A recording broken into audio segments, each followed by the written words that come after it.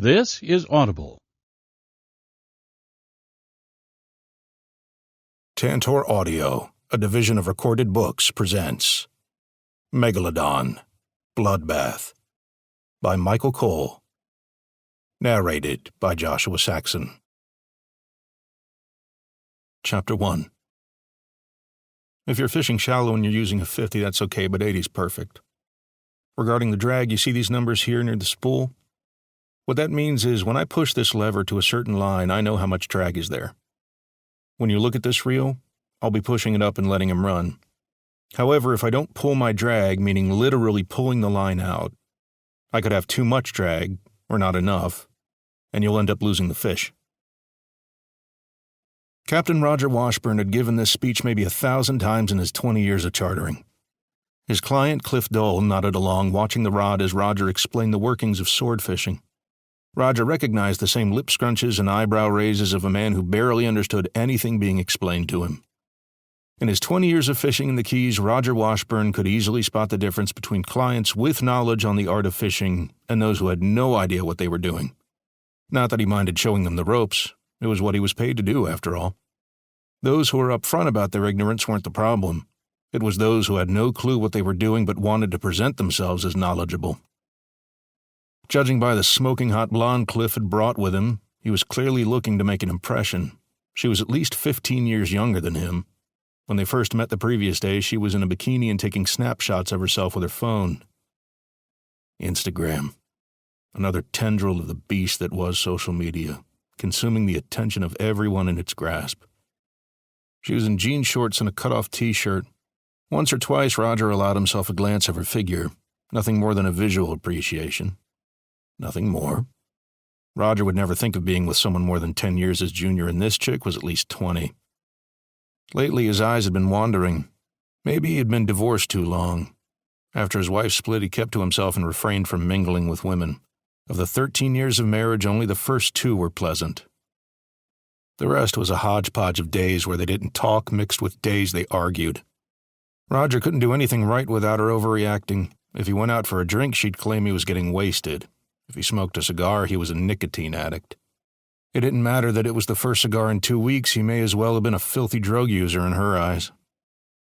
Then came the divorce.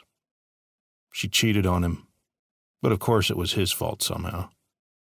Then came the proceedings, allegations of abuse, demands for alimony, and the general desire to drain him of whatever assets she could. Lucky for Roger, she made one critical error. For one of the allegations of abuse in which she claimed he struck her across the face during an argument, she used a specific date. She had been naming off dates of each incident, thinking it'd present some kind of credibility to her claims. The problem was that 2 of the dates apparently occurred when Roger was out of town and had proof of his whereabouts. That memory always made him smile. She hated that he saved his receipts, and claimed it just added to the clutter. During their divorce proceedings, those receipts really got on her nerves by blowing her whole narrative apart. The judge wasn't having any of it. She threw the book at the new ex-wife and dismissed her claims. Roger didn't owe her a penny.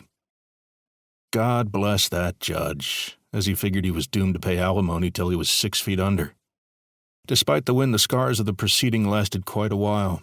Roger avoided women like the plague. He wouldn't pick them up, take them to dinner. Nothing. 11 years of misery followed by the threat of his livelihood was enough. Roger had watched the way this chick, Michelle was her name, hung around her man. She was well-spoken and didn't play dumb. Perhaps it was a genuine relationship. Still, Roger had a natural suspicion regarding men who liked younger women and women who liked older men. The guys were usually the womanizing types who skipped town as soon as they had enough, and the girls were usually trying to earn some coin from the stupid prick. So what you're looking at is a relatively short rod, fast action, bends at the tip, but has a lot of backbone. You got a roller at the tip built within the frame of the guide so it doesn't come off. Cliff nodded. What about that one? He pointed at the rod behind Roger. Of course he'd be more interested in the bigger one. This one is for downrigger. This is a hooker electric rod. Roger pulled the rod from the holder built in the gunwale of the boat. This uses a motor that comes off if you want to make it a manual crank, 65-pound test. It's heavier duty. The line comes to a ball-bearing swivel with a clip which can handle a lot of pressure. We put on a 15-pound weight, which obviously takes the tackle down to the bottom. Cliff wiped the sweat from his brow with his cap. A North Dakota resident, he wasn't used to the heat down in the Florida Keys. Michelle, on the other hand, didn't seem fazed at all. She leaned against the gunwale, beer in hand, ready to watch her man bag the big one. Big. Seemed guys were obsessed with size. Whether it was boats, fishing rods, biceps, or other parts of their anatomy. Roger couldn't deny that men were obsessed with size, as though bigger was always better. Sometimes that was the case, other times, not so much. His boat was a 40-foot striker. Roger had owned it for 10 years, and in the decade before that he owned another 40-footer. Fishing buddies often bragged to him, stating he should upgrade for 50 or 60 while brandishing their big boats. Needless to say, with the size of the boat also came the size of the debts, and Roger was happy to pay off his vessel in half the time while those braggers still had years to go. He had his motto, bigger isn't always better. Bigger is worse. In Cliff's case, it would be humiliation to give the impression that he was an avid fisherman. No, just another hotshot who caught a few bluegills and now thinks he's an expert. Roger forced himself not to judge too hard. This couple was the first business he had in over a month. It was late July now. What was usually one of the most prosperous months out of the year had been completely sidelined after the big tsunami. Like the hand of God, it swept toward the southern east coast, causing billions in damage and resulting in 50 deaths. Just as fast as the meteor that caused it, reservations were canceled. Who wanted to spend their summer fishing in an area where first responders were searching for sunken vessels and dead bodies? It took a little over a month before things were starting to return to normal. Cliff Dell took advantage of the new openings in Isla Mirada resorts, even managing to get a discounted price. Clearly, he wanted to get away for a while. Looking at the blonde he brought with him, it was easy for Roger to speculate what he had in mind. Of course, he couldn't help but notice the pale mark on Cliff's left ring finger. Separated, recently divorced, or out of town on a business trip. So you use salmon for bait, right? Squid, actually, Roger said. Oh, you use squid, I see, Cliff said, trying to save face. Roger resisted the urge of saying something like, that's only what we use for swordfish, but figured humiliating the guy wouldn't get him anywhere. At the end of the day, all he cared about was the paycheck, and to be fair, Cliff Dell was paying handsomely. How big do swordfish get? Michelle asked. Up to 1,500 pounds, Roger said. I heard they can get up to 2,000, Cliff said, holding the rod like a knight with a broadsword. You're thinking marlin, Roger said. There you go, thinking about size. The captain climbed to the flybridge and looked at his chart. They were nearing the destination. 10 miles east of Isla Mirada and 12 miles north of Cielo Nublado was his lucky spot for swordfish. In his cabin below, he proudly framed photos of his own catch, one with a 1,400-pound swordfish among images of his other trophies acquired over the years. All right, you guys ready to deploy the bait? Damn right I am, Cliff said. You'll do great, babe, Michelle said. He slapped her ass and took a beer from the cooler. Roger pretended not to notice as he descended the ladder to the main deck. Couples having fun was one thing, but extramarital flings were something else entirely. When he arrived, Cliff was holding the hooker electric rod triumphantly. Let's get this party started. The confidence in his face waned after the first hour. By the end of the second hour, Cliff was starting to subtly ask questions of other fishing spots. Where'd you get that fish in the photo inside? How many places you usually fish? Roger knew the score. They were almost 3 hours in now. The time was nearing 6. Despite what Roger had explained when they made their reservation, Cliff clearly thought he was going to hook a fish within a half hour, reel it in, impress his girlfriend, then celebrate in their room upon return. Patience is the key, Roger said. Often I'm out for 4 hours before someone hooks a swordfish. Each day's different. Sometimes the fish won't stop biting, other days, nothing. Cliff sat in the fishing chair and watched the line extending from the rod. Michelle leaned against the transom, arms folded on the combing as she looked out at the east. Was this where it happened? Beg your pardon, Roger said. The asteroid that hit. Wasn't it around here? Oh, Roger laughed. No, it wasn't an asteroid. If that were the case, none of us would be here talking about it. It was a relatively small meteor, and no, it didn't crash here. It landed about 80 miles east. Hit hard enough to cause a hell of a tidal wave, though. Did you see it? I saw the wave. I mean, did you see the meteor? I figured it'd look like a shooting star falling toward the ocean. I saw the vapor cloud it created after it drifted this way. The thing was scalding hot after coming into the atmosphere. They say it instantly vaporized 100,000 gallons of water. Killed a bunch of fish in the area, too. I volunteered in the search and rescue effort after a few yachts were reported missing. Found a bunch of floating fish, charred from the heat.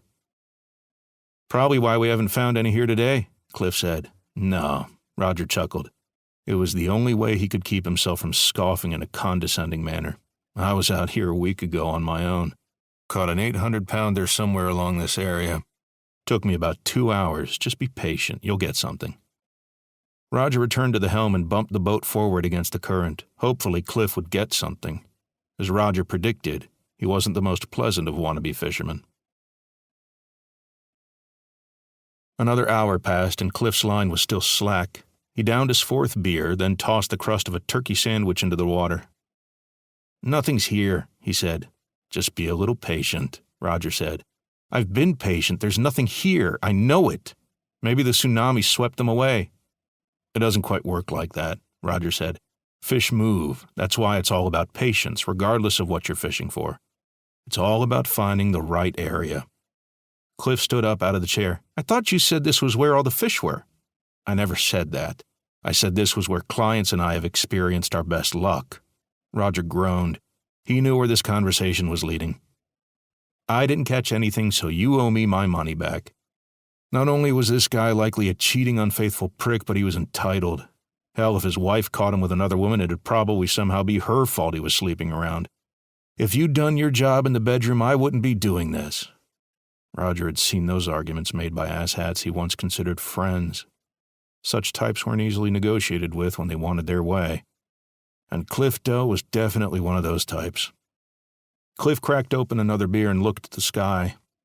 It'll be getting dark soon. You booked this charter for 8 hours, starting at 3 o'clock, Roger said. As for the results, there are no guarantees. Besides, you still might catch something.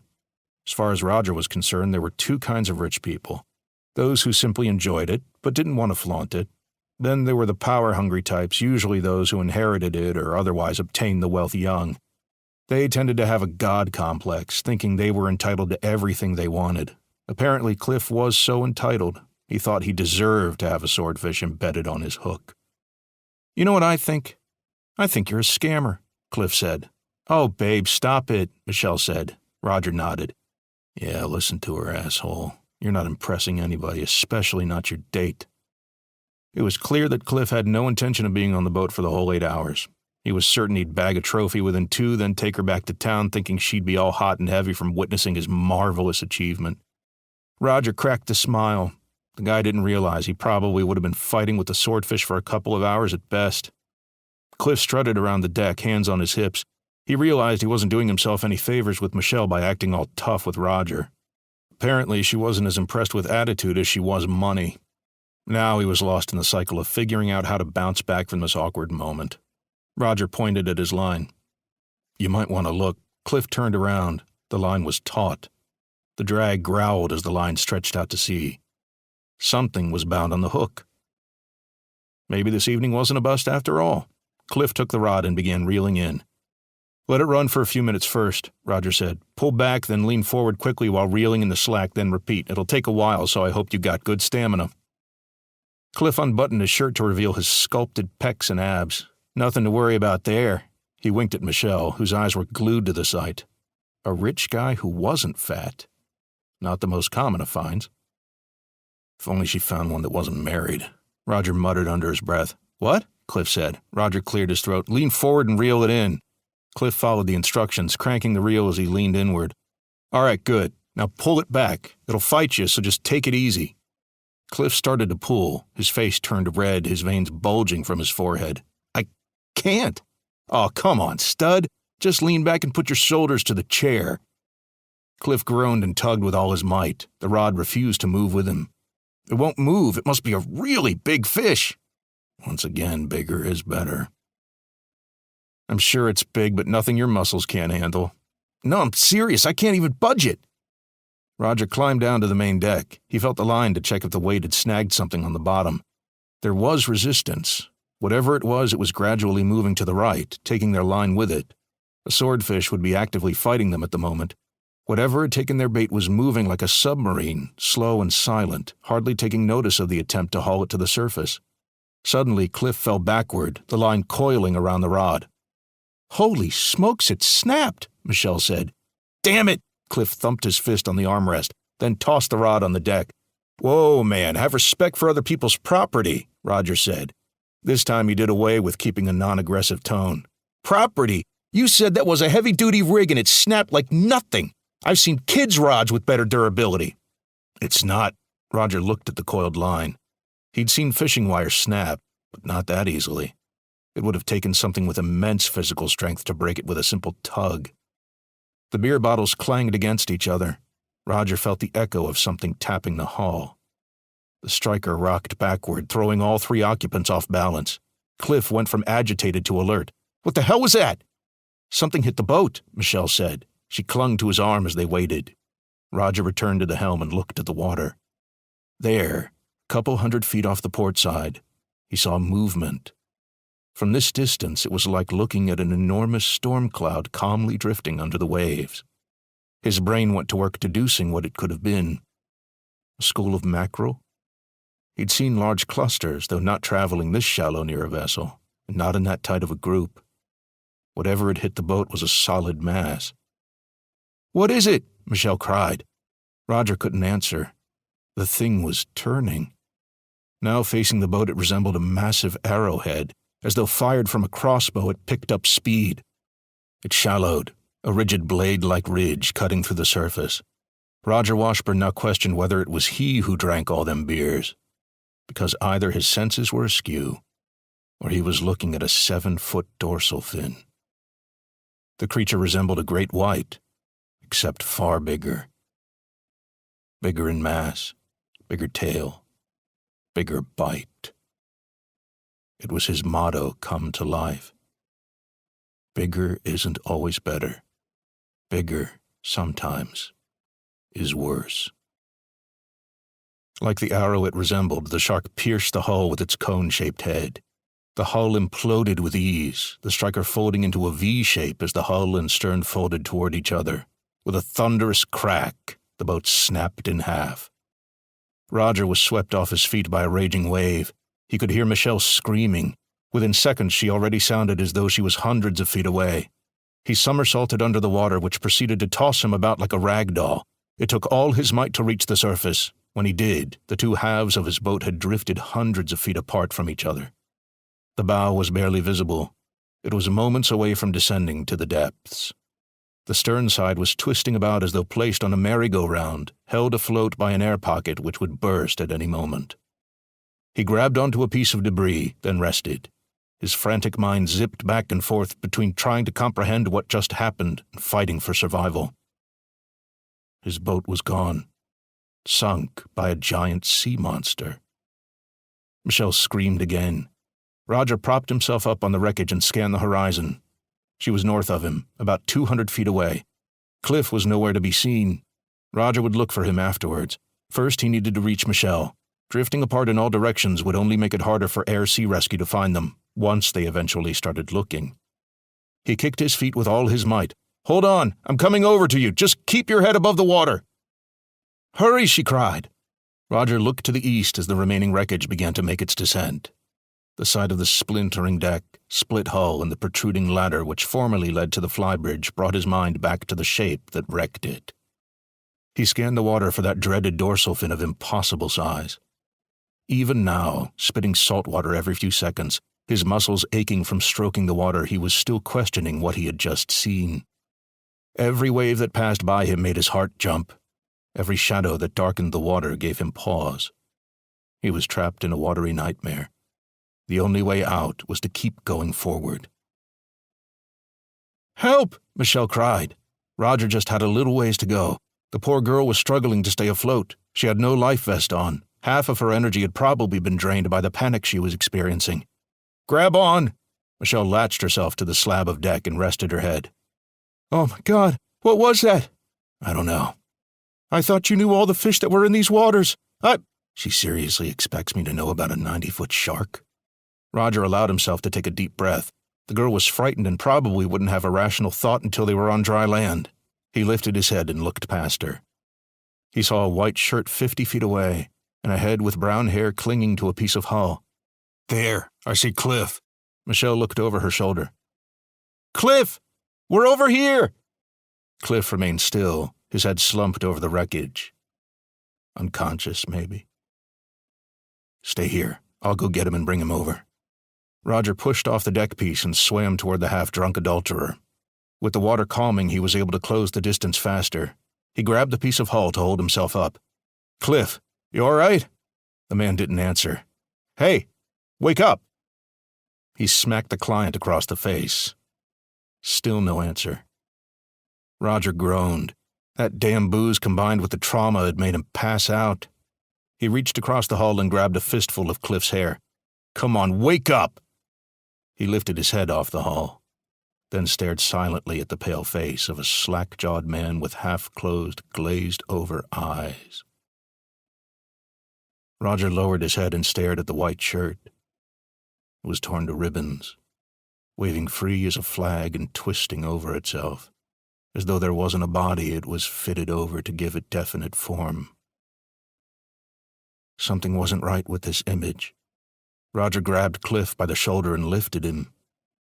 The first thing he noticed was how light Cliff felt. The second were the strings of flesh and jagged bone fragments protruding down from his torso. Everything below the shoulders had been bitten off. There was no doubt in his mind now. There was indeed a giant shark in the water. Roger screamed and raced back toward Michelle. "What are you doing? Why are you leaving him?" she shouted. Roger couldn't reply. He closed within 10 feet, then stopped. Michelle saw the look on his face. "What's going on? What did you see?" It wasn't what he had seen, but what he was seeing. The water under Michelle darkened. That shape that took his vessel had returned. Growing larger with each passing second, it split, revealing white, jagged, triangular shapes attached to red lines. The mouth broke the surface, the teeth clamping down on Michelle. Like a steak knife through a hot dog, she was cut in half in a split second. The jaws snapped repeatedly, scooping up every bit of its prey before facing the third victim in the water. Clouds of blood surrounded Roger. He was literally in the middle of an ocean of red. A bloodbath. The red water parted, and the huge mouth emerged. The next world of red was from his own guts, spilling from his body as he was diced in 7-inch teeth and swallowed. Chapter 2. "Hey, Chief, I got a call for you." Just by the tone of Susie O'Rourke's voice on the radio, Nico Medrano knew his peaceful morning was about to be interrupted by nonsense. "I suppose it's why they pay me the big bucks," he said, looking down at the badge on his sweat-stained shirt. "Let me guess, Dan Huckert is taking issue with vacationers." "You surprised?" "Oh, of course I am." He and his dispatcher shared a laugh. "To be fair, this might be a legitimate complaint this time, Chief." "Oh, really? You remember those jet skiers from the other day?" Nico closed his eyes and threw his head back. "Oh, great. Those idiots again. The ones that almost ran over the people swimming by their luxury yacht. Seems like these guys get their kicks out of annoying boaters." "It's looking that way. Go figure they'd pick Dan Huckert to annoy and harass. I'll give him credit for calling us, so usually he brandishes the shotgun first," he sighed. "What's his position?" "Half-mile northwest of the weather buoy. They're not using jet skis this time, jet boats instead." "Fabulous. All right, I'm on my way." Nico stood by the anchor, allowing himself a few extra moments to keep an eye on the kids swimming at the South Beach. It was shallow and the boating activity was sparse on this end of the island. Still, the parental side of him was overpowering. Since being appointed chief of police 3 years ago, there hadn't been a single drowning along the shores of Cielo Nublado. The only injuries and fatalities were further out, usually involving alcohol and misuse of boating equipment. Better get moving or the next fatality will be homicide. He hauled the anchor up, then pointed his boat northwest. Time to work. The journey to his destination took the chief along the west side of the island.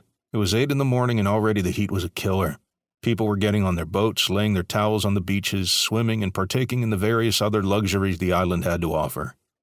Charters were departing, with clients paying thousands of dollars per day in hopes of a single snapshot of them with a 2,000-pound marlin. Some succeeded while others returned empty-handed. Then there were the adrenaline rush types who preferred to parasail and jet ski. In this heat, Nico couldn't blame them. Life was too short not to have fun.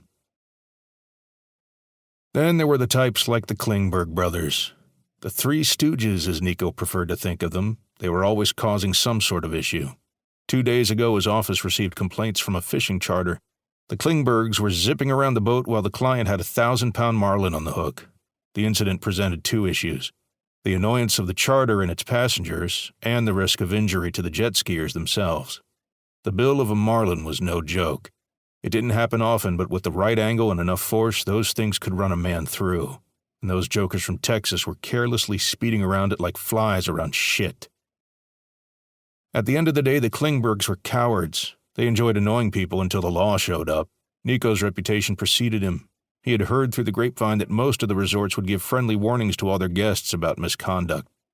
Apparently, during these briefings, as Nico thought of them as, many resort staff would state that they had the Wolf of Waco as their police chief. His 10 years as lieutenant in the homicide division was a selling point when campaigning for the relatively cushy job as Cielo Nublado's police chief. Twice he solved cases that achieved national attention. There was the Wilbur shooter, who ambushed the CEO of an electronics company. Nico's investigation of the case not only led him to the whereabouts of the killer, but his investigation of the victims themselves provided insight to the motivation. As it turned out, the shooter was paid off by an up-and-coming business rival who wanted to stir chaos in the competition with the sudden death of its CEO. Then there was the Phil Treese murder. A famous rock star on tour in Waco met a fateful end, supposedly due to his addiction to heroin. The local media at the time was quick to push the headlines of Phil Treese, death by heroin overdose. For Nico, attention to detail went a long way. The scars from Phil's previous injections were always on the inside of his elbow. The new needle wound, however, was in his forearm. Interesting that he'd changed spots on the exact occurrence that killed him, he'd said. Though the autopsy revealed his death was indeed by heroin, the state of the bedsheets and couch indicated a female was in the room with him. Again, not a surprise, as Phil Treese enjoyed his sexual encounters. Except DNA results showed that this latest woman wasn't just a fan eager to give herself to her hero for a night. 3 years prior, Phil Treese had made headlines when a woman accused him of sexual assault. Though it went through the usual news cycles, nothing came of it. The charges were dropped. The woman's lawyers backed out, leading many to believe Phil had paid them off. Nico's investigation of his death revealed that the woman who slept with him on that fateful night was no other than the accuser's younger sister. Out for vengeance, she spent a vigorous night with him. Then, as the rock star was sleeping, she injected him with an overdose of his own drugs, then departed. If Nico learned anything from his experience as a detective, it was that nothing was as simple as it seemed at first glance. Some believed that was the reason for transferring to the island paradise of Cielo Nublado. Nico let them think that, as there was no need for them to know why he wanted to get the hell out of Texas. As much as he tried to put the last weeks of his former life out of his mind, it always returned to him as he watched the kids playing on the beach. That one attention to detail he missed had cost him everything. The rush of ocean wind on his face just from operating the police boat was welcome. It helped to distract him from the gloomy memories that lingered in his mind. He had grown to love being on the water, and couldn't imagine any other way of life from here on. The job was simpler, the scenery was nicer, the people were friendlier, and most visitors just wanted to have a nice time before returning to their normal lives. The worst thing he had dealt with since taking the job was the tsunami. The island was fortunate to suffer minimal damage, largely due to his preparation efforts. He had heard the report of the meteor entering the planet's atmosphere. When it was revealed how large it was and where it would land, he realized disaster was near. He issued an emergency broadcast, sent his chopper unit to alert all boats in the vicinity, closed the beaches, and mandated everybody move inland. Cielo Nublado did not suffer a single casualty. Many labeled Nico Medrano a hero for his efforts. It was hard for him to accept being called that. How can one be a hero for simply doing his job? Letting people get caught in the inevitable wave would make him a bad leader and a worse human. Regardless, he was grateful that so far that was the worst thing he had faced in his 3 years. Compared to that meteor, jokers like the Klingbergs were a walk in the park. I suppose something's got to keep me on my toes. As Nico passed the southwest cove, his radio crackled. "Hey, Chief, you need any assistance?" He chuckled. Rennie Jackman displayed the eager qualities of a rookie but with the skill of a professional. He was always volunteering for overtime, was usually the first one to show up at calls, and to keep the already high morale boosted would host barbecues for the officers and EMS staff. "I don't think it's anything I can't handle." "You sure? I can take the chopper and provide air support." "No need for that. This isn't Vietnam. Just keep an eye on the beaches, will you?" "You got it, boss." Nico clipped his mic back to the collar of his shirt and kept course. After a few minutes, he spotted a yacht roughly 1,000 feet to his 10 o'clock. A fisherman was on the deck, seated in a chair, with a few peers cheering him on. The rod was bent, the fisherman leaning forward and spinning the reel quickly, then slowly pulling back. As he took the boat northwest, he gradually neared the vessel. The green and white stripes on the side made it easily identifiable as Bert Nelson's Striker. The distance closed to 500 feet as he passed them by. Cheers erupted from the deck as the marlin on the end of the line breached the surface like a missile. The fish looked to be 12 feet in length and possibly 800 pounds. Bert Nelson's voice came through the radio. "Hey, Chief, I see you over there. You ought to come check this out." "I see it from here," Nico said, waving to the boat captain. "Hell of a way to start the morning. Unfortunately, I can't stop by. I'm on my way toward adventures of my own. Maybe if you're still at it, I'll swing by on my way back." "The odds are in your favor. This bad boy isn't going down without a fight. It'll be a couple hours before he's in the boat." "Good to know. In the meantime, wish your customers good luck for me." "Will do." Bert put his radio down on the console and proceeded to watch the spectacle from the flybridge. Tony, the fisherman in the chair, grunted as he heaved the rod back. His 2 kids were bouncing up and down on their toes, eager to see the fish leap once more. His wife patted his shoulder. "Keep at it, hon." "Come on, Dad," the older son said. "Working on it," Tony said. He leaned forward and cranked the reel. The fish jumped again, its bill slicing the air like a sword. "Allow yourself moments to rest. It's starting to run. Let it wear itself down," Bert said. "Okay." The rod wavered in Tony's hands. It felt like it would be yanked from his grasp at any moment. "Keep it in the holder and for God's sake don't let go." His younger son stood at the transom. "Hey, what's that?" He pointed to their 1 o'clock. Bert raised his binoculars to his eyes and looked. "Uh-oh." "What's wrong?" the wife asked. "Looks like somebody's interested in your prize, Tony." "Huh?" Tony was too busy fighting the marlin to look. "Oh, I see it," his wife said. "Oh my, it's a shark." "It's a big shark," the younger son said. The older one rushed to the transom. "Wow." "How big is it?" Tony asked. Bert chuckled. "Just a mako, maybe 12 feet long. However, it is moving toward your marlin." "Wait, it's going to eat my fish?" "It might try and take a chunk out of it," Bert said. "Can we stop it?" "I'm afraid there's not much we can do regarding that." "Except get it on video." The older son pulled out his smartphone and started recording. Tony shot him a glare. "Figures you'd record that and not your old man reeling in this fish." The kid didn't take much notice of anything his father said. He watched the shark, keeping it centered on his screen. For a few moments, the dorsal fin moved along the surface directly toward the struggling marlin. Detecting the second threat, the marlin went to dive. "Looks like the mako's following," Bert said. "Oh man, we're gonna miss it," the older son said. The predator moved in for the kill. The target was weak and not making distance. The shark had no understanding of the nearly invisible wire that prevented the marlin from escaping. Its brain was fixated on the struggling motion and the small hint of blood that leaked from the wound caused by the hook. Blood and struggle were major indicators of easy prey, regardless of size. Its target was still attempting to dive deep, its body wiggling like that of an eel. It was swimming in place, not gaining any additional distance. The mako, on the other hand, was not bound by external factors. It had free range, full strength, and an empty stomach to fill. Just a few more feet, and its inch-long teeth would shred a 5-pound chunk from the marlin. It snapped its jaws. the teeth intertwined over nothing but useless water. The marlin had turned around and darted for the surface, right for the boat carrying the humans. Before the shark could pursue, its lateral line detected a new distortion, something large, moving fast. These were not struggling movements or even cruising speed. They were fast, growing steadily stronger, and nearer. The predator was now the prey, and unlike the marlin, the mako had hesitated too long before fleeing. It turned and shot for the surface, making no more than a few yards before being engulfed in the titanic jaws.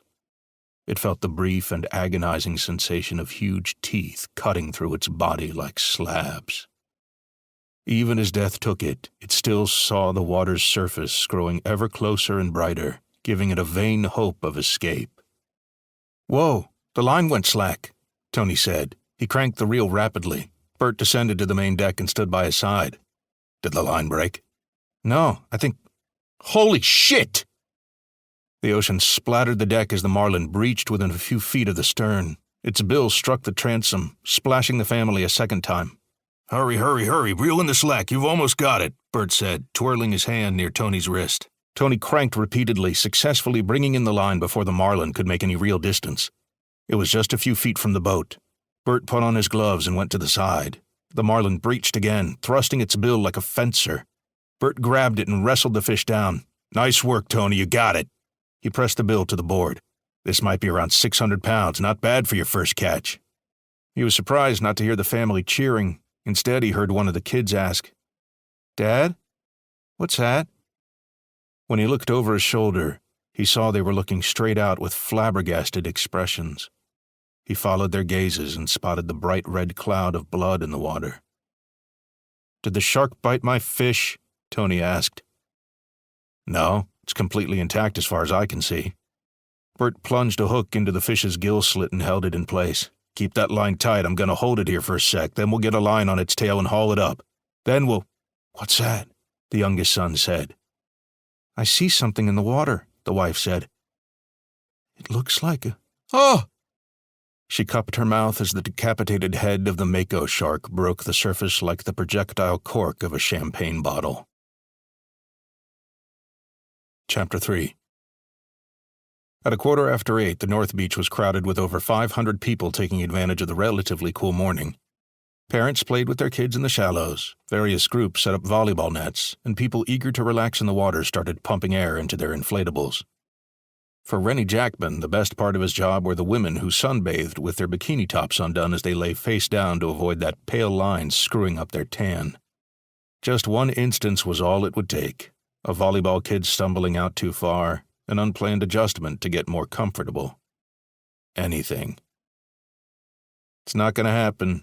Rennie glanced over his shoulder at the officer with the short tomboy haircut, barbed wire wrist tattoo, and .357 Magnum at her waist. Despite the sunglasses, he could detect the judgment in her eyes. Nothing new. She did it all the time. Likewise, Rennie would do something to aggravate her. It was a natural part of their daily banter. "I don't know what you're talking about." "Uh-huh." She sipped her coffee and handed him his cup that she bought from the local cafe further down the beach. "You're not fooling anybody, Rennie. You can stare all you want, but us ladies are well trained against creeps like you. You're not getting a tit peek no matter how hard you try." "What?" Rennie pretended to be offended. "I'm clearly looking out for the well-being of everyone on this beach. I swore an oath to this community," and he watched Carly text something on her phone, then await the response with a grin on her face. "What did you do?" "Just texted your wife to let her know her husband's being a perv again." "Oh, thanks." Her phone chimed. Carly smiled again as she read the response. She typed a quick reply, then lightly smacked Rennie on the chin. "Hey, what the hell was that for?" Carly held the screen so he could see his wife's text. "Go ahead and slap him for me." To which Carly replied, "Will do." "Oh, I see how it is. That's what you get for protecting and serving." "Oh." Carly followed his eyes at a pair of athletic blondes wearing bikinis a size too small for the good they covered. "I guess I should have smacked you harder." "Oh, I'm sure you're offended. Like you don't check out the dudes on this beach. Whenever I see one without a beer gut." "Huh, I see how it is. So it's okay for you to look around, but for me it's taboo." You're waiting for these chicks to lean up or roll over without putting their tops on. Not the same thing. If I notice a dude and I'm not confirming or denying I do, I'm admiring his figure, not watching for their trunks to fall off. But if they did, Carly rolled her eyes and shook her head. How the hell did I go down this rabbit hole? I don't know. 'Cause you're jealous, maybe? I hear flat-chested women are envious of their well-endowed counterparts. Carly pointed a finger. Keep that shit up and I'll slap you for my own gratification. Rennie suppressed a laugh long enough for him to drink his coffee. The two of them proceeded to watch the various activity on the beach. Swimmers moved out to the shark nets, which were 300 feet from shore. Beyond those barriers were a couple of sailboats cruising by, operated by college-age people.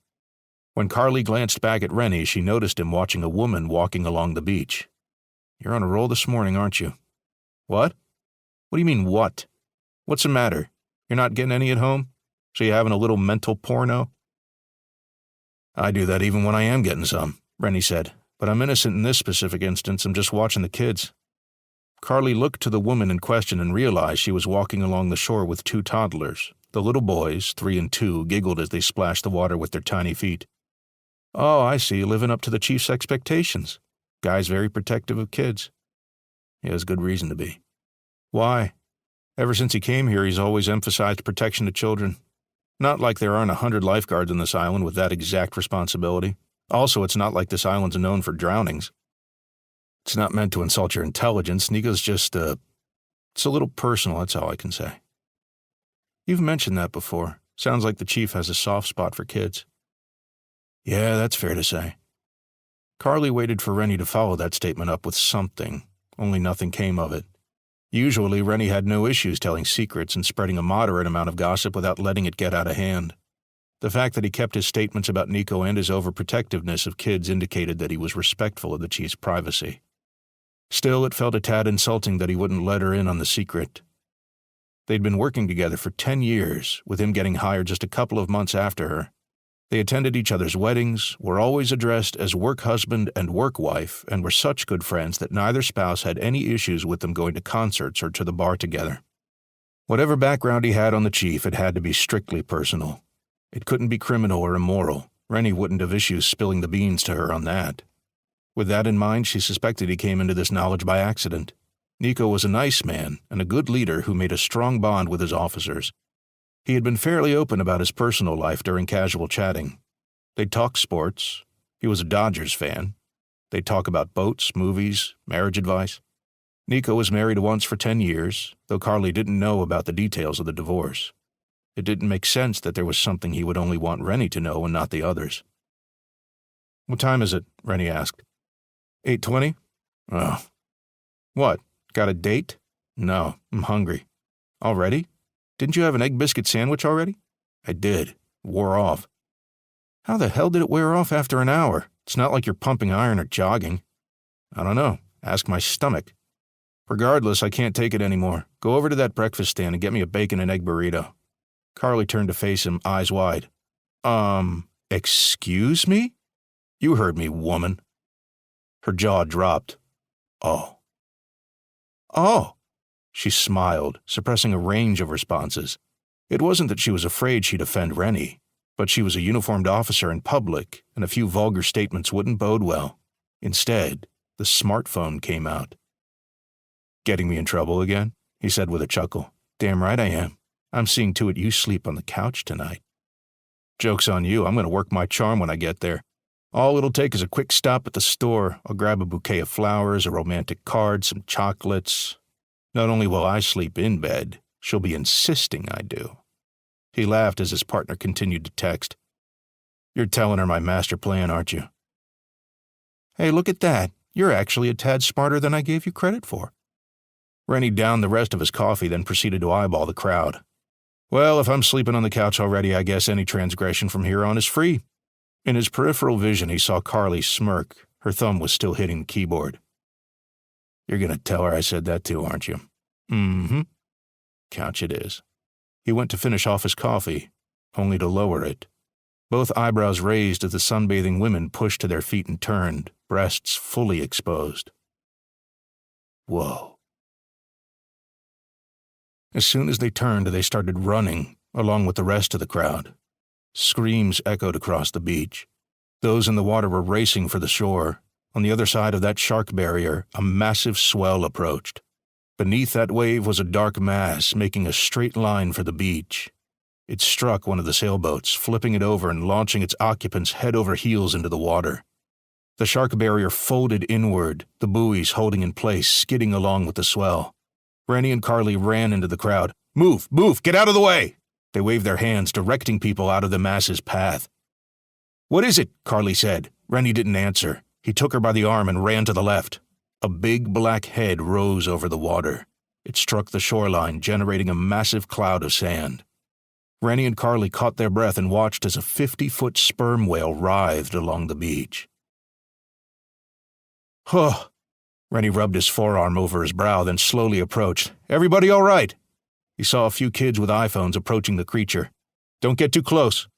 The 40-ton creature settled and released a wet mist from its blowhole. It lay motionless on its side, the sand around it turning red. Carly carefully moved to her left, getting a view of its underside. "My God. Rennie, you see this?" He nodded. All along the whale's body were massive craters where the flesh had been torn away. "That's not normal. What the hell could have done this to a whale this size? I don't know. Orcas, maybe." "I'll get a hold of dispatch," Carly said.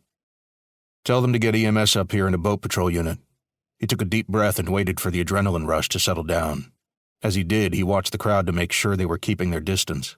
A pair of women stepped out, frantically looking for their tops. Rennie shrugged. "Well, at least something good came out of this." Carly groaned. "There's something wrong with you." "Gets worse. I'm still hungry." Chapter 4. When Nico located Dan Huckert's boat, the Klingbergs were nowhere to be found.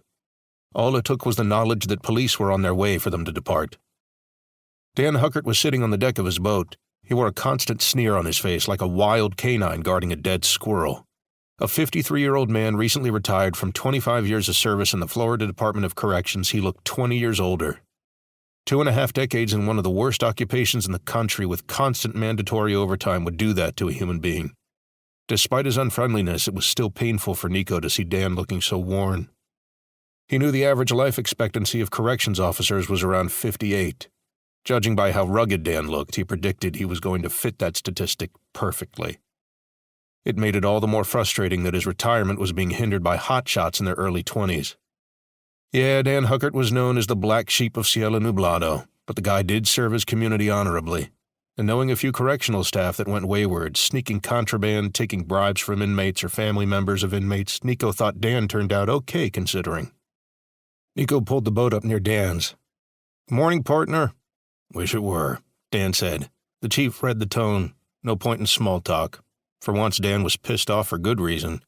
There was a large red marking on the starboard quarter of his fishing yacht that wasn't there before. "I'm guessing they did that?" "Damn right, they're lucky I didn't shoot their sorry asses."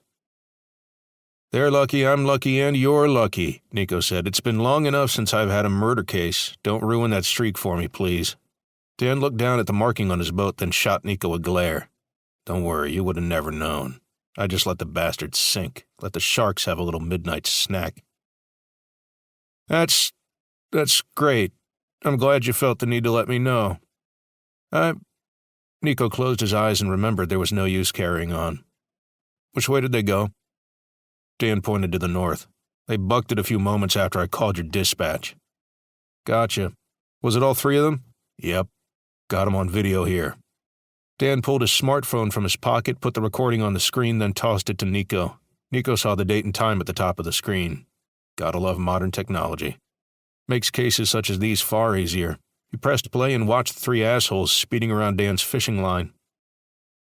"Get out of here!" The retiree was met with middle fingers and laughter from the Klingbergs, who sped around in 2 rented jet boats. Cruising in the red one was Ralph. He was the oldest of the Klingbergs, easily distinguishable by his height. He was at least 6 inches taller than his 2 brothers, both of whom were around 5'8". At the helm of the second boat was Frederick. He was easily identifiable thanks to his shaggy hair, which if dyed any color would officially give him the appearance of a clown. Considering his behavior, it would have fit. In the passenger seat was Nate, a skinny bastard whose arms looked as though they'd snap off if he attempted to lift a dumbbell. As the video continued, Nico watched as the moron sped closer and closer to the stern of his boat. As the one named Nate passed by, he inadvertently put himself on a collision course with Ralph, who swerved and sideswiped Dan's boat. Instead of having an oh shit moment and considering that they had gone too far, the three of them spent the next minute laughing and hollering despite Dan's increasing profane threats. Nico reflected on his previous encounter with them. 2 days ago, they were reported speeding near one of the beaches close to the shark nets. After numerous complaints and one interaction with one of his officers, the Klingbergs moved out to sea. Afterwards, they found a fishing charter to harass. Nico was already out on his patrol boat and responded to the complaint. When he arrived, he saw the jerks hauling ass to the south side of the island. He ordered Officer Rennie Jackman to stand by at the docks, where he intercepted the brothers after they came ashore. Nico hoped it would be a simple matter of taking their names, giving them a stern warning with the threat of being kicked off the island should they not comply. That hope lasted a few hours when they decided to harass a waitress in a bar later that afternoon. That incident, unfortunately, wasn't reported until the following morning, after Nico had to deal with another incident regarding them. He was called to respond to an altercation at Roscoe's Diner between Ralph Klingberg and, of all people, Dan Huckert. Like immature high schoolers, they were making a ruckus which angered the retiree who was simply trying to enjoy a quiet breakfast. Like this occasion, they vanished, though Nico suspected it wasn't due to police response, but to avoid getting a beating from Dan. They talked tough, had high opinions of themselves, but at the end of the day, they were children in adult bodies. "It's about damn time you did something about them," Dan said. "Thanks to this, it will be done," Nico said. "Once I figure out where they are, they're going to get a boat ride to Miami. That, of course, will come after a few nights in a jail cell and a hefty fine. Bob Greek's going to be pissed, too, after he sees the damage done to his jet boat." "We'll get to it, then," Dan said, throwing his arms in the air. "Just like yesterday, you were late to the party." "Oh, come on, Dan. Sounds to me like you had it under control." Nico's smile faded. He should have known his humor was lost on the miserable prick. "If they come near me one more time, I won't be wasting my breath calling your sorry ass, Chief. I'll handle the situation myself." Dan held his shotgun high. Nico felt his throat dry up. Just the fact that Dan had the weapon so close meant he was seconds away from brandishing it. Or worse, using it against the Klingbergs. "Come on, Dan, you know better. You've worked in a prison all your life. You don't want to go back. Especially not as an inmate. Won't bode well for you once your new neighbors discover your occupation. And you know as well as I do they will." "Only if I'm caught." "Oh, right, not like you bragging about it here won't make you the first person I'd look at if anything happened. You know what? Never mind, I'm going to track him down and take care of the issue. Anything else happens, just radio me directly, all right?" He tossed Dan's phone back to him. "Do me a favor and email me that video when you get a chance." Dan hauled his anchor up and then returned to the helm of his boat. "Yeah, fine. Don't do anything foolish now. Please. I'm asking nice." "Foolish? Give me a break. I'm the nicest guy you ever met, Chief." Dan started the engine and took off. Nico shook his head. "I'm gonna press X to doubt on that one." He cut the wheel to port and took the boat north. With nobody on the horizon, it was likely the Klingbergs had either moved back to the island, or considering how far out they were, had probably rented a boat to haul the jet skis back and forth. Knowing how rich they were and enjoyed throwing money around, it was probably the latter. As he reached for the radio to radio dispatch, a series of transmissions came through. Carly Amburn was the first. "Unit 4 to dispatch, we have a weird situation over on North Beach." "Go ahead. Bear with me on this one, we just had a whale beach itself." "You found a whale?" "No, it found us. It plowed through the shark barriers and threw itself onto the sandbank, like the freaking devil was after it." "Unit 5 here, she's right, dispatch. I think it's dead now. I'm not sure if it was trying to escape a pod of orcas or something, but it's practically been gutted," Rennie Jackman said. "Can you get EMS en route, please? We got a couple minor injuries over here. We also need a patrol boat unit to help some people in the water." "Getting on the horn now," Susie replied. Nico pointed his boat to the island and maxed the throttle. "Unit 1 here, I'm on my way. Keep everyone back." "Way ahead of you, Chief," Rennie said. "Good man." He clipped the speaker back and watched the island come into view. The Klingbergs would have to wait. Nico exhaled sharply, replaying the radio transmissions in his head. A freaking sperm whale racing to shore. What the hell would cause it to do that? Chapter 5. It wasn't normal to see the northern beach so quiet on a summer morning. When Nico arrived, there were 2 boat units patrolling the water, 5 car units on the beach, and 3 ambulances. Even from a few hundred feet out, he could see the huge bite wounds in the whale's hide. They were nearly 7 feet wide and at least a yard deep, if not more. The only thing that made sense was a pod of orcas, though it was weird that there wouldn't be any smaller wounds from individual bites. Then again, I'm no expert on the way killer whales hunt. Maybe they focus on a couple of key areas to bite. He waved to the other boat units, then passed by the shark net, at least what was left of it. A large portion had been ripped down the middle as the whale made landfall. It would have to be replaced by the Island Maintenance Division. Carly Amburn and Rennie Jackman were standing by the dead whale, along with the island mayor and a few of his staff. Behind them was a fairly large crowd watching the corpse with anticipation, as though they expected it to spring back to life at any point. 100 yards east was a small harbor. Nico moored the boat and walked down the beach. His eyes went to the nearest ambulance. A few young 20-somethings were being treated for sprains. While walking, he overheard their statement to the officer with a notepad. "We were just sailing, then boom, the thing emerged." "It struck your sailboat?" the officer asked. "Not directly, we got caught in the swell. I never thought something so big could move so fast." "I always thought whales washed up on the beach, not deliberately swam there," the girlfriend said. "This one seemed pretty damn eager." Some of Nico's officers were putting caution tape around the animal. A few local press snapped pictures of his arrival, then rushed into his path with pens pressed to their notepads. "Chief, what's your opinion on this bizarre event? Will the beaches be closed? How do you address the injured swimmers who are planning to sue the island?" Nico put his hands up. "Well, let's not get too far ahead of ourselves, gentlemen. No, the beaches will not be closed. Don't be ridiculous. We're talking about a dead whale on the beach, not a great white picking off swimmers. As for the lawsuits, that's not my department. People are saying the whale swam to the beach with intent. Well, yeah. It was probably attacked by a pod of orcas and was trying to flee. Should we be worried? If killer whales are this eager to attack an animal of this size, are our swimmers at risk?" Nico chuckled. "Have you ever watched the Discovery Channel?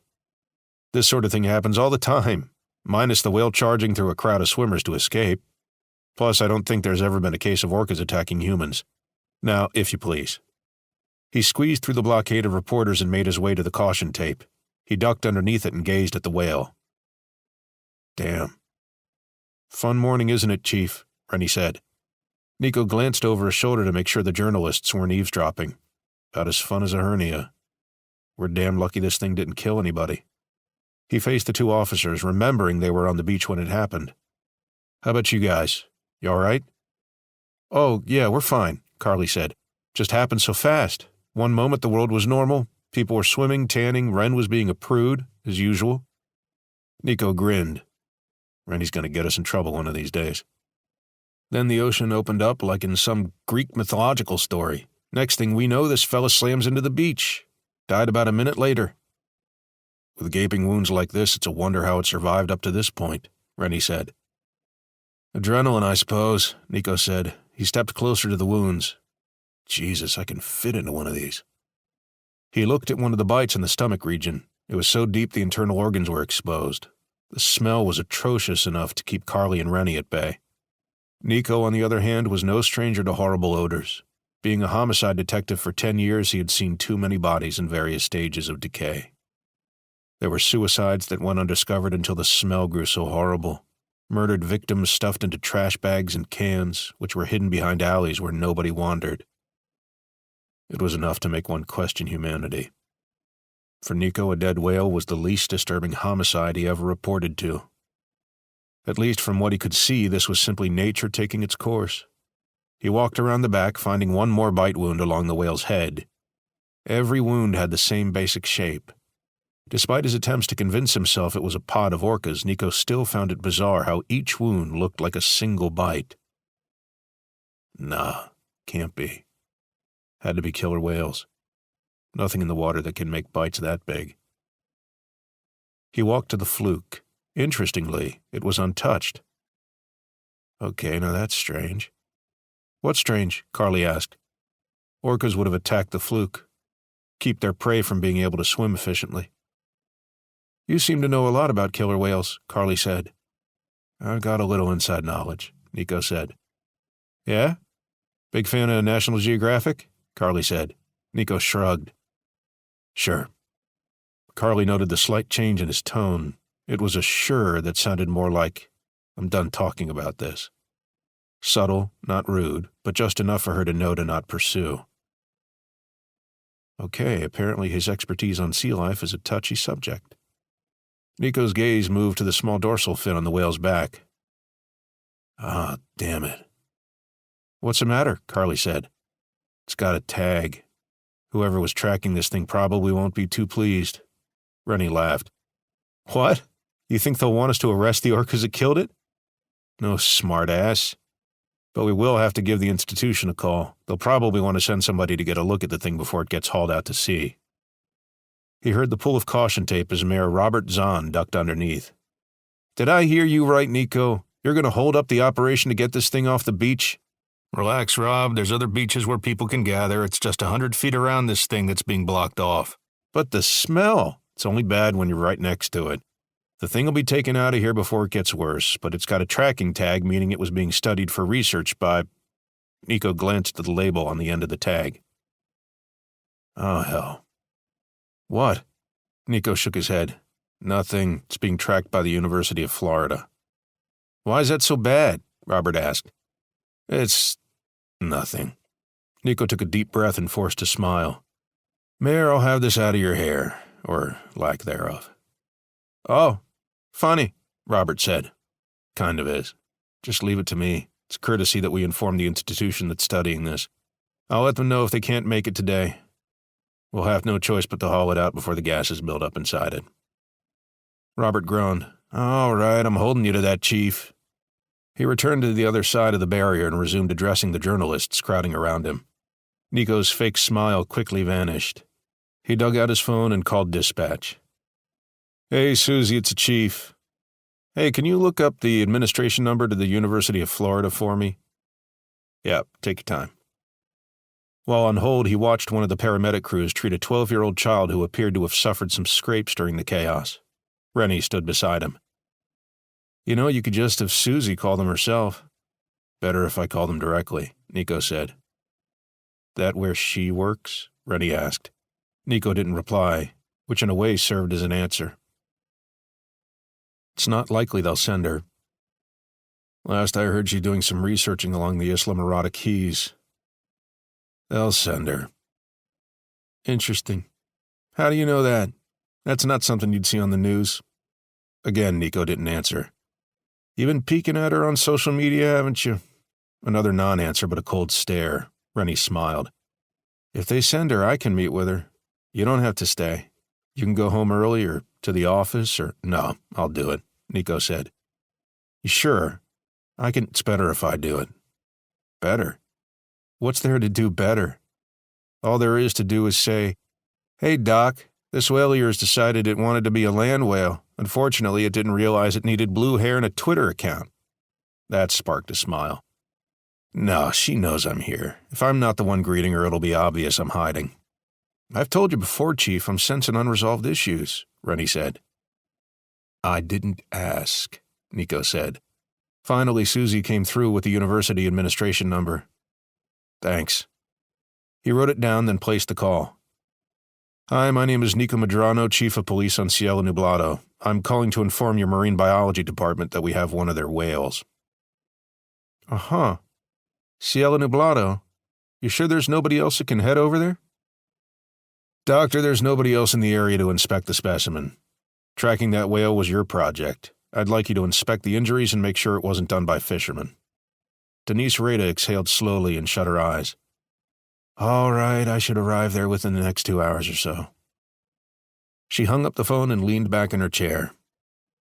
You gotta be kidding me. Cielo Nublado of all places. Her assistant, Cameron Royal, stood up from the leather seat in the galley, squeezing his sagging midsection from the dining table. That really such a big issue, Doc? She looked up at him. Well, we've got these specimens here that we're studying. I don't want to leave this area in case they move off. Cameron laughed. Denise, you've got those creatures tagged already. You've got 2 carcasses frozen in the cargo hold. Nothing's going to discredit you from your findings. Our findings, she said with a smile. Don't discredit yourself. "I do kick ass," Cameron said. "But don't change the subject by flattering me. I know the truth. It's not that you don't want to leave. You just don't want to go to Cielo Nublado." "Oh, I knew I never should have opened up to you." "You know, I sympathize with what happened in your past, but this might be a way for you to confront it," he said. "Look, I've known you for 12 years. You haven't been the same since it happened. Frankly, I think you and Nico regret how you guys handled things." "It's too late now," she said. "Too late to undo what you did? Maybe. But if nothing else comes of it, maybe it's time you guys get some actual closure.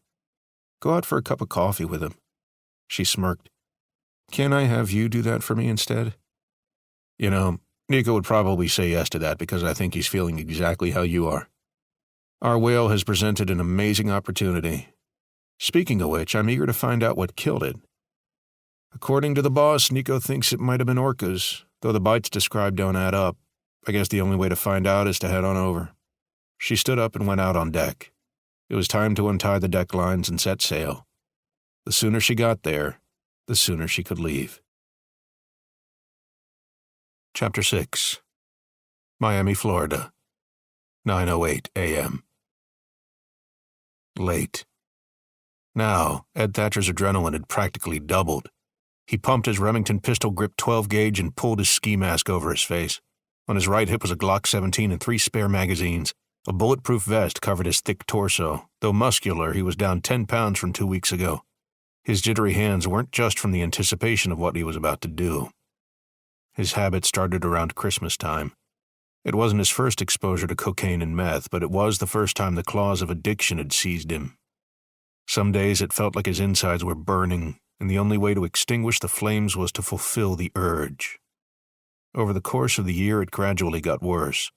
Now, he was at the point where he needed at least 1 hit per day just to focus. Such a supply demanded sufficient funds, which even an experienced criminal like Ed Thatcher struggled to scrape together. Thatcher watched the road around their black SUV. Traffic wasn't too horrible at the moment. It was a Thursday and most of the world had already arrived at their place of employment. It was the very reason they chose this time, as the original plan was to arrive 5 minutes to opening, catch one of the tellers on the way in, then force the staff to open the vault. They were 13 minutes behind schedule. Embarrassing. Even rookies weren't this far off. Thatcher's blood was boiling. Now they had to adjust to the change in their environment. They couldn't abandon the mission. Roberto Rosing would not stand for it. He had arranged to meet them tomorrow with 10 kilos of purified cocaine. Such a package demanded $700,000, something Thatcher didn't have on hand. Not at the moment, that is. In the driver's seat was Chris Hebron, tan-skinned, dark-haired runaway from Louisiana. He and Thatcher had been making runs for the past 13 years, stealing cars, delivering drugs, and now they had upgraded to robbing banks. Only now it wasn't for the thrill of the steal, but to supply Thatcher's pathetic habit. Chris had his automatic H&K in his lap, courtesy of arms dealers out of Mexico. He looked over at his business partner. "You good, Thatcher?" He always referred to him by his last name. For whatever reason, Thatcher hated the name Ed. Maybe he had received jokes about Mr. Ed too many times as a kid. Regardless, it didn't exist as far as Thatcher was concerned. "Damn right I am. Let's do this." "You sure?" Alan Lowe said. He pointed at a couple walking to the front door. "That's the 4th time we saw someone go in. We weren't planning on this." "Oh, quit being such a pussy," Carl Hurd said. The bearded man pumped his shotgun and pulled his ski mask over his face. The area around the cheeks puffed out due to his thick beard. Alan Lowe yanked back the cocking mechanism on his submachine gun.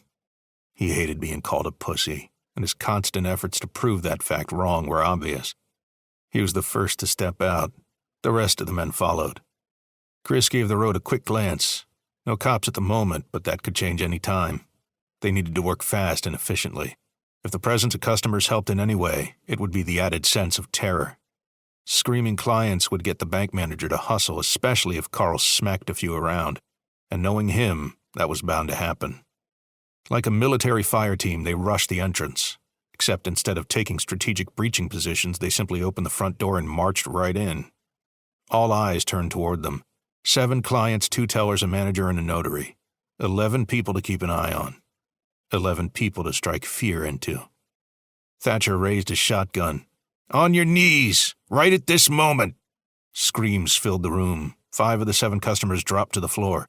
The other 2, stricken by fright, were caught in a deer-in-the-headlights moment. In a way, Thatcher was happy about that. He approached the nearest one, a woman in her late 40s, and struck her in the forehead with the butt of his shotgun. She fell to the floor, crying and pressing her hands to her bleeding face. The other, a male of similar age, turned to aid her, only to be kicked in the groin and struck across the temple. Alan Lowe stood by the end of the teller counter, watching the entrance while remaining out of view from the lot. Chris hopped across to the other side and forced the tellers away from the counter. "Don't even think about hitting that button." Carl went into the manager's office and found a scrawny, long-haired man in his mid-30s shaking at his desk. The man raised his hands. "Don't hurt anybody." "That depends on how well and how fast you cooperate." Carl grabbed him by the tie and dragged him into the lobby. "Get your keys, boss man. Into the vault we go.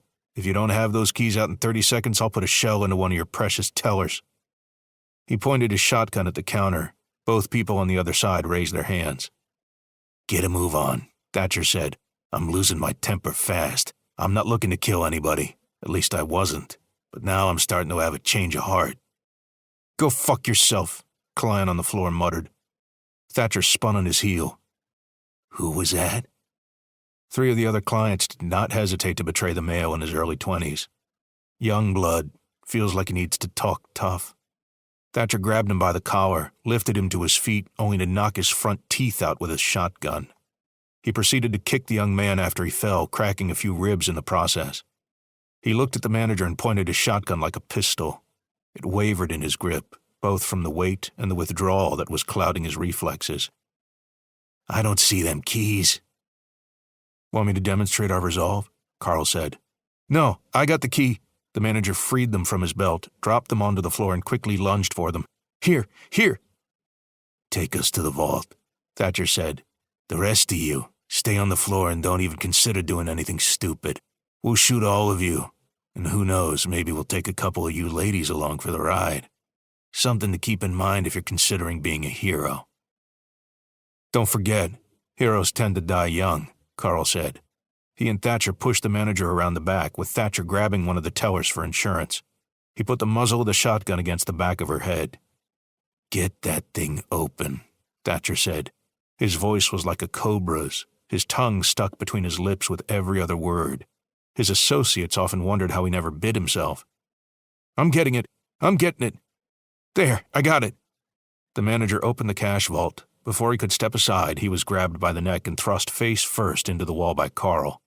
Thatcher pushed the teller forward and struck her in the back of the head with the shotgun butt, rendering her equally as unconscious as her boss. Both criminals hurried into the vault, placed their weapons down, and began loading their bags with cash. Go, Thatcher said. "Hurry it up."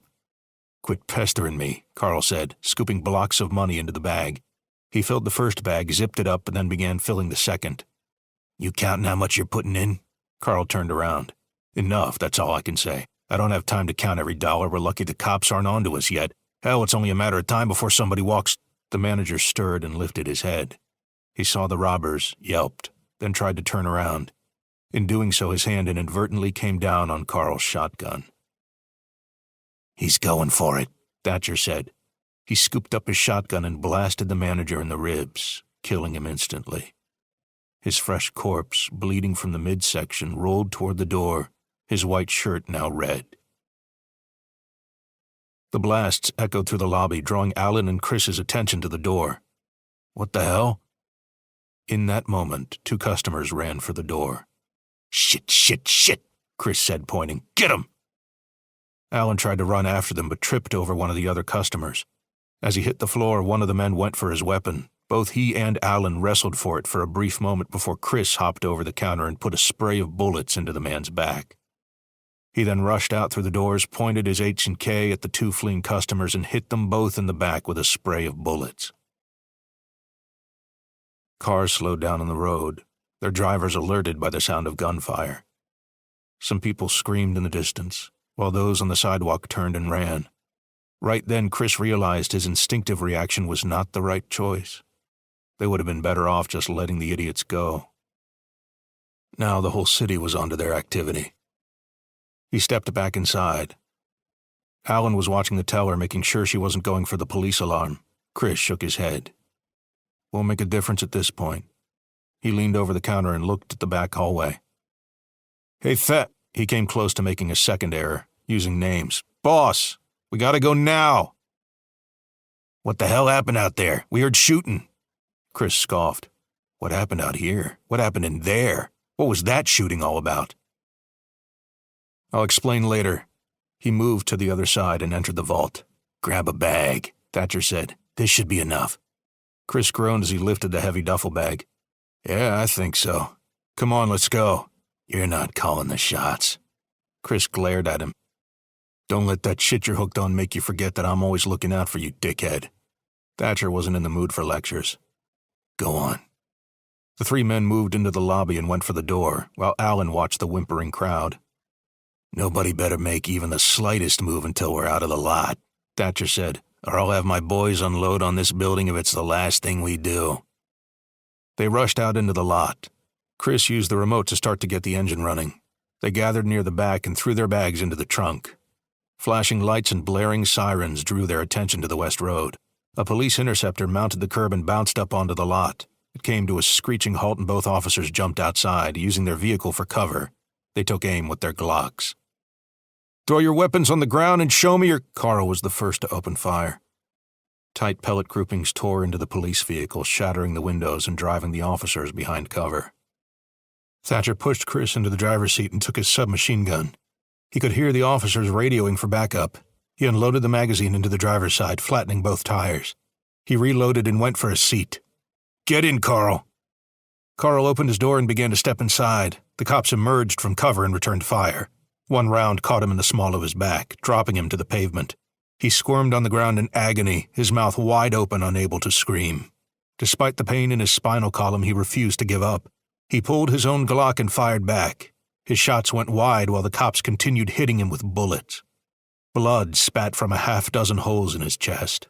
Finally, the brute known as Carl Hurd was dead. Thatcher leaned out of the open door and fired back. His spray struck one of the cops in the neck, dropping him and forcing the other to tend to his aid. Another set of flashing lights appeared in on the road behind them. Close the damn door, he's dead! We can't help him! Chris said. He floored the pedal as Thatcher latched his door. Shit, goddamn!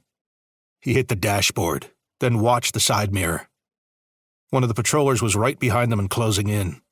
The officer in the passenger seat leaned out the window, Glock drawn. Bullets pierced the back of the SUV, causing Alan to duck down.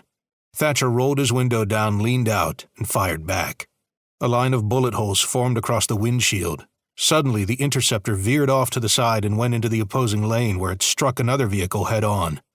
The cop in the passenger window was flung forward, his body waving like a flag through the open window. The jerking motion from the sudden stop at the very least had twisted his spine, if not snapped it completely. Keep going! Take a turn here! All right, now a left here! All right, Thatcher, I know how to drive, Chris said. He took a few deep breaths and slowed the SUV down. For the moment, they were lost in the crowd of vehicles. With the bullet holes in the trunk, they couldn't blend in completely. We need to ditch this vehicle. No shit. Alan cupped his hands over his face. Any chance of making it to the airport? Oh, sure. We can definitely make it there, Chris said, getting past security on the other hand. What about the highway? Thatcher said. Take South Miami Avenue. Take it to 25th Road and get on I-95 North. We can take that to West I-395 and take that to 836 West. We'll never make it to the bridge in this vehicle, Chris said. Thatcher checked his watch. If we just go now. We've killed at least 2 cops and God knows how many people at the bank, Chris said. Now they got Carl. Once they identify him, and it won't take long, our faces are going to be all over every TV in the state. We go on that bridge, I guarantee we'll be spotted, especially in this bullet-ridden thing. Thatcher pounded the dashboard. What about your truck? Carl laughed. My truck? That rust bucket? Yeah, I agree on switching over to it since the cops are on the lookout for this SUV. But no way am I taking that thing on the highway. That thing's broken down on me twice. We break down on the bridge, we're far past fucked. We're already far past fucked if we don't get out of here. We go on that highway, we're dead meat, Chris said. Same with that airport. Right now, we're public enemy number 1. All right, fine, Thatcher said. I have an alternative plan. I know a buddy with a boat. We'll take that toward the Keys. We just need to find someplace to lay low where the cops won't think to search. Any ideas? Chris thought for a second. I know a guy. Good. Where is he? Chapter 7. Cielo Nublado, North Beach. It was 11 in the morning, and for the most part, life on the beach had gone back to normal. People were swimming, sunbathing, and boating as they normally did. The only difference was the 200 block of space that was isolated for the whale. Not that anyone wanted to hang around it anyway. The gases were starting to billow from inside it, and a horrible stench was permeating the nearby area. There was enough of a breeze to keep it from getting too horrible, but Nico Medrano knew that within a couple more hours the mayor would be throwing a fit. At 11:15, the mayor's fits were the last thing on his mind. He saw the 80-foot research vessel approach from the northwest. He had seen images of it on Facebook, but he had never viewed the vessel with his own eyes. It had a main deck as well as a pilot house 12 feet above it, supported by a fly deck which gave foot space in a U-shaped area around the controls. He could see the clothes drying off the guardrails. He figured Denise slept in her private quarters, never taking advantage of the hotels on site wherever she was assigned. For the last 3 years, she strived to be on the water. It was the only way to distract herself from the misery they shared. "You all right, Chief?" Nico glanced at Rennie, who stood by his side with the expression of a concerned friend. "Yeah, I'm good, thanks." He noticed Carly standing a few yards back. "You guys been talking?" Rennie shook his head. "She's asked out of curiosity, but she's not being nosy. I told her it's a private ordeal and we left it at that. This subject matter, it's not something I take lightly." "I appreciate it," Nico said. "I suppose it's all right if she wants to know. Just don't broadcast it across the department." "No, I would only do that on occasions such as you accidentally getting on that gay dating website." Nico closed his eyes as the embarrassing memory flashed in his mind. "I typed in the first letter, didn't pay attention to the option, since I thought it was suggesting the same gun site I always go to. Yeah, keep telling that story. I might have to tell your ex I caught you on bromodates.com. Best site for single men to meet gay lovers." Nico allowed his officer a moment to chuckle. Usually, when he would look at Browning Arms Company's website, he'd simply type in the first letter and the search bar would provide the rest. He'd simply click on it and browse the site. Usually, if it suggested something else, he'd type a few other letters until he got what he wanted.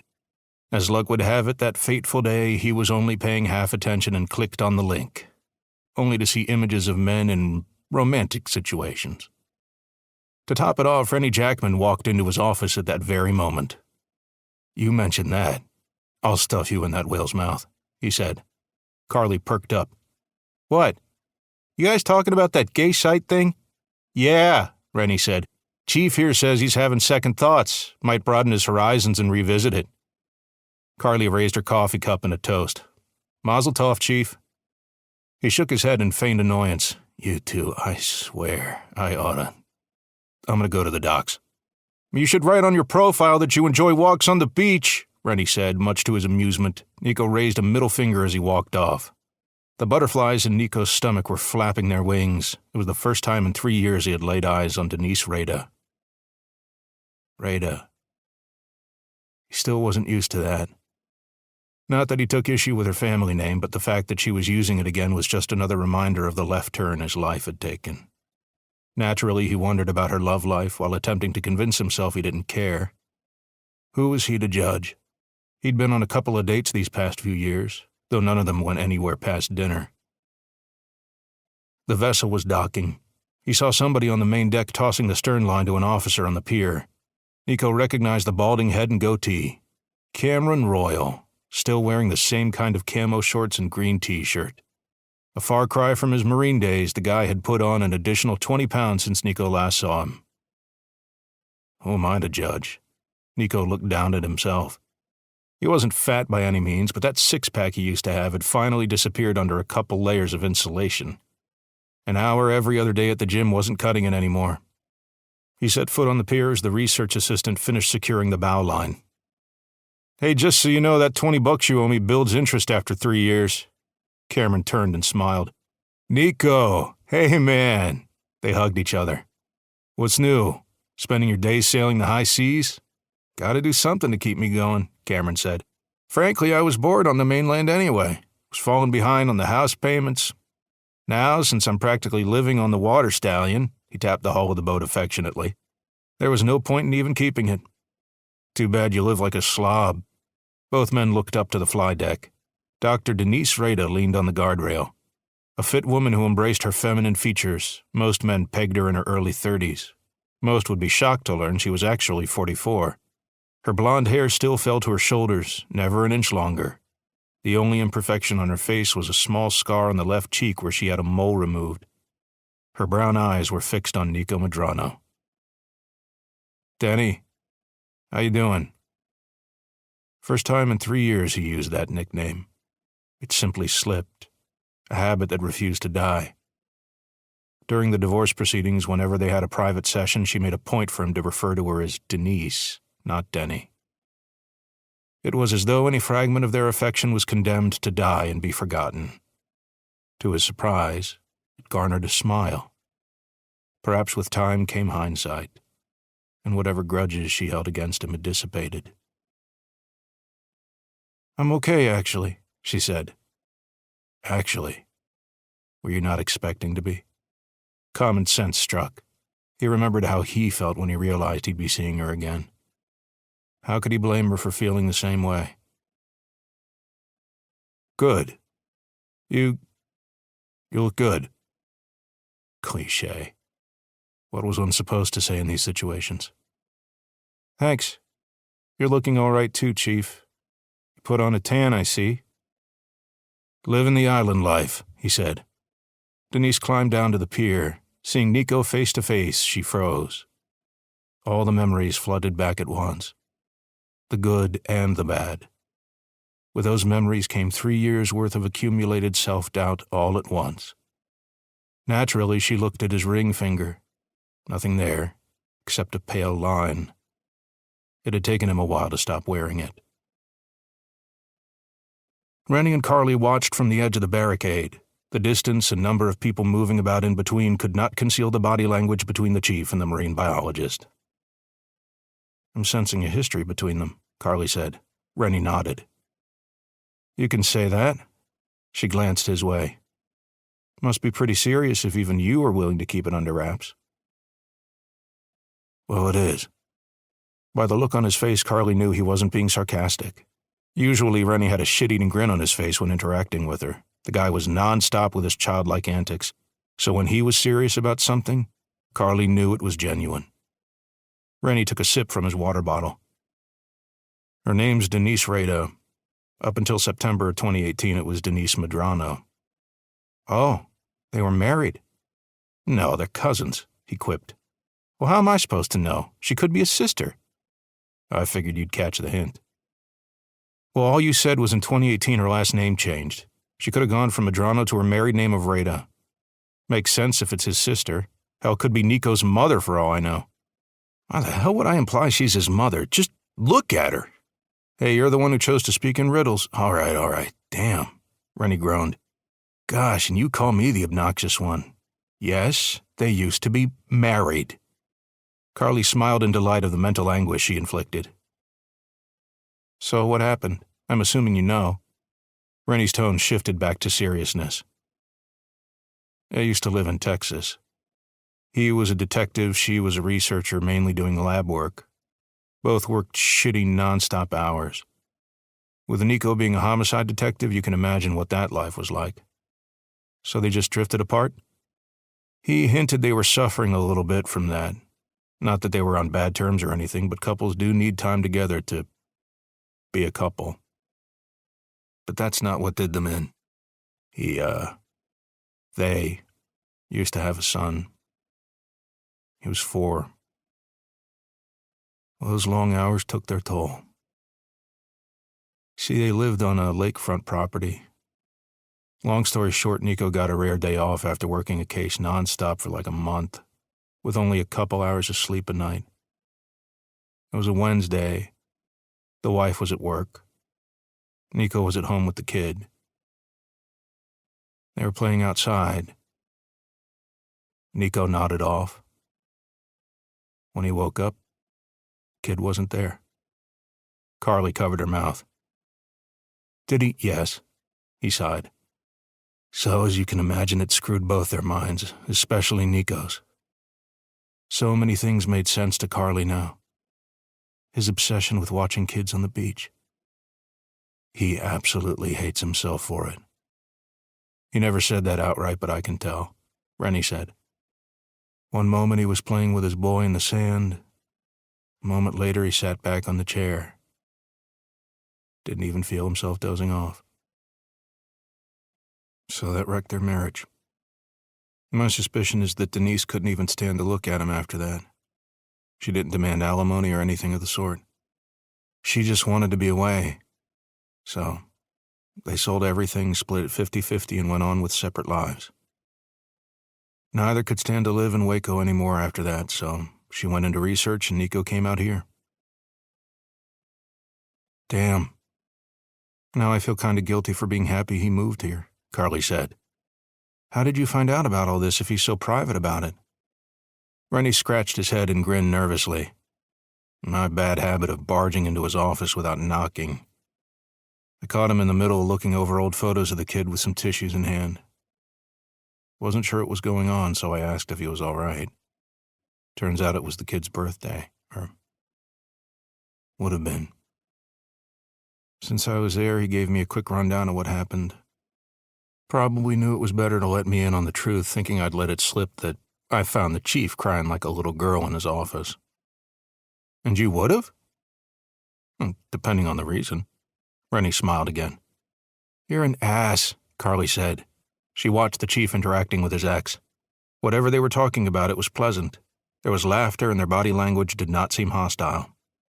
I'm sensing they still have feelings for each other. Rennie snorted. You sense? You have magic powers or something? I do. It's called woman's intuition. You're married. You should know this by now. I don't know. The only power I've seen from my wife is the power of spending money. The phone came out again and Carly's thumb went to work messaging the missus. Do you take joy in cock-blocking me? Abso-fucking-lutely, Carly said. A moment passed, then Carly smacked him on the back of the head. Hey, you spilled my coffee. You had it coming. Let me guess, my gorgeous wife told you to do that. No, she hasn't responded yet. That one was for me. I should start texting your hubby and say something like, hey, she thinks you don't make enough money. You do that. I'll kill you. Oh, so you can do it to me, but I can't do it to you. Is that how this works? Damn right. Her phone chimed. She read the text, then looked at her partner. Rennie cringed, thinking he was going to take another tap to the head. Nothing came. What? No specific instructions? She tell you to knee me in the balls? Wow, you've got better insight than I thought. Rennie thought about that for a moment. Wait, she actually told you to do that? She showed him the text. Knee him in the nuts for me. He won't be using them for a while. Great. Thanks. Can't wait to get home tonight. Fortunately for me, you won't get to go through with that request of hers. Here comes the chief. Better look professional now. You've lucked out, Carly said. You wouldn't actually do that. Right? Carly didn't reply. In a way, that was worse than an answer in the affirmative. Well, let's get down to business, Denise said. The university informed me that this thing arrived on the beach as though fleeing something, is that right? That's correct, Nico said. Had a few patrol boats out here after it happened. Nobody saw anything. I can't think of anything that could cause those wounds other than killer whales. That's a fair guess, she said. You seem to know a lot about whales.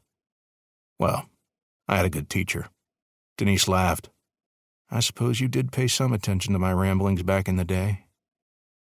Before. That laugh faded away as horrible memories took hold. Her defense mechanism erected like a steel wall. Work. She buried herself in work. It was all she had left at this point. Let's take a look at him then. They ducked under the caution tape and approached the carcass. Whoa, Cameron said. They really did a number on this thing. I've never seen them make such injuries like this before. Nor have I, Denise said. These wounds look oddly identical. Almost, she chuckled, knowing what she was about to say was going to sound crazy. If I didn't know any better, I'd say they looked like shark bites. Ha! All eyes went to Rennie, who quickly turned away and pretended he wasn't the one who laughed, while pointing a finger at Carly. Cameron took a look at the fluke. No bite marks here. I don't see anything smaller than these large wounds. I thought that was strange, Nico said. Orcas are like ants, Denise said. When hunting a large whale, many will strike at different points of the body. Some will go for the head while others attack the fluke. I would say they're capable of making injuries like this if the whale was already dead. Not while in active pursuit. She pulled out a tape measure and extended the tip to Nico. You mind? He took the end and pulled it across one of the bite wounds. 7 feet 3 inches, Denise said. They went to the wound along the stomach area. Same. 7 feet 3 inches. That's very interesting. Nico understood the tone. You think these are bites? I'm not saying anything, though it is a very odd coincidence that these are the same radius. Nico scratched his forehead and gazed out at the blue horizon. What the hell could actually make bites this big? Chapter 8. Tom, it's those guys again. Tom Wilder was not a violent man, but these assholes in the jet boats were pushing his mind to places he never thought he'd delve to. There were 3 of these idiots, 1 in a red boat and 2 in a silver one. The red boat zipped by the stern of their yacht, spraying the deck and his girlfriend Triss. She exclaimed a series of curse words while pulling her now wet towel off the deck. You guys get your kicks out of pissing everyone off? The silver jet boat slowed down and passed by the starboard side. The passenger idiot stood up and leaned over the side to gaze at her. Hey, good-looking, show us your titties. Get out of here, Tom Wilder yelled. The imbeciles launched like teenagers and continued to speed around the yacht. Trish wiped the water from her face and looked up at him. Tom, I can't take this anymore. Can we go somewhere else? They'll just follow us, he said. He contemplated his options while the pricks continued to circle the yacht like sharks. All he wanted to do was hang out with his girlfriend, let her get tanned and tipsy, which would hopefully lead to better things later on. Not only were these guys screwing with his own relaxation, but judging by how agitated Triss was, his hopes were going down the crapper. We'll head in. Huh? We'll head toward the island, he said. We'll let the police know that these guys are screwing around out here. Can't you, I don't know, throw something at them or something? I don't want to head in. All we're successfully doing out here is getting pissed off. If we retaliate, we'll just egg them on further. I know the type. They enjoy getting into trouble and getting a reaction out of people. The red boat neared them. Hey, darling, this guy not taking care of you? You look miserable as hell. Fuck off, man, Tom shouted, despite what he just said to Trish 5 seconds ago. The guy in the boat laughed. The boys and I were sorry we splashed you. Just can't help but give you attention because you're the finest woman we've seen on this side of the island. If I was that guy up there, I'd be fixing you margaritas all day long. Yeah, sure, Tom said. Guys, you mind going away? When we go on vacation, the last thing we want is... A wall of water struck his face as the silver jet boat zipped by and cut sharply to the right, pointing its propeller right at him. He stood, hands out to the side, water dripping from his Hawaiian shirt. He turned to the other boat and waved his fist. I'm gonna kill you! I'm gonna... He went to turn, only to step on his dropped beer bottle, which rolled and took his foot along with it. As though a rug had been pulled out from under his feet, Tom hit the deck. Laughter erupted from the trio of troublemakers. Already the silver boat was circling back to spray them again. Tom grabbed the guardrail and started pulling himself up to his feet. I'm gonna kill you! Another jet of water struck his face and flooded the flybridge, making him slip and fall back down. After circling the boat a few more times, the red boat slowed by again.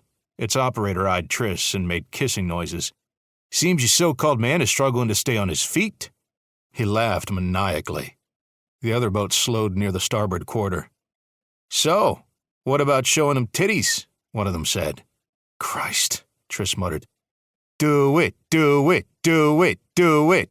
Like a tribe from a long-lost civilization chanting to their ancient god, they vocalized their desire for the bikini top to come off. Do it, do it, do it, do it, do it. At this point, Triss didn't care. Arguing wouldn't help. Tom was too much of a wuss to do anything about these guys, and it would take forever for any cops to get out here. She undid her string and flashed her breasts. Whoa! The troublemakers cheered, raised their beer bottles, and slapped hands, nearly falling in the water as they reached over to the other boats. The guy in the red boat smiled. "You're a class act, darling." He looked up at Tom as he started speeding away. "She's a keeper, dude. Don't let her go." The three boaters sped to the north, whooping nonstop. Tom looked down at his girlfriend, who was retying her bikini string. "What did you do?" "Played along. Getting pissed off was only spurring them on, not like you were going to do anything about it." "You actually showed them your—" "Yeah, and they're gone now. At least one of us thought outside the box." She went below for a new blanket. Ralph Klingberg couldn't wipe the smile from his face. He couldn't believe that the chick on the yacht actually did it. No way was she irritated enough to do that. She'd probably worked in modeling in a strip joint or otherwise was extremely comfortable with herself. Either way, he wasn't complaining. Nor were Nate and Frederick, who sped alongside his boat. After moving a third of a mile out, they slowed down. "Where to next?" Frederick shouted. "Next? Hell, I'm wondering why we don't head back," Nate said, pointing his thumb back at the yacht.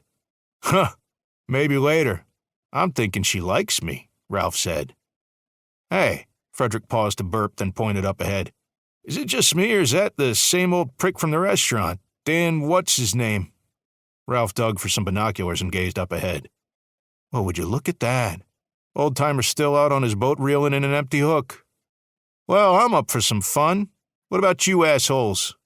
"Beats going around in circles," Frederick said. "I don't see any cops around," Nate said. "All right." Ralph fixed his shades, then fastened himself into his seat. "Let's go." Being natural shit-stirrers, the Klingbergs were not sufficed with the rush of wind in their hair and the adrenaline of moving fast. Their kicks came from the cause and effect of agitating others. Every Friday they would go into a crowded movie theater. Unlike the rest of the crowd, their entertainment didn't come from the movie, but from flinging popcorn at people in lower rows. On one occasion they were at a bar, seated near a husband and wife. When Ralph happened to catch the name and address on the husband's license, a sinister plan came to play. The three brothers scraped together some funds, hired a prostitute, and sent her to the address, stating she had arrived for her meeting with Howard Putnam. They sat in a car, cackling as they watched the aftermath play out. The wife, infuriated to discover that her husband had apparently been hiring prostitutes, kicked him out of the house then and there, while he pleaded innocence. It escalated to her throwing his belongings onto the lawn, smashing a prized guitar, and keying his car. Eventually, the cops arrived and broke them up. Such successful endeavors only emboldened the Klingbergs to continue wreaking havoc on the happiness of others. Once in a while, they would have a recurring victim. Here, in the waters along Cielo Nublado, Dan Huckert was that recurring victim. Like street racers, the two boats zipped ahead side by side. Within a few seconds, they closed in on the fishing striker. Ralph sprayed the bow and Frederick zipped by the stern. Dan stood up from his chair. Before he could curse at them, a fountain of water struck his face. "I'm getting good at this," Frederick said. "When do I get a turn?" Nate said. "Next year." After speeding a couple of 100 feet away, he hooked to the left, then crossed paths with Ralph, who was also swinging around. He was laughing while looking over his shoulder at the infuriated retiree. "Again!" he shouted. Frederick nodded, then pointed the jet boat back at Huckert. Once again the brothers sped side by side, this time with the intention of both craft splashing by the aft deck. 2 consecutive jets of water to soak the guy, ruin his day, before they would return to the island for refueling. Ralph took the lead. He angled the bow right, carefully watching the position of the striker. His eyes went to Dan Huckert. Only now was he appearing on deck after a brief trip to the cabin. There was something in his hand, a stick or a rod of some sort. He recognized the rounded muzzle, pump action, and stock of a shotgun. Oh, shit! All desire to piss off Dan Huckert had vanished. He veered to port and sped to the east, Frederick following. There was a crack of a gunshot and the clunking of buckshot against the hull of the silver jet boat. "Whoa!" Nate cried out. "That guy's got a gun!" "Oh, really? You think?" Frederick said. He followed Ralph to the east. It was obvious he was planning to return to the island. All it took was a little serious pushback to ruin the thrill of causing mayhem. First, they would have to figure out how to explain the damage to the guy they rented these boats from. A scrape on the red one, that could be easily written off as an accident. We simply got too close to another boat. The shotgun blast was a different story. Maybe they could state that Huckert tracked them down and started shooting. The sound of impact filled his ears. In the first split second, he thought he heard another gunshot. Then he saw the wall of water in front of Ralph's boat. The tidal wave parted, and a triangular shape emerged. Black eyes rolled back and a massive jaw extended, lined with serrated teeth. A shark. A shark that would terrify even the devil. Frederick heard Ralph scream before the jaws seized his boat and took him under, propeller still shooting water. "Oh my God!" Nate shouted. Frederick veered to the right, the boat bouncing along the huge swells. That was... The giant head burst through the surface, jaws agape. Dangling from its teeth were pieces of hull and ribbons of Ralph's white t-shirt, along with some skin. "Shark!" Frederick pushed the throttle to the max, shooting the jet boat westward. He looked over his shoulder and screamed as the jaws snapped. They slammed shut within a yard of the propellers. That mouth was large enough to swallow a damn forklift. It wasn't machinery this thing was after. It was flesh. Their flesh. The fish dipped under the water, the tail fin generating additional waves as it pushed its enormous mass. Frederick kept watching. He could barely see its shape under the waves. Was it keeping pace? Where did it come from? How long would it chase them? "Fred!" Nate shouted. He ignored his brother, still trying to watch for the beast. The waves settled, the shape disappearing from view. "Where'd it go? Fred! What? Move!" When Frederick realized they were speeding right for Dan Huckert's boat, it was too late. The retiree was at the transom, shotgun shouldered. The buckshot struck him right in the chest. Nate screamed in horror, grabbing for the helm. It was too late. The jet boat struck the fishing yacht, the impact generating sparks, which ignited both fuel tanks. I can't believe it," Tom said. Triss laid her fresh towel out. "Will you lay off?" "Lay off? You seriously expecting me to lay off when you're taking your top off for a bunch of biker wannabes who are—" His voice trailed off as he stared to the northwest. "What's the matter? Tongue-tied?" Triss said. Tom said nothing. He removed his sunglasses and squinted. Triss heard the rumble. It was like thunder, except there was hardly a cloud in the sky. She sat up and saw the huge fireball rising in the distance. "What the—" Tom dug his phone out. Come on. To his amazement, he managed to get a signal. He dialed 911. "Yes, get the fire department out here. There's been an explosion." Chapter 9. "All right, we're almost there. You guys really owe me for this." Chris Hebron was glad to hear this, not only because it meant they were out of Miami jurisdiction, but because it was likely the last time he would have to listen to the boat owner, Enrique, bellyache about the risk. He tried to count his blessings. If listening to Enrique's bitching about money was the worst thing he would have to deal with from here on, he'd take it. The day had been a miserable experience so far. It was hell driving through Miami with a bullet-ridden vehicle that the whole planet was looking for. They had ditched it in favor of Chris's pickup truck, which itself stuck out like a sore thumb. The thing had a tendency to break down and was awaiting a trip to the junkyard. No way were they going to risk a trip in the 7-mile bridge on that thing.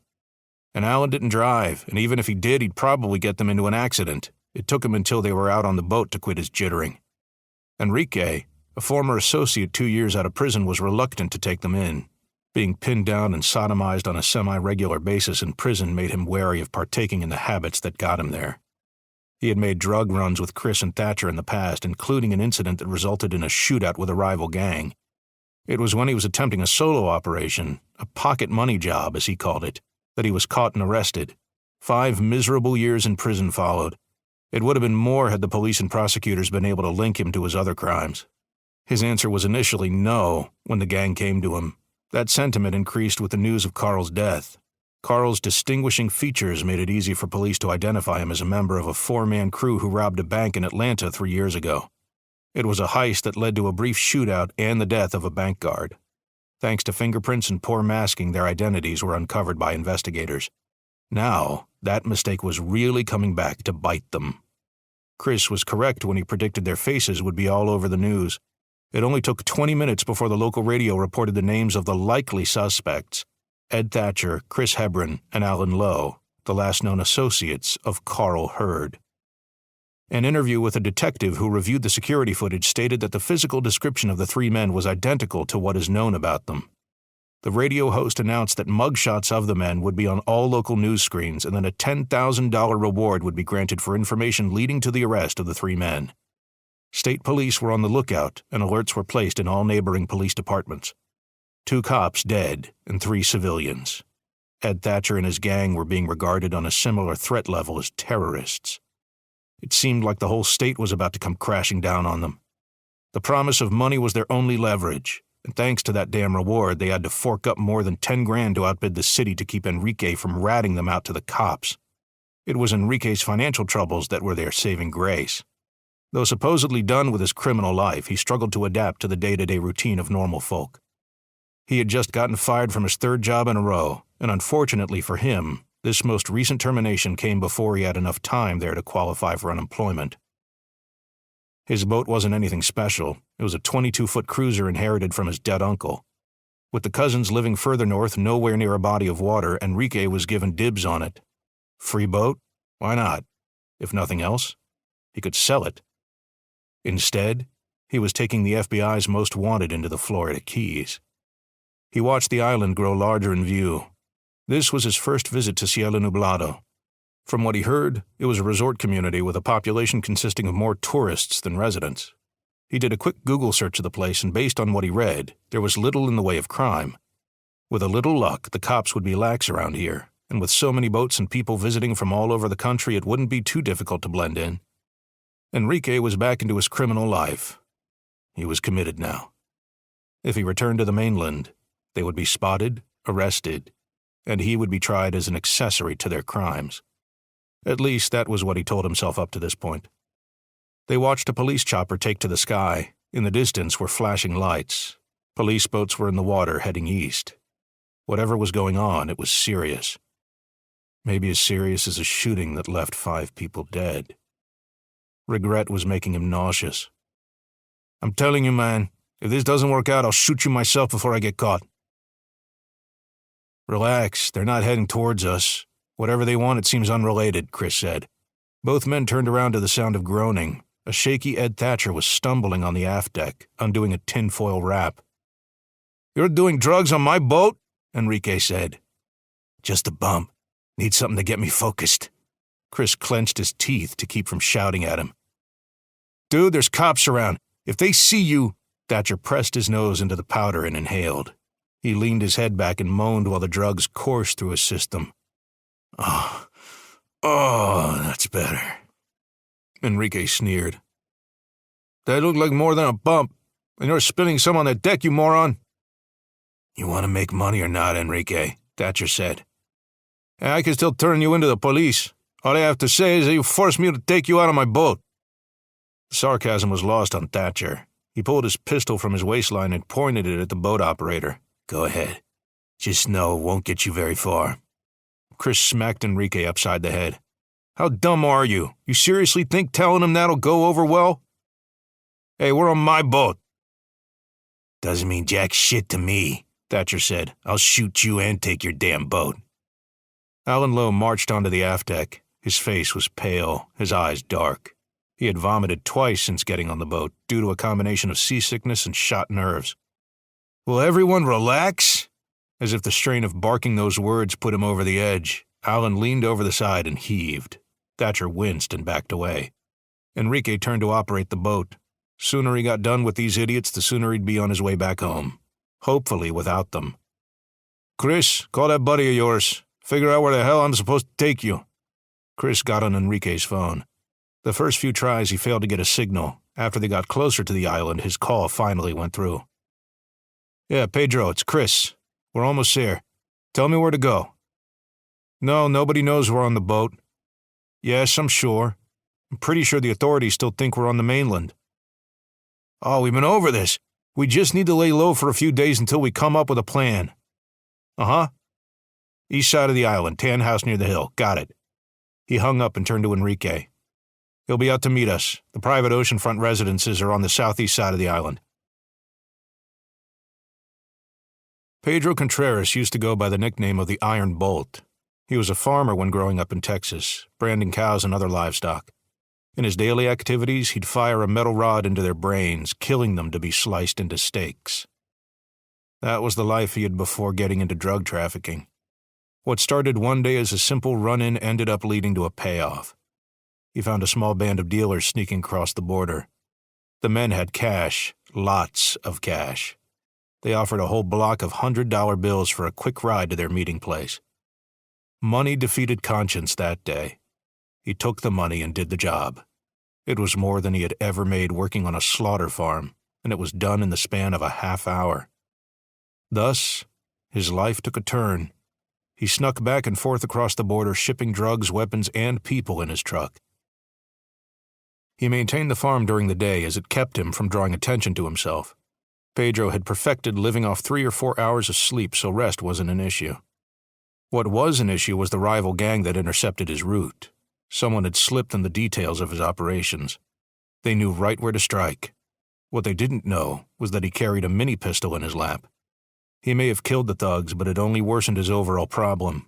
One of the killers was related to a drug lord in Nuevo Laredo. Pedro knew to act fast. He gathered his belongings and all his cash savings and got the hell out of Dodge. He traveled through Georgia and Florida, eventually changing his name, and moved into the Keys, ultimately settling in Cielo Nublado. The life of crime was over. His life literally depended on it. All the events leading to his current residence flashed before his eyes as he watched the cruiser dock along his pier. Chris and Thatcher approached while the other two moored the boat. He could hear the one named Thatcher mumbling under his breath. "This guy better be solid." "Shh." It was hard to tell who was the actual brains of the operation. However, it wasn't for Pedro to judge. He owed Chris a favor. After all, he was the one who tipped him off about the drug lord. "Iron Bolt, good to see you." "I wish I could say the same," Pedro said. He pointed his thumb to the living room window. "Just wait till Hijipolia see the news broadcast in there." Chris exhaled sharply. "Yeah, we're kind of feeling the weight." Pedro pointed at the cruiser. "You're absolutely positively sure that nobody's looking for that thing, or that guy operating it?" "You have my word," Chris said. "I hope we're sure of that," Thatcher said. He watched the sky, then looked at Pedro. "I saw a police chopper flying around. I didn't think the police here were too busy. You know anything about that, Pedro?" "There was a boating accident further east. Couple idiots on jet boats ran into a guy's striker. Caused a big explosion from what I've heard. But rest assured, I'm sure they received descriptions of you guys." The other two men approached. Pedro knew Alan Lowe thanks to his mugshot on the news. The other one was the boat owner Enrique, whom Chris named in their initial phone call. Alan was the most nervous. He continuously glanced to and fro at the neighboring properties. They were fairly well spaced out, but still within view. "Mind if we get inside before we're seen?" "That depends on Chris," Pedro said. "I might owe you a favor, but the risk I have far outweighs what you underwent." Chris pulled out a wad of $100 bills and handed it to him. "All right, now you can come in. There's sausage on the stove and beer in the fridge. Figured you guys would be hungry." "Dude, you're a lifesaver," Chris said. As soon as he stepped inside, he went right to the kitchen. "For whatever that's worth," Pedro said. "But don't get too comfortable. This is a temporary thing, guys. You can't stay here more than a couple days." "Couple days is all we need," Thatcher said. "That and a phone. Mind if I borrow yours?" "To do what?" "I need to call and make an arrangement." Pedro's expression hardened. "What kind of arrangement?" Thatcher grabbed a piece of sausage from the stove and helped himself to one of the beers in the fridge. "Roberto Rosing. He's got product for me. We were originally supposed to catch a flight out to the Bahamas." "Yeah, you can kiss that hope goodbye," Enrique said. "And don't look at me, I'm not taking you that far. You can forget it." Thatcher looked at Pedro. "What about you? Where's your boat? I'd be willing to pay handsomely for a trip out to our destination." "Did you see a boat in my dock?" Pedro said. "Wait, you don't have a boat?" Thatcher said, his face turning red. Pedro shook his head. "How can you live on an island and not have a boat? Isn't that like sacrilege?" "Newsflash, not all island residents own boats. Personally, I'm trying to keep my expenses down. If I need to get somewhere, I take a ferry. As far as I'm concerned right now, this island is my world. And no way am I gonna let you wreck that. You're not using my private phone to call a drug dealer, no freaking way." Pedro slashed his hand across the air. "Do you want my contact information linked to him in the event he ever gets arrested? You're out of your mind." He looked to the television. The reporter on screen was speaking about Ken Teagle, the manager who was murdered in the bank vault. Who am I kidding? Of course he is. Thatcher downed half the bottle, then slammed it down on the counter. I have to make that call. Exactly what kind of product are we talking about? Pedro said. Just look at that speck on his upper lip, Enrique said. Pedro leaned forward for a better look, then nodded. Yeah, that's what I thought. He tilted his head northwest. There's a payphone at the corner up there. You can use that. Thatcher spat his next mouthful of beer. Payphone? You crazy? I might be just for letting you guys bunk here, Pedro said. Thatcher went to the rear window and looked at Pedro's garage and shed. His van had a sticker on the side, Pedro's Landscaping and Maintenance. The shed doors were open. The wall was lined with tools, weed whackers, gas canisters, and various other supplies for his business. He sniggered. Why's that? You living the straight life, paying taxes, being a good citizen? Thatcher said. Beats looking over my shoulder every 12 minutes. Also beats going to prison, Pedro said. He glanced at Chris, who read the expression in his eyes. If I didn't owe you a favor. Thatcher returned to the window and tried to see if he could see the road. How far is that payphone? About 100 yards. Not too far. You said the cops are occupied? Yeah, doesn't mean you won't get recognized by anyone walking by, Pedro said. At this point, that didn't matter to Thatcher. The need to make that call was as strong as the addiction itself. I'm going. Pedro pointed a finger at Chris and Alan Lowe. If he gets caught, my official story is that you guys broke in here. I'm not falling on my sword for you. He dug into his closet and tossed Thatcher a ball cap, some sunglasses, and a white shirt. Put these on. At least look like you're here on vacation. Fine. Thatcher changed his shirt and put on the hat and sunglasses. He checked his pockets. You got some quarters? Pedro laughed. You stole me $1 million from the bank and you don't have spare change? Do you have quarters or not? Pedro grabbed a few out of a jar and tossed them over. Don't take too long. Thatcher was immediately out the door. Pedro rushed out after him. Hey, psst! Thatcher turned, his expression combative. What? Pedro pointed at the gun tucked in his waist. I want to leave that here, or at least make some kind of effort to conceal it better. Thatcher looked at the weapon. Oh, he moved it to the back of his pants, then turned. This better? Yeah. Thatcher followed the sidewalk to a small road which led to the main street. He took a right, then kept his head down while he walked. If he was in the city, he'd throw a hoodie on to keep his face hidden. But here, with everyone wearing thin clothing, he wouldn't have a more effective way of drawing attention to himself. Most people walking about didn't pay him any mind. They were too occupied with their own activities to worry about some random guy walking down the road. He quickened his pace when he spotted the payphone. Nobody was in it, but that could change in the 20 seconds it would take for him to reach it. Almost there. Almost there. Fuck! Someone stepped to the phone. For what felt like enough time to pass into the age of space exploration, the guy was digging through a little pocketbook for the number he wanted to call. Then there was the digging in his wallet for change. Thatcher repeatedly tapped his finger against his leg. It was the only way he could get rid of his nervous energy. He couldn't pace or do anything else to indicate distress. He was lucky nobody had their eyes on him already. The worst urge was that to grab the moron at the phone and throw him in front of a passing car. By the time the guy finished his call, Thatcher felt a decade older. He sprang for the phone as soon as the guy stepped away, as though fearful that someone else would cut in front of him. He pulled a paper from his pocket with Roberto's contact information and dialed the number. Waiting for his dealer to answer was worse than waiting for his turn on the phone. Who's calling? Roberto, this is Ed Thatcher. I'm calling from a payphone in Cielo Nublado. I have your money. I know you do, you clumsy fool. Huh? What do you mean, huh? Your face is on every television screen in the state. How can you be so sloppy? The situation got out of control is all, Thatcher said, keeping his voice low. Listen, I can't talk long. I have your money. What makes you think I'm willing to do business with a top priority suspect? Money, that's what, Thatcher said. Money won't do me good if I'm seen doing business with you. What are you doing hiding out in Cielo Nublado anyway? I have a contact here willing to let me hide out. Listen, we can meet and make the transaction. We'll see about that, Roberto said. What does that mean? It means we can do business if you can afford the extra risk. Just see the price went up. 1.3 million. 1 point? Thatcher clamped his jaw shut and inhaled deeply. That's atrocious. You fill 4 duffel bags worth of cash. I'm sure you can afford it. Thatcher groaned. The longer he stayed out in the open, the greater the risk of being recognized. Everything was in Roberto's favor. Thatcher needed Roberto more than Roberto needed him. Even time was on Roberto's side, and he knew it. All right, fine. When do we meet? Tomorrow. I know that area. There's an area roughly 2 miles southeast of there called Jacquet's Grave. It's a wreck site, good place of reference. We'll meet there. I'm gonna show up in my seaplane, assuming the Coast Guard isn't there.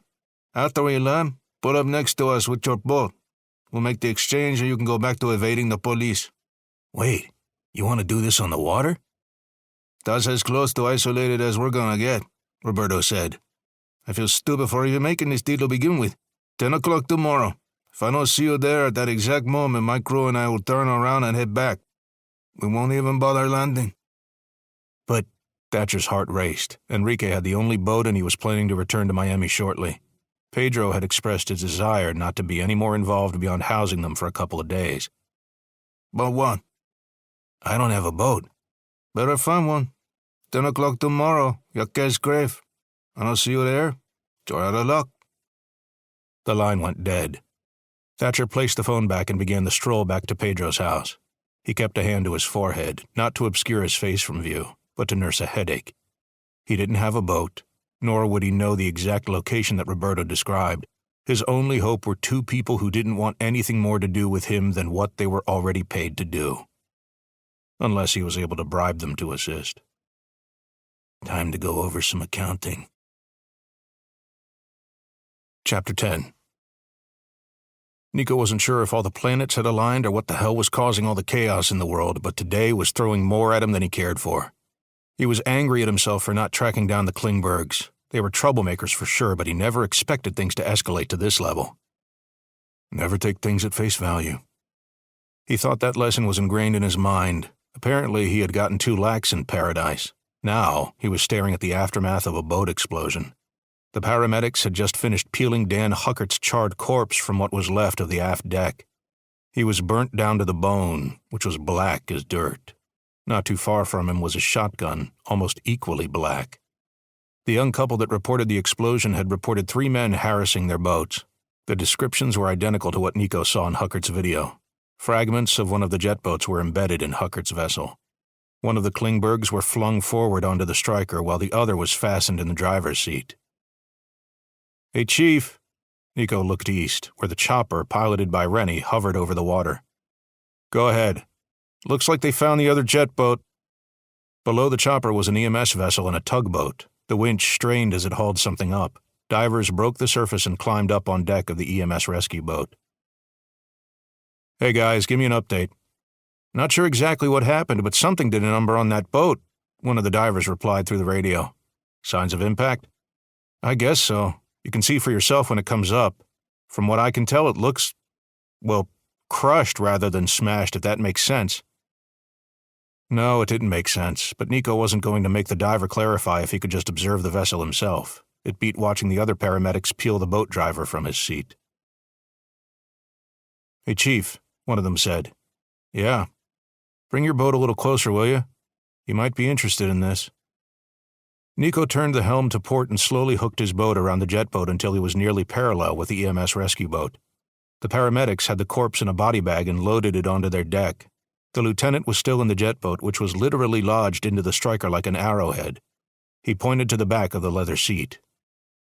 Buckshot in the seat. There's some tissue damage in the driver's chest cavity as well that doesn't appear to be caused by the burns. We'll have to see what the coroner has to say, Nico said. Still, it doesn't add up. The Klingbergs liked to stir up shit, but they weren't suicidal murderers. Why the hell were they flying at top speed straight for the boat? He thought for a moment, remembering the maneuvers he saw in Huckert's video of his earlier encounter.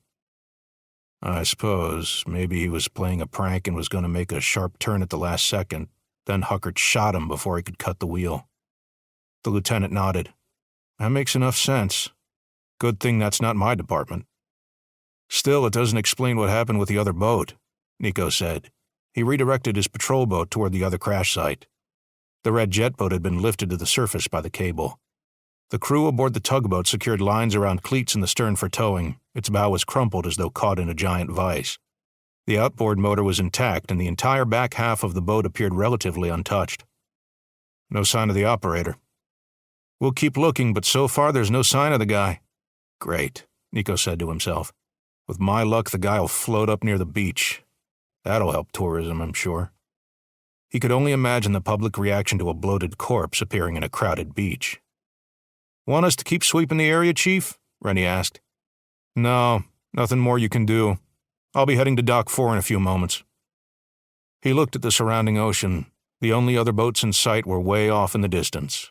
It seemed unlikely that both people would crash into separate vessels at the same time. Even so, the damage the red jet boat sustained wasn't reminiscent of a head-on crash.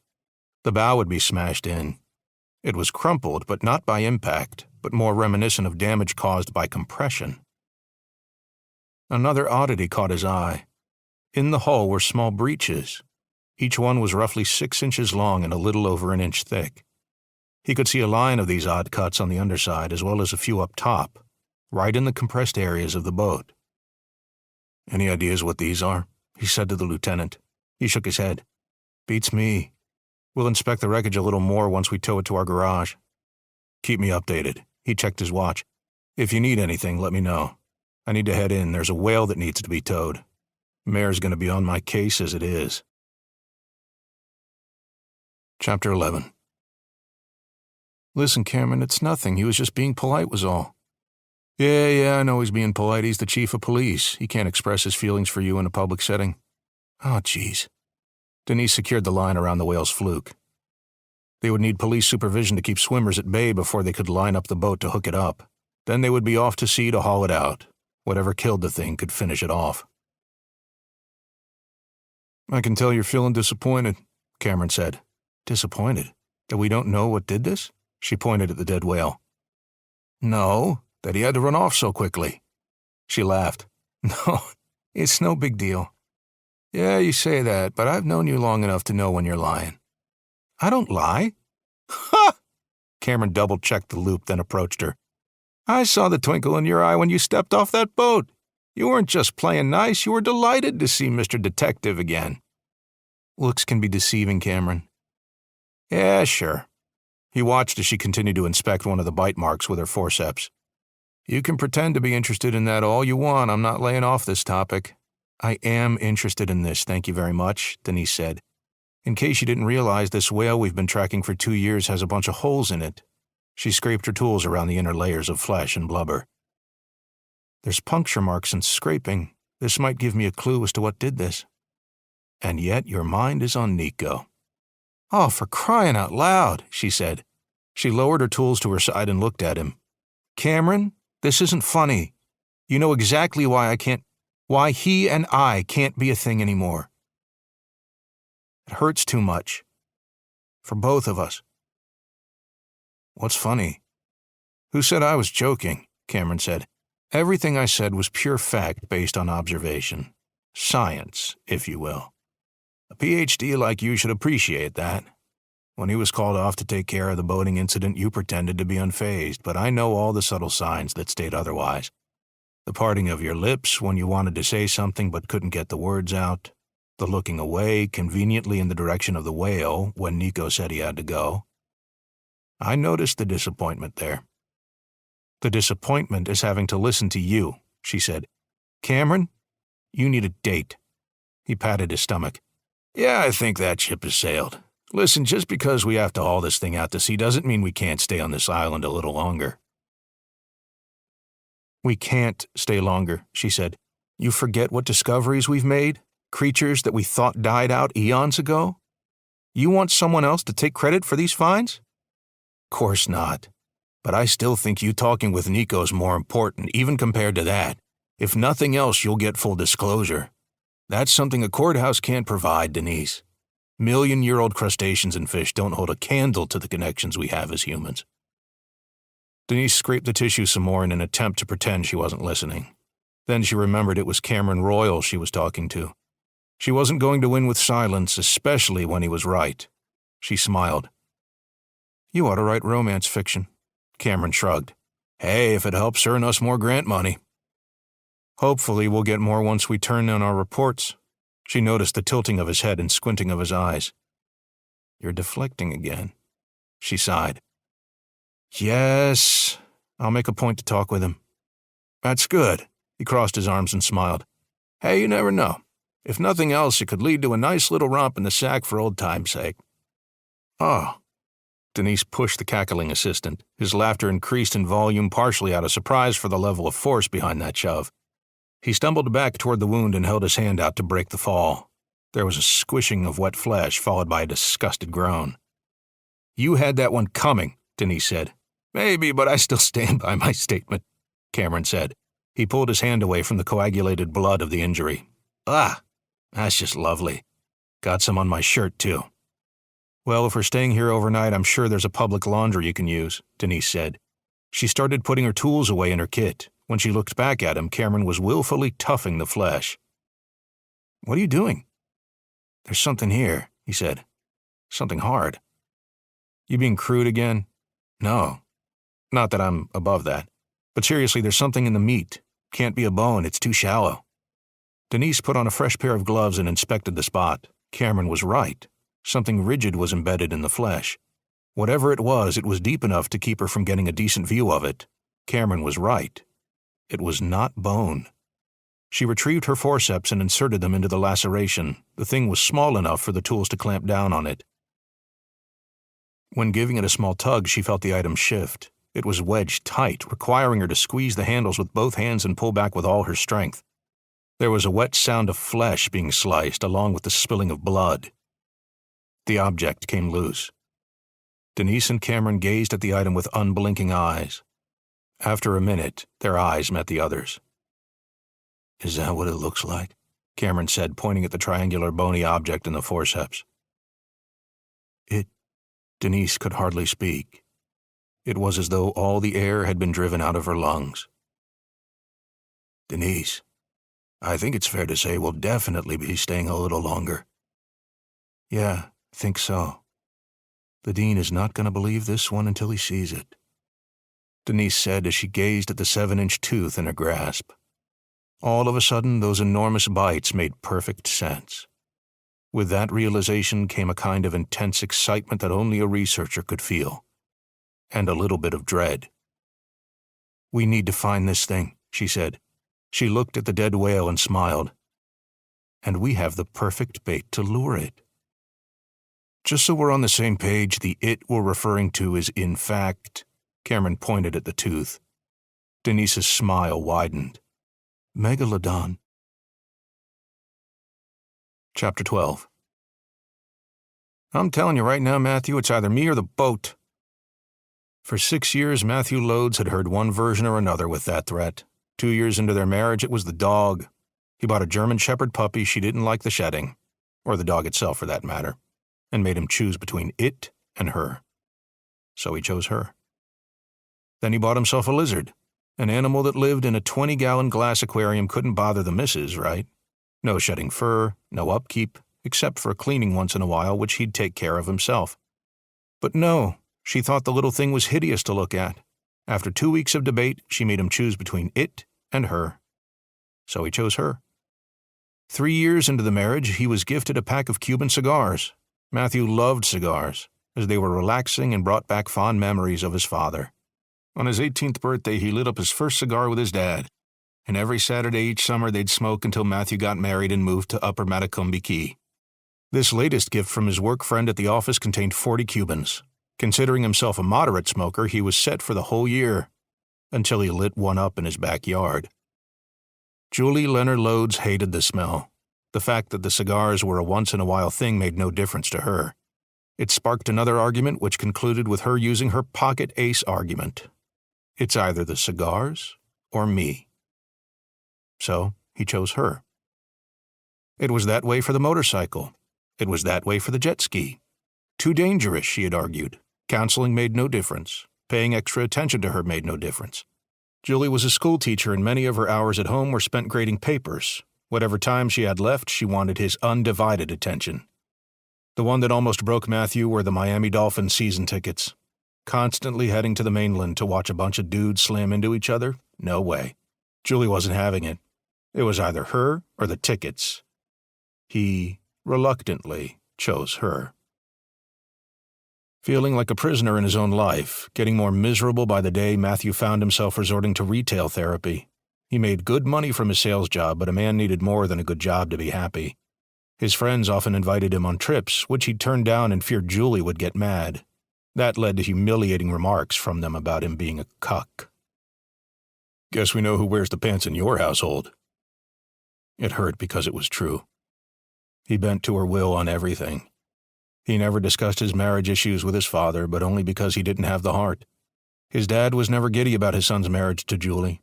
He had mentioned casually that they were different people with different interests and personalities, and often such opposite types didn't mesh well in a marriage.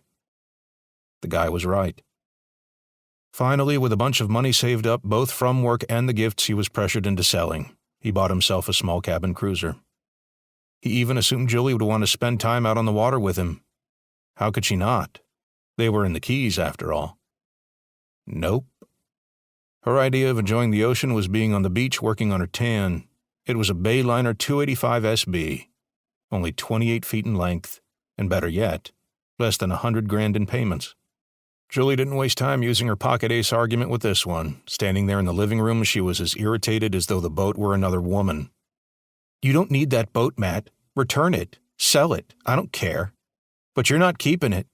I can't believe you bought that thing without consulting with me first." Matthew thought of everything he had been denied under her rule. Yeah, she had a point there. Any married person should keep their spouse in the loop when making such big purchases. Then again, this was Julie he was dealing with. Would it have made any difference? Yes, actually. I would have kept you from signing the papers and we wouldn't have this headache right now. Matt shook his head. I think I'm going to hang on to the boat for now. For the first time, watching her face turn beet red made him want to smile. I've about had enough of this, Matt. I said it once. I'll say it again. More like you've said it 100 times since we got married, Matt said. Julie paused, her face swelling with anger. It's either me or that stupid boat. Make your pick.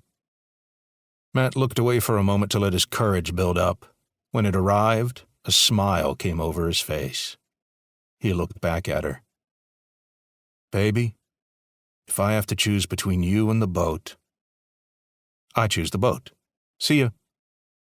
In his peripheral vision, he watched her facial expression change from that of someone in command to someone in total shock. He shut the door behind him, not a hard slam, but with enough force to signify confidence. By the time he was out on the dock, she stepped outside. He debated for a moment whether to look back at her or not. He decided to do so in case she wanted to negotiate further. Nope. Balled in her arms was a huge pile of his laundry. Damn, that didn't take long. Did she already have those set aside for this dramatic moment? Enjoy your stupid boat. Hope it has a bed, she shouted. Matt laughed. It does, actually. Better yet, I don't have to listen to anyone snore while I'm sleeping on it. Her gasp triggered another laugh. She literally could not stand the idea of someone standing up to her. She would occasionally brag how she set an unruly student up for suspension or detention if they didn't cooperate in class. Not that Matt believed students shouldn't be disciplined, but she seemed a little too giddy each time she did it. Power-hungry madness was all it amounted to. Never had Matthew Lodes felt more triumphant than the moment he stepped aboard his cruiser. He worried that he'd experience instant regret with this action, but so far he was feeling on top of the world. If only he could go back in time and keep his dog, lizard, and cigars. That would change once he found himself a place to live. In the meantime, he would celebrate his triumph with a cold one out on the water. First, he got on the phone with one of his buddies. Hey, Harry, you and Lana want to come out on the cruise and cigar? She's letting you keep it? She's tossing all my belongings out on the front porch as I speak to you. Holy shit, you serious? Serious as a heart attack. Well, in that case, it's time we celebrate. We'll be out in front in 5. On my way now. With a beer in hand and a cigar in his mouth, courtesy of his friend Harry Daniels and his wife Lana, Matthew pushed his boat to its top speed of 38 knots. Whoa! Lana screamed with joy as they hit a wave. It wasn't exactly an Olympic speed, but it was enough to get the wind rushing through your hair. And right now, the three of them were content with that. For 2 hours, they cruised the water, going further and further southeast. The sandbars had disappeared. They were in the open ocean now. Living in the shallow waters of the Keys, it was somewhat ominous to watch the bottom disappear from view. It was enough to make Harry slip into his life vest. He handed one to Lana. "Might want to wear this." "No, I'm good. I hate wearing those things," she said. "Babe, it's safer this way." "Have another beer," she said. "I agree with her," Matthew said.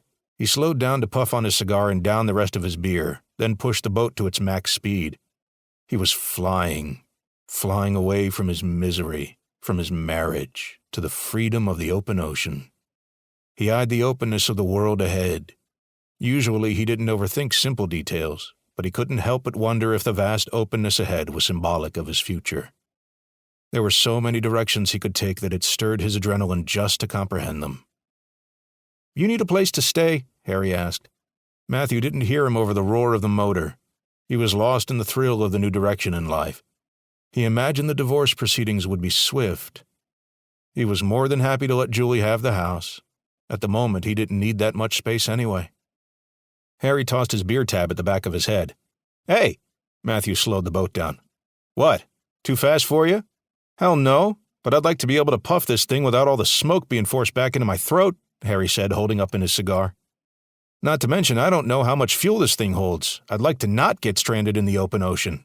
He looked behind them. They had gone at least 10 miles southeast. Over the course of time, he watched the overseas highway become a thin line in the distance. Now, there was only bluish-green horizon behind them. A better marker of where they were at was the speck of land up ahead. They were maybe a mile and a half northeast of Cielo Nublado. You know, I'd never been there," Matthew said. "That's a nice place," Lana said. "Why the sudden interest? You want to move out to paradise?" Matthew shrugged. Maybe. It wasn't a bad idea, as far as he was concerned. If he couldn't find a decent place to stay in Upper Matacumbe, maybe he could find something on Cielo Nublado. "You didn't answer my question," Harry said. "You need a place to stay tonight?" Matthew turned to look at him. Harry was sitting next to his wife enjoying a cigar and beverage. Unlike Julie, Lana didn't mind the cigar smoke. In fact, she thought it smelled manly. If Matthew would need any help from Harry, it would be advice on how to find a woman like her. "What was the question?" "Since you're getting kicked out of the house, do you need a place to stay tonight?" Matthew shrugged. "I haven't thought ahead that far. My mind's caught up on the upcoming divorce procedures." "Yeah," Lana took a drink of her beer. "If you didn't hate Julie before, you'll definitely hate her during that." "No shit." "With a little luck, we'll agree on what to split and get it over with relatively quick," Matthew said. "Huh!" Lana wiped her lips and tried to conceal her smile, but it was too late. "Sorry, I didn't mean to laugh at you, but you obviously have no idea how divorce works."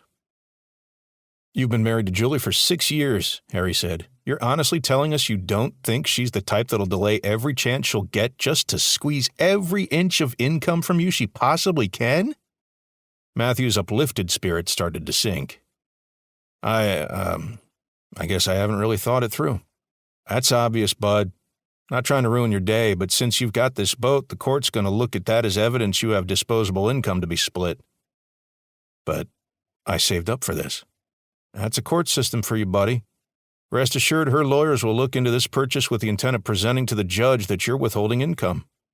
"Are you serious?" Matthew's beer was wobbling in his hand, threatening to fall free. Harry nodded. "Sorry, bud." "You're saying me owning this boat ultimately benefits Julie in the eyes of the court?" His two friends nodded. Matthew's face turned beet red. "That's completely illogical." "Sorry, Spock," Harry said. "That's a court system for you." Matthew sank into his seat. Suddenly, the ocean didn't seem so blue anymore, the boat no longer a flight to freedom, but another shackle in the prison that was his marriage. He couldn't believe it. In a way, Julie had won the battle before it even started. It didn't matter whether it was morally right. Morals were often lost on the court system. It wasn't often he was tempted to cry. Usually, he'd simply lose his temper if things didn't go his way. Never did Matthew resort to weeping like a child. Today, though, he could feel himself welling up.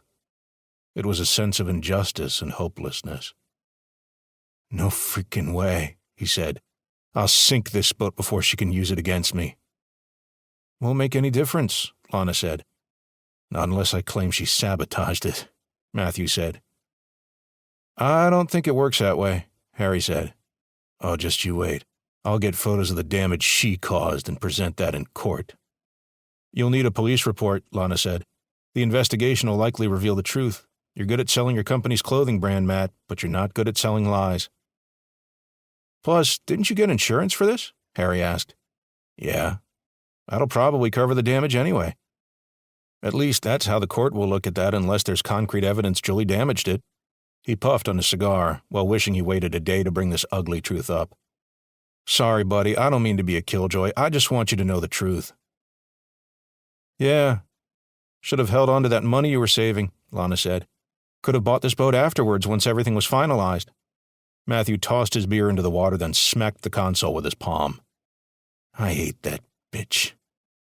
Suddenly, he didn't want to be out on the water anymore. Whether the information Lana and Harry were telling him was accurate meant nothing at this point. He regretted buying this boat. Now, he was trapped. Even if he returned it, it would show in his financial records, which Julie would exploit. This boat was the freaking death of him. In 5 minutes, Matthew went from loving the cruise and cigar to despising it. He throttled to 12 knots, then began circling back.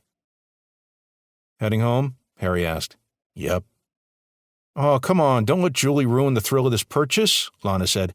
You've been wanting a boat for a while. I'd sooner see this thing hit by a freaking torpedo and broken into 1,000 pieces. Preferably with... His throat tightened as he completed the turn.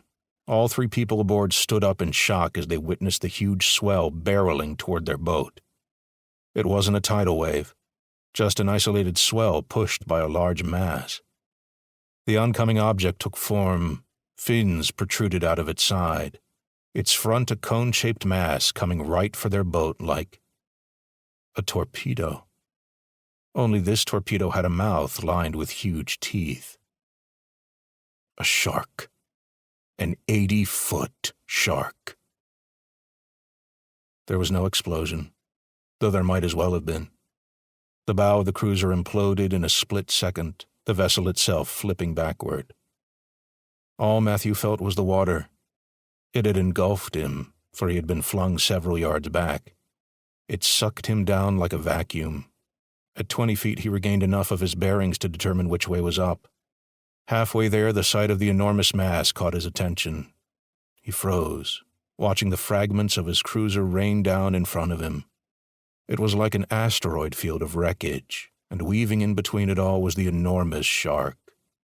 Black eyes reflected the sunlight, its mouth partially agape to allow water through its gill slits. All of a sudden, those jaws extended to the max, revealing the dark tunnel that was its throat.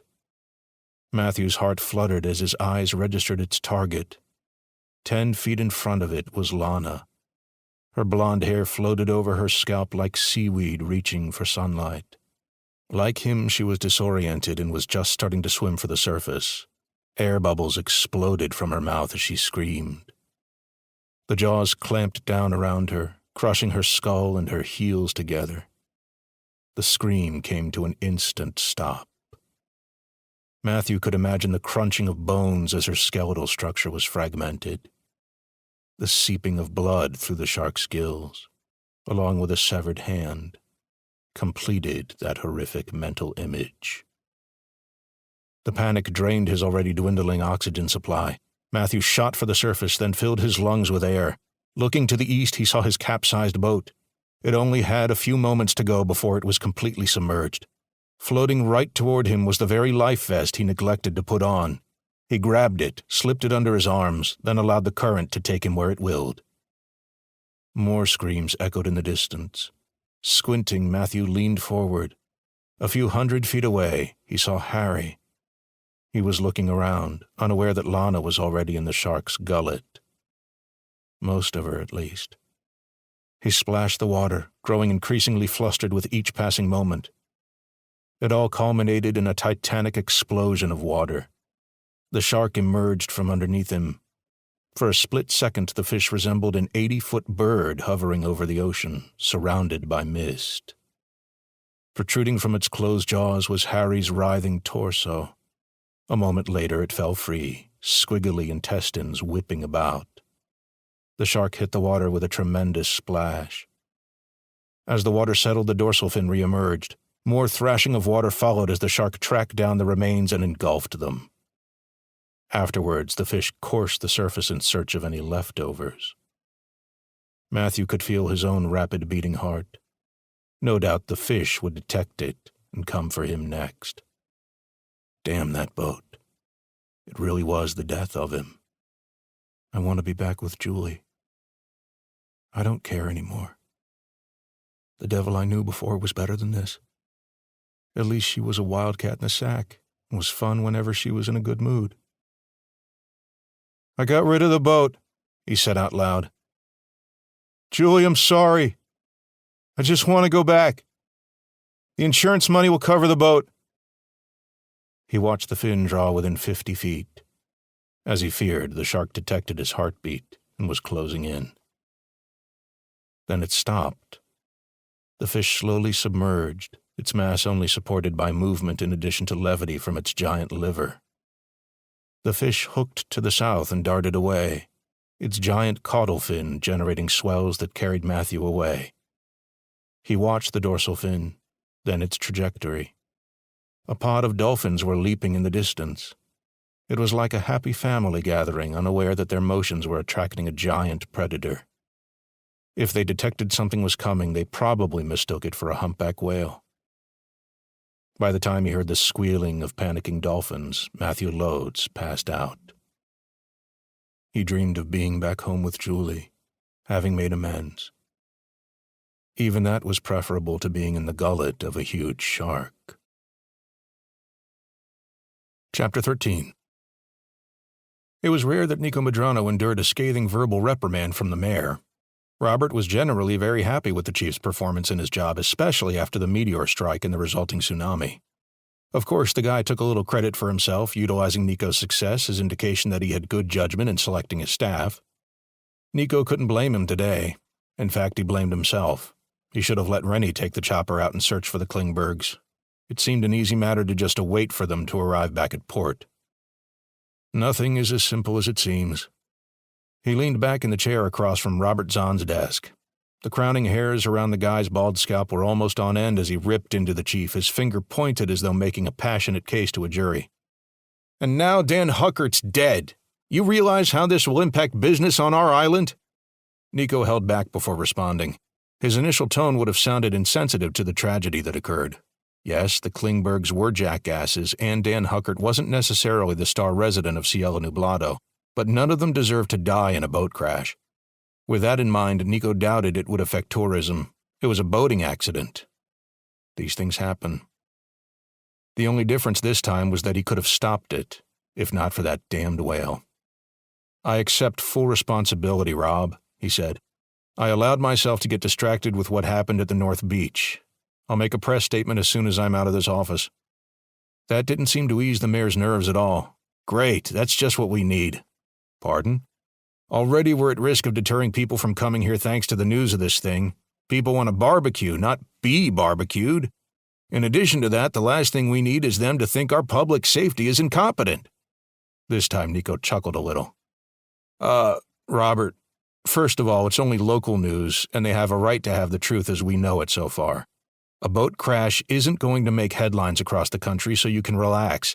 Secondly, it wasn't a mass shooting or a terrorist bombing. It was a boat accident caused by, with respect to the deceased, a bunch of unruly morons. The mayor leaned back in his seat. I recall there's more to it than that. Such as? Your report mentioned something about a shotgun blast. That Dan Huckert might have killed one of those people. He had a weapon on his boat. It's not illegal to carry firearms on vessels, and I've checked him in the past. He had all the permits. My guess is that the Klingbergs harassed him again and things got out of hand. He noticed the look in the mayor's face. Look, our forensics guys are looking into it, but that doesn't change the obvious fact that it all resulted in a boat crash. Even if Dan Huckert killed one or more of those guys, what do you expect me to do about it? He's dead, and he wasn't exactly a threat to the public. What about the missing person? Our divers still can't find him, Nico said. He might have been swept north by the straits. Hard to say. But his boat suffered some sort of damage, and from what I've seen, there's nothing Dan Huckert could have done to cause that. Then what could? A three-way boat crash? Nico shook his head. The damage isn't consistent with any kind of collision. And what about that whale on the beach? Officer Jackman reported that the researchers hauled it out to sea on our behalf. Robert Zahn leaned forward. What? You let the researchers handle it? Yeah, Nico shrugged. What's the problem? It's their whale. The union contracts state that the Island Maintenance Division has custody of that assignment. They could file a grievance that non-union personnel was performing their tasks. Oh, cut it out with that bullshit, Nico said. Tell you what, next time a whale beaches itself here, I'll let them have first dibs. Now, if you excuse me. He stood up and went for the door. Chief, one more question. It took a moment for Nico to get rid of his annoyed look before turning around. Yeah. I've been seeing an odd increase of police activity on the island today. More than usual. There's been more activity today than usual, Nico said. Not more than what the staff on shift can handle. Certainly not enough to warrant hundreds of dollars worth of overtime. Hundreds. This guy's worked up on hundreds of dollars? It's pocket change compared to the taxpayer money he throws around. Rob, you've heard of the shooting in Miami, right? Yeah, the mayor chuckled. You don't honestly think those crooks are here, do you? It's just a precaution. They haven't been found yet, which means they're hiding out wherever they can. We're easily within traveling distance. Yeah, well, so is North Key, Key Largo, Windley, the lower and upper Matacumbi, Fiesta Key. Yes, I get it. They'd have to come in by boat or seaplane. We're nowhere near the overseas highway. Like I said, it's a precaution. It's our responsibility to be on the lookout as best we can. All right, fine. It's just that with everything else going on, we don't need residents around here on edge. Nobody's on edge except me, Mayor. And judging by the way that vein is sticking out of your head, you. Have a scotch and relax. Leave the worrying to me. Nico stepped out of the office and went to the lot. He sat in his truck. With nobody around, he didn't have to keep up the facade of confidence. 4 people dead. Something he could have prevented had he had taken swift action. Back in his mind, he knew it wasn't entirely his fault. At the end of the day, responsibility went to the Klingbergs, who thought they could act foolishly without consequence. But he was the chief, and the safety of everyone on this island and its surrounding waters was his concern. Nico had allowed himself to get distracted today, just as he did July 2018. July. Is there something about this month that's haunted? Once upon a time, Nico loved this month. Now, he wished he could skip it every year. Reduce the calendar to 11 months instead of 12. But he couldn't. He had to live with it. The time on his watch read 4:46. Nothing from Denise. Maybe after hauling the whale out, she simply returned to wherever she was researching. At least he was off the hook. Hiding made him feel like a coward. Facing her made him feel like the failure he saw himself as. He started the engine. Please, God, let the bullshit be over with. Chapter 14. No, absolutely not taking part in this insanity, dude. Enrique stood up from the basement sofa and went straight for the stairs. Ed Thatcher realized his proposal to the group was quickly going downhill. Chris and Alan were on his side, though reluctantly. Whether they liked it or not, they were stuck with Thatcher. They couldn't risk letting him go his own way, for if he got caught, he would easily spill the beans on their whereabouts, and with his mind clouded by his addiction, they couldn't trust him to operate alone. Enrique, wait, Thatcher said. No way, man. I'm going home. I did what you paid me to do. No way am I going to be caught doing a drug deal. We're not going to be caught, Thatcher said. Pedro knows the local waters. The police don't go around inspecting every boat. The meeting will be relatively brief. Roberto doesn't want to stick around longer than he has to. It'll be a brief exchange. You assume I'm willing to help you, Pedro said. Thatcher turned around to face him. Being at another man's mercy was excruciating. It wasn't something he was used to. His ego was burning so hot he felt he could fire solar flares from his eyes. On any other occasion, Thatcher would have Pedro beaten to a pulp and left on the side of the road. Such action wouldn't help him in this case, as Pedro was the only one who could locate that wreck. I'll pay you. I'm not keen on having drugs in my house, Pedro said, especially knowing you'll be snorting it up all night. God only knows how crazy you get when you're high. Likewise, I'm not riding around with drugs on my boat, Enrique said. Oh, but murderers are okay, Thatcher said. He had no qualms with calling himself what he was. The bank wasn't the first time he squeezed the trigger. Maybe the most newsworthy time, but not the first. And he would do it again to keep himself from going to prison. Enrique looked at Chris. My favor to you guys is fulfilled. I'm out of here. He ascended the stairs. Thatcher ran up after him. Enrique, I need you. I don't want to be a part of this anymore. Yeah? What are you going to do when you get home? You think you can land another job? Sounds like you tried the straight life and it spat in your face. Face it, you'd be near broke if not for this little job. Now I have another for you. All I need you to do is drive the boat. Enrique stopped at the front door. Let's pretend I agree. Why do I have the feeling you're going to come up with some other task for me after this? Thatcher smiled, revealing stained teeth. Because I will. You see, after tomorrow's deal, we'll have to figure out where we're going next. Might head into Mexico. Not sure yet, but regardless, we'll need a boat. Dude, you're insane. Enrique grabbed a doorknob and began to twist it. Call me as many names as you want, Thatcher said. But I'm offering you $100,000 for a few days' work. It was as though Enrique was suddenly frozen in time. He stood motionless, his hand still clutching the door handle. The latch had just come undone, yet the door remained shut. Slowly, he let the knob spin back. It was the phrasing that made the light bulb go off. The last few years, he had been working all kinds of crappy jobs for scraps. $50 a day to lift 100-pound bags of grain, spraying decks, hammering pallets. Then Uncle Sam took his fair share. It was all an ex-con could get, at least so they say. At the end of the week, he'd have a few $100. A few days, $100,000. Damn, I wish Thatcher didn't phrase it like that. If only Pedro's boat was in commission. Enrique considered the details of the task. The deal tomorrow would be quick. Roberto would give a sample, Thatcher would test it.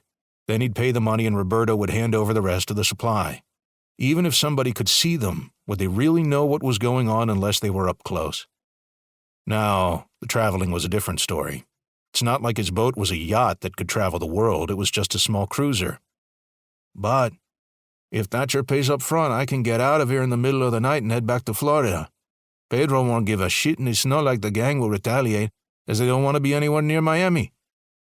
He faced the gang leader. I want payment as soon as the deal is complete. Half, Thatcher said. Full, and another $5,000 to cover fuel. Thatcher gnawed on his lip.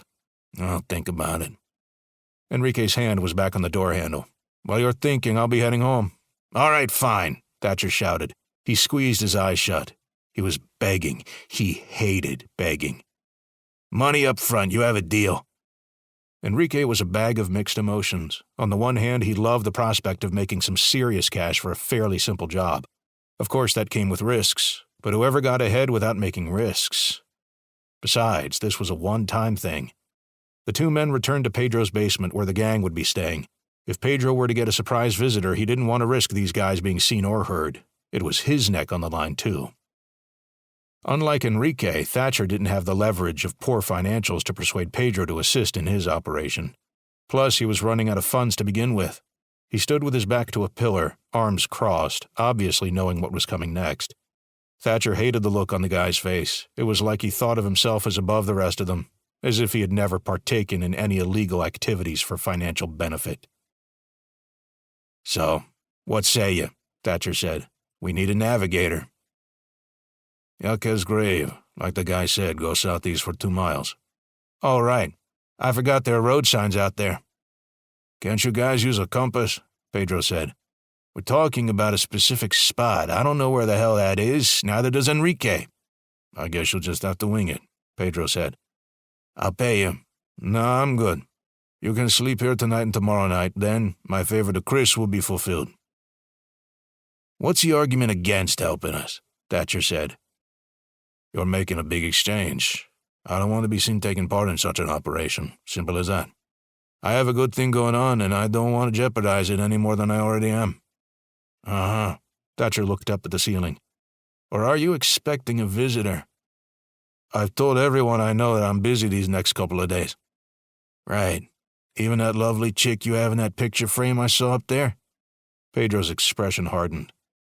Like I said, I have a good thing going on here that I don't want to jeopardize. You guys can find the meeting site on your own. I want you gone by Saturday." Thatcher smiled. "Why?" "What do you mean, why? That was a deal." "Why Saturday specifically?" Thatcher said. "Got a hot date? Little Missy stopping by for a little—" He clicked his tongue. Pedro's arms slowly uncrossed. His right hand came down by his side. Thatcher knew of the pistol on the back of his waistline. Pedro wasn't going to shoot him and draw the entire neighborhood in, not unless one of the thugs posed a threat that couldn't be stopped any other way. Regardless, Thatcher had him on edge. "Who knows? Maybe we'll stick around a little while longer, stay here to enjoy a meeting with little Missy." "Dude, you're really pushing it," Pedro said. His face was turning red. "Am I?" "Thatcher, dial it back a bit, will you?" Chris said.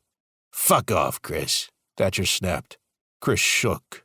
Rarely did Thatcher ever raise his voice at him, even in stressful scenarios. But today, his lifelong friend looked as though he would kill him as soon as he would anyone else. "I think I've had enough," Pedro said. "Letting you guys come here was a mistake. Time for you to leave." "You gonna make us?" "How?" "I'll shoot your asses if I have to."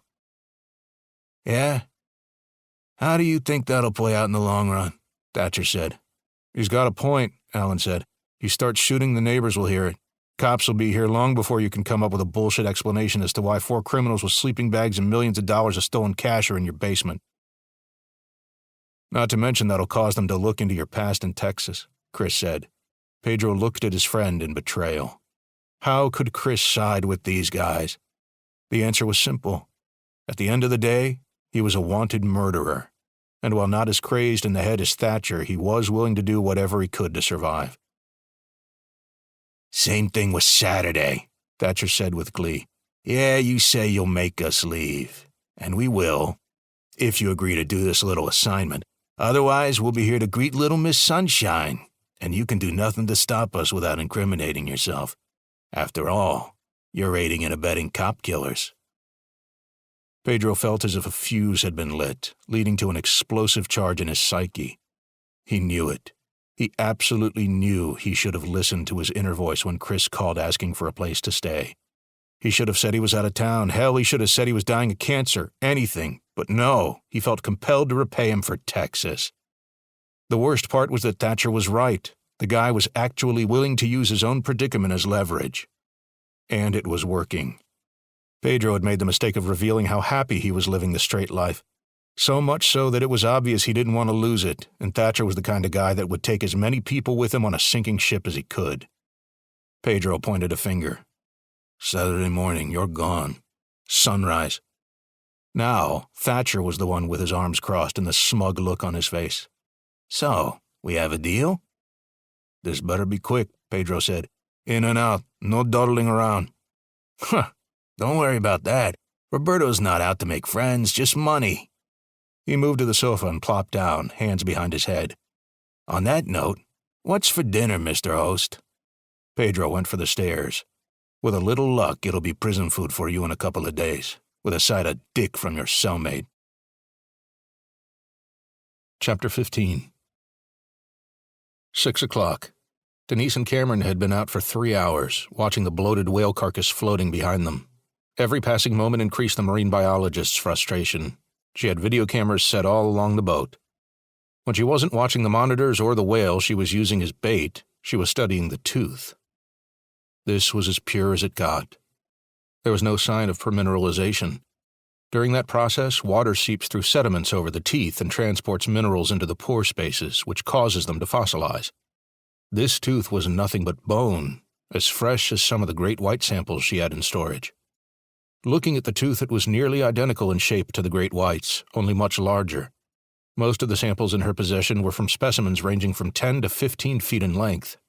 Their inch-long teeth paled to the ferocity of the 7-inch cleaver in Denise's hand.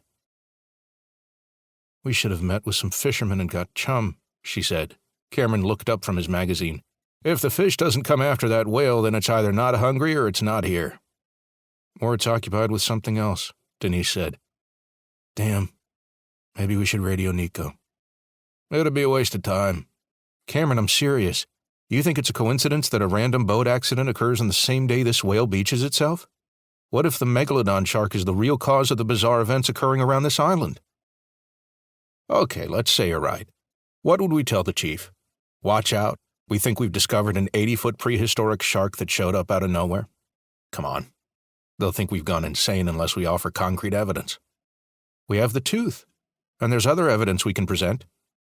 Denise tilted her head to the lab storage. I thought you wanted to keep those samples secret until your papers were published. Yeah, but not at the expense of human life. A shark that size could present an extreme danger to the public. They should be warned. That's why we're out here, getting proof. Otherwise, saying anything to the authorities will be a waste of time. Cameron returned to his magazines. Besides, what exactly do you expect your ex-husband to do about it? Shut down the whole island? From what the officer on the beach told me, the mayor was having a fit just from having the whale on the beach. Denise looked to the east, imagining the deep waters where that meteor struck. Scientists have been exploring the ocean for nearly a century. Yet, it was a random meteor, traveling for God knows how many eons with no direction, just the pull of gravity to guide it, that plunged into the world where prehistoric creatures still lurked. She never would have guessed that they would have been so relatively close to civilization. Many people speculated the deeper trenches of the Pacific Ocean would hold the key to such discoveries. However, the Atlantic waters were vast and deep enough to hide such fantastic creatures such as the Megalodon. Depths that had been breached by the rock from outer space, as though God himself had decided it was time for the world above to meet the demons he secretly kept below. Oh, look at that. 5-burner grill on sale for $250. I might have to look into that, Cameron said. Denise shook her head. What exactly would you do with a grill? Cook with it? He smirked. It's perfectly common for people to bring grills on boats. Yeah, you're not getting that. Oh, come on. You always claim to be broke, yet you're willing to throw away perfectly good money on a grill? I used to be broke. That was when I had a mortgage and a car. Now I live on this boat with you. At the moment, at least, until you move back in with your hubby. Oh, not this again. Denise turned around and leaned over the side. Yeah, you want to warn Nico of the shark because it'll grant you an audience with him. You can tell him about the dangerous fish and that you forgot how good-looking he is. The way you say that makes it sound like you secretly have the hots for him. Cameron stared into the distance, deep in thought, then nodded. Yeah, nice try. You're not going to turn it around on me. Don't worry, once we get footage of that big old shark, you'll get all kinds of grant money and a chance to impress Nico. He thinks I hate him, Denise said. Do you? I did. I guess time has offered me the ability to reflect. Then tell him that. Give him peace of mind if nothing else. Quit moping. If anyone's going to complain around here for something they apparently can't have, it's me griping about this grill. Denise smiled. You suck at cooking anyway. Says you. You should know I make a mean steak with some meat tenderizers, some curry powder, cayenne pepper, cumin, red pepper. A thump vibrated through the hull, drawing both researchers toward the port bow. What the hell was that? I don't know. They heard another bump. This one was lighter and repetitive, concurrent with the sounds of lapping water. Sounds like something's up against the boat. They moved to the forward deck and looked down. Drifting along the water were floating pieces of material. Fiberglass, decking, furniture. And an unconscious man in a life jacket. Holy hell. Hurry, let's get him up. He's taken quite a beating. What the hell do you think happened to him? I don't know, but judging by all the shit floating around him, I say he wrecked his boat. Another boat accident. Seems like there's a lot of that going on today, Cameron said as he snagged the man's vest with a pole. Well, if nothing else, you can brag that I'll get to have another meeting with Nico. We'll be giving a statement about this. They hauled the man aboard and checked his vitals. He's still alive. Get his shirt off. I'm going to detach the whale and get on the horn to the local hospital. Chapter 16. So much for no more craziness. Nico watched the paramedics load the man from his ex-wife's boat to the ambulance. According to the identification on him, he was Matthew Loades, a resident from Upper Matacumbe Key. Hey, Chief, Rennie said through the radio. Go ahead. I'm at the spot where the professor found the wreckage. I see debris, but no sign of anyone else. Keep looking. Keep me informed. Okay.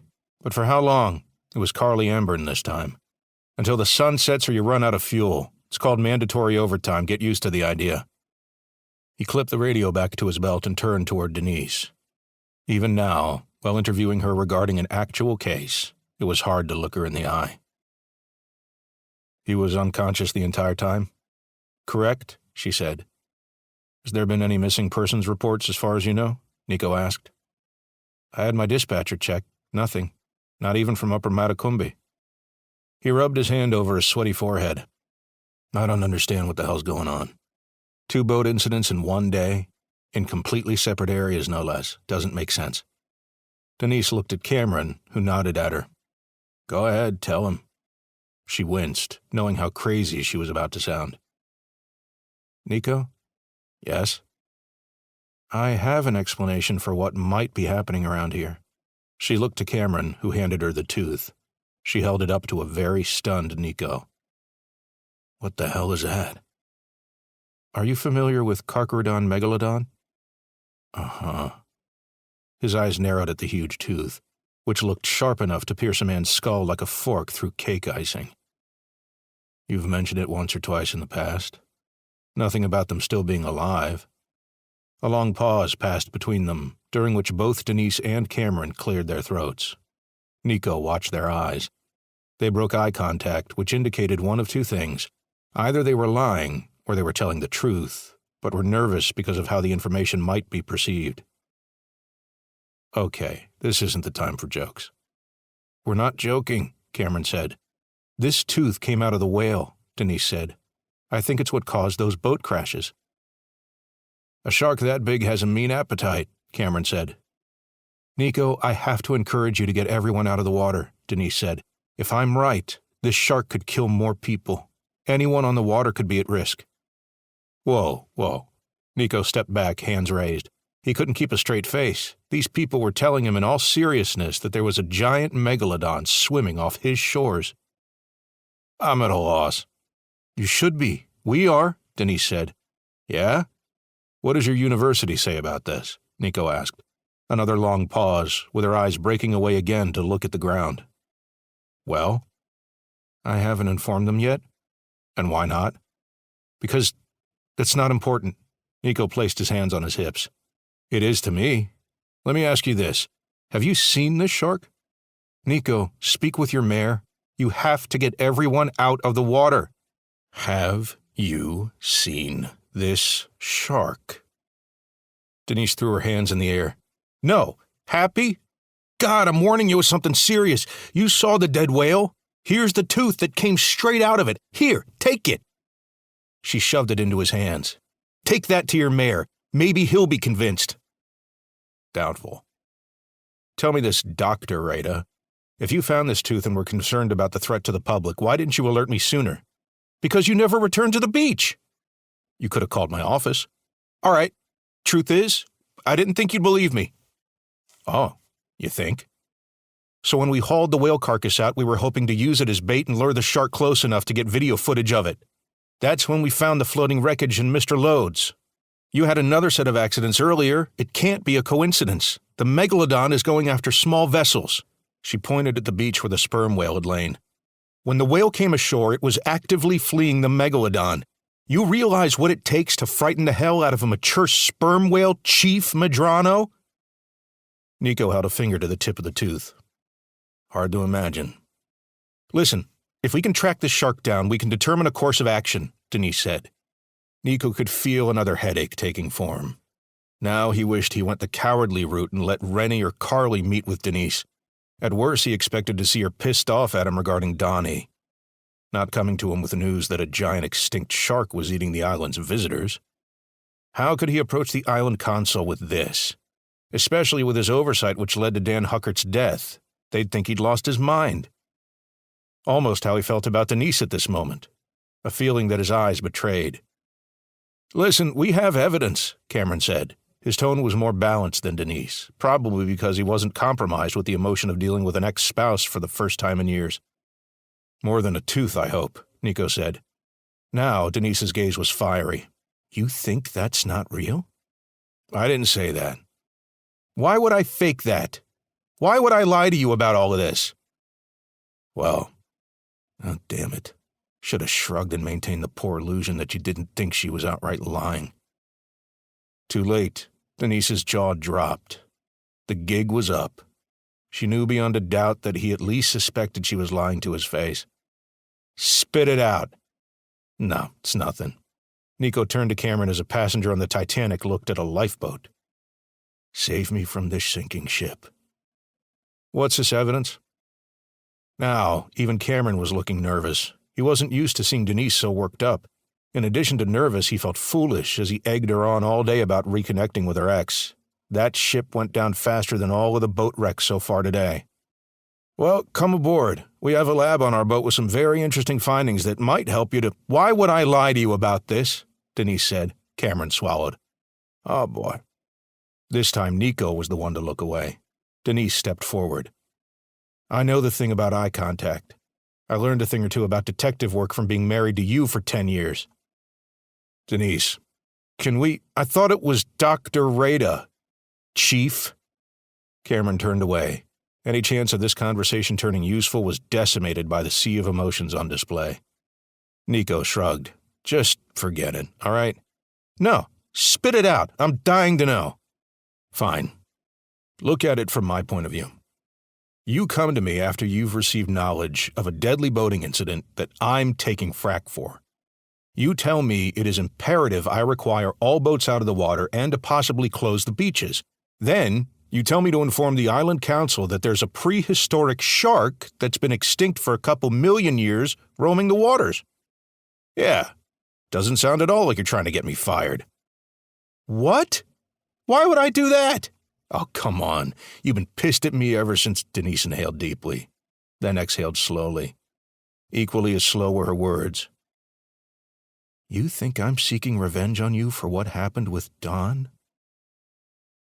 Jesus Christ, Nico. Just as I thought I was regaining my respect for you." She turned on her heel and marched back to the cabin, brushing by a bewildered Cameron. With a sigh, Nico backed away. "I suppose you guys will be spending the night here?" Cameron nodded. "As long as that's all right." "Yeah, it's good. Just, what could he say at this point? Better to leave without doing any more damage." "It's good to see you, Cameron." "Likewise." His tone wasn't convincing. Nico couldn't care less at this moment. He got in his interceptor and went for the office. Time to file a few reports, then go home. Then the next objective would be to have a stiff drink. All the while the day's events rolled through his mind. He thought of the strange markings in the red jet boat. He pulled to the side and looked at the images on his phone. Zooming in, he eyed one of the incisions, then looked at the large tooth in his passenger seat. Could such a thing really exist? Oh, I hate that I'm even considering this. He picked up his radio. "This is the chief. I want additional boat patrols on duty tonight.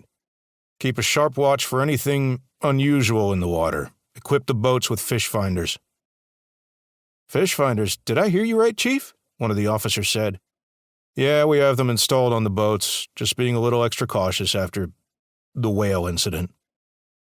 If anything went his way, that lie at least sounded believable after the incident on North Beach.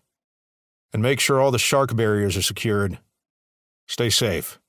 If you see anything unusual, have dispatch ring me at home." Chapter 17. 2 miles north, nothing. 10 miles west, nothing. Except the distant view of the overseas highway. The ocean was too big a place for only 2 people to conduct a search. Rennie Jackman usually loved flying the chopper. There was something about being airborne that gave him a sense of freedom. Plus, it filled his ego, as he was the only officer in the Cielo Nublado police department that was qualified to pilot the chopper. Today, however, he was carefully watching the fuel gauge, hoping that needle would hurry up an inch closer to the red. Aside from little bits of wreckage, there wasn't anything to be seen other than blue ocean. In the co-pilot seat, Carly had just about given up scanning the water. She was bored beyond belief, to the point where she wanted to take control of the joystick and steer them back home. She partially got her way. They had double-backed and were now searching 2 miles out from the northwest corner of the island. "Good old Chief is probably halfway through Margarita right now. Meanwhile, we're up here on a wild goose chase," she said. Hey now, if anyone's floating around out here, we're their only chance of rescue, Rennie said. Dude, you sound like you were about to fall asleep midway through that sentence, Carly said. Probably because I was. A yawn followed that statement. I can't take much more of this. There's nothing out here except boaters. And dolphins. Carly's expression livened. She leaned against the window and watched the pod racing north. Their speed was fairly intense, lacking the grace of a family moving together. Instead, they traveled with an odd intensity, like how fish darted in the presence of a larger creature. Carly turned to look further behind them. What is that? Hey! What? Rennie said as he turned to port. I thought I saw something. What, a boat? No, something under the water going after the dolphins. It looked like a whale, but I didn't get a good enough look at it. We're not looking for whales. We're looking for wreckage and people in life jackets. Rennie yawned again. If there even are any, which I'm starting to doubt. Just turn back around, will you? Oh, for heaven's sake. Rennie swung the chopper back around. Carly eagerly searched the water. Nothing. That big shape was gone. Damn it. How could something that big disappear? The waters are deeper around here than near the islands. This isn't a sandbar. We're a couple miles out. Bottom's out at 1,000 feet in some places. He smiled. That's assuming you even saw anything.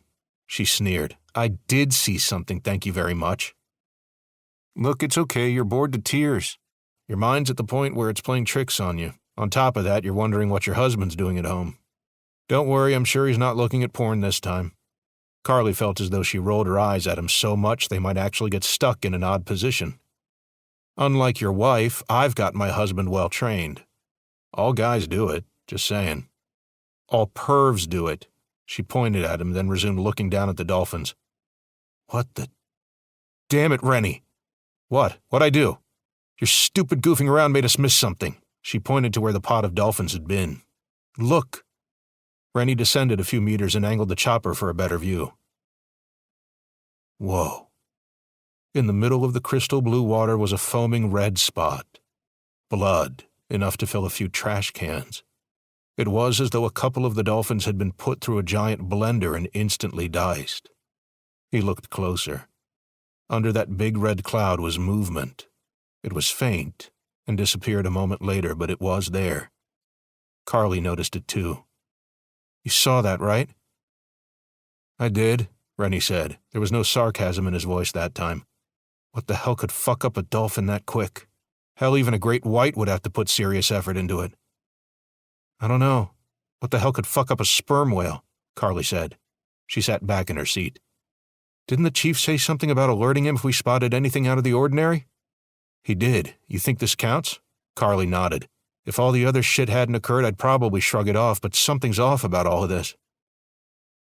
Agreed. Still, I'm not going to have the entire department hear my ramblings of a sea monster lurking in the Keys. I'm calling Nico directly. He dug out his phone and pointed the chopper toward home, giving one last glance at the bloodbath below. I don't suppose a whale could do that. Not that I've ever heard of. Same. He sped the chopper within range, then scrolled down his contacts until he found the chief's personal cell. Hey, Chief. This might sound weird, but you did say to alert you if we spotted anything unusual. Chapter 18. You're shitting me. How big? We couldn't get a good visual. Whatever it is, it's keeping to the deep waters. She says it was at least as big as a whale, but I've never seen a whale go to town on a pod of dolphins like this, and I've lived down here all my life. No, that's not common. Baleen whales aren't capable of doing such damage in the first place, and toothed whales tend to go after squid, not dolphins. Nico looked at the tooth, which rested on the arm of his recliner. Just can't be. Beg your pardon? Nothing. Bring it back in. I'm going to speak with the mayor tomorrow, then I'm going to meet with the researchers and get their take on this. Nico, I'm hearing it in your voice. Is this something serious? Nico opened his mouth to talk, but struggled to get his answer out. How could he respond without sounding like a lunatic? It might be. That's all I can say. I don't have all the answers just yet. Anyway, bring it in and go on home. There's not much daylight left anyway. All right. See you in the morning, Chief. Thanks for calling. Nico hung up and leaned his head back against the cushion, watching the tooth. He had been examining it for the last couple of hours. If it was a replica, it was a damn good one. good enough to make him search for more clues. Propped on his lap was his computer.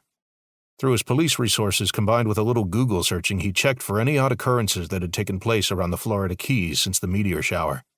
He filtered through the initial reports of missing boats and people who were clearly victims of the tsunami. It was the end of June when a sailing yacht was reported capsized 30 miles north of the Bahamas. The boat was found afloat, with a large breach in the keel. Investigators suspected the boat had either collided with another boat or had run aground and somehow drifted away without anyone seeing. Others speculated maybe they encountered a whale and got too close. Long shot. 3 days later, 40 miles east of Key Elliott, another yacht issued a mayday. The family aboard had anchored in a region of 100 feet of depth and went swimming. They reported that something snagged the anchor chain and dragged their boat backward for several yards before releasing them. Following that incident, a researcher tracking a gray whale reported finding the animal dead with large wounds. The whale had been dead for a couple of days when he located it, leading to speculation that sharks and other smaller creatures had simply stripped the animal down. That sounds a little too familiar. The report that made Nico's blood run cold was only from last night, when a fishing charter from Cielo Nublado, with 2 vacationers aboard, left and never returned. Spa reservations on the key went unattended, something the owners reported unusual concerning those particular clients. Reports indicated they traveled east for marlin fishing and never returned. Nico finished his glass and shut his eyes. Resting was no option, even with the booze in his system. All he could think of was giant sharks, and the embarrassment that he was even giving this theory any kind of credibility. Then there was the humiliation he felt from his disastrous conversation with Denise. Even if he found her theory unbelievable, he shouldn't have made such an insane speculation regarding her motive. If she was the vengeful type, she would have dragged the divorce proceedings on until the court drained him of all finances. Hell, if she really wanted to get back at him, she'd have him charged for negligence. But she didn't. She recognized the situation for what it was. An accident. A horrible accident. But an accident no less. Jesus, I can't believe I'm entertaining this theory, he said to himself. He picked up his phone and tried calling hers. No answer. She was probably ignoring him. Fine, I'll just head on over. Nico stood up, dressed himself in something presentable, then searched for his truck keys. By the time he arrived at the dock, Nico was as nervous as he was when performing his first arrest warrant. Hell, considering how their last encounter went, Denise was as likely to shoot his ass as much as any wife-beater he ever arrested. To his relief, Cameron was up on deck. He stood up as soon as he saw the chief step out of the truck. Permission to come aboard? Sure, Chief. She's in her quarters. Nico chuckled and boarded the vessel. You make her sound like royalty. I suppose I see her that way. What brings you back? Nico held up the tooth. Cameron swallowed. Oh, boy. I'm not looking to start another fight. I still find it hard to believe that one of these things could be lurking around here, let alone be alive to begin with, but I can't deny that none of the occurrences today are normal. And you did say you pulled this out of the whale. Well, I won't hold you up. Cameron led him through the interior of the vessel, then knocked on Denise's cabin door. Hey, Professor, you have a visitor. I know who it is. Tell him to stick his head up his ass and go home. Already did that, Nico said. Turns out it's hard to see while you're driving. Better to drive home then stick your head up your ass. Denise opened the door. She was staring at him with a straight face, but Nico knew her well enough to know she was suppressing a laugh. What are you doing back here? You said you had some evidence supporting why a Megalodon would be in our waters, Nico said. I need all the information I can get in order to launch an investigation. Wow. Denise crossed her arms and leaned against the doorframe. My sinister plan for getting the island to fire you is really paying off. Look, I was speaking out of my ass. It's just hard for me to believe this is actually real. Denise took the tooth from him and examined it. Yeah, I guess it was a lot to take in. Though spectacular, it was easier for Cameron and I to accept as fact, not just because of this tooth, but because of everything we found since the meteor strike. Does this have anything to do with your research in the Keys? It has everything to do with our research in the Keys. Come with me. We have something you'll find interesting. They took a small flight of stairs to the lab area below. In the back of the lab was a freezer unit, similar to ones used for food storage, though this one appeared to be a little more high-tech. Let me do the honors, Cameron said. He squeezed between them and went for the unit. Cold vapor spewed from the lid as it yawned high. Once it cleared, he gestured for the chief to take a look. Inside was a preserved 3-foot-long fish. It was brown in color with stripes running down its back. Its tail was somewhat similar in shape to that of a thresher shark's, though not nearly as elongated. Even more elongated was the snout, which reminded him of that of a goblin shark.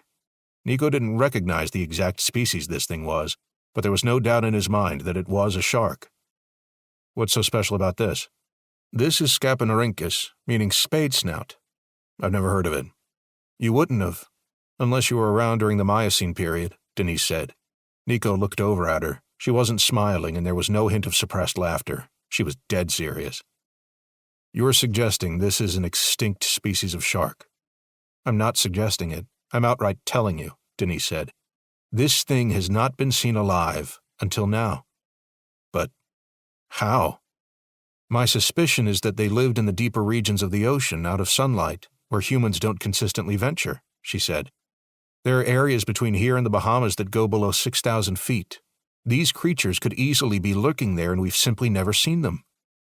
Hard to believe, with all the dives that have been made, that nobody's ever seen one, Nico said. When research dives are made with submersibles, they're usually checking out a specific area, such as a wreck or event region. And who's to say nobody's ever encountered an unknown or thought to be extinct species? Denise stepped across the lab and dug a book out from the desk drawer. It was an old leather edition journal with a cracked cover. Judging from the content Nico glimpsed from the pages his ex-wife flipped through, it was from the 90s. Denise stopped midway through the book and held it toward him. On the page was a grainy photo taken on the ocean floor. Wherever it was dark enough to be nearly pitch black, except for the lights emitting from the submersible that snapped the image. There was something in the background, a shark of some kind, though the details were not clear. This was in 98, Denise said.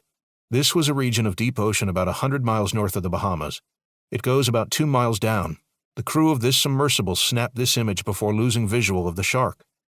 She snatched the book from Nico's hands and found another image. Then there's this one here. Nico raised an eyebrow at the sight of a crushed submersible lying against a bed of rocks. The quality of the image wasn't much better, making him believe it was taken in the same decade.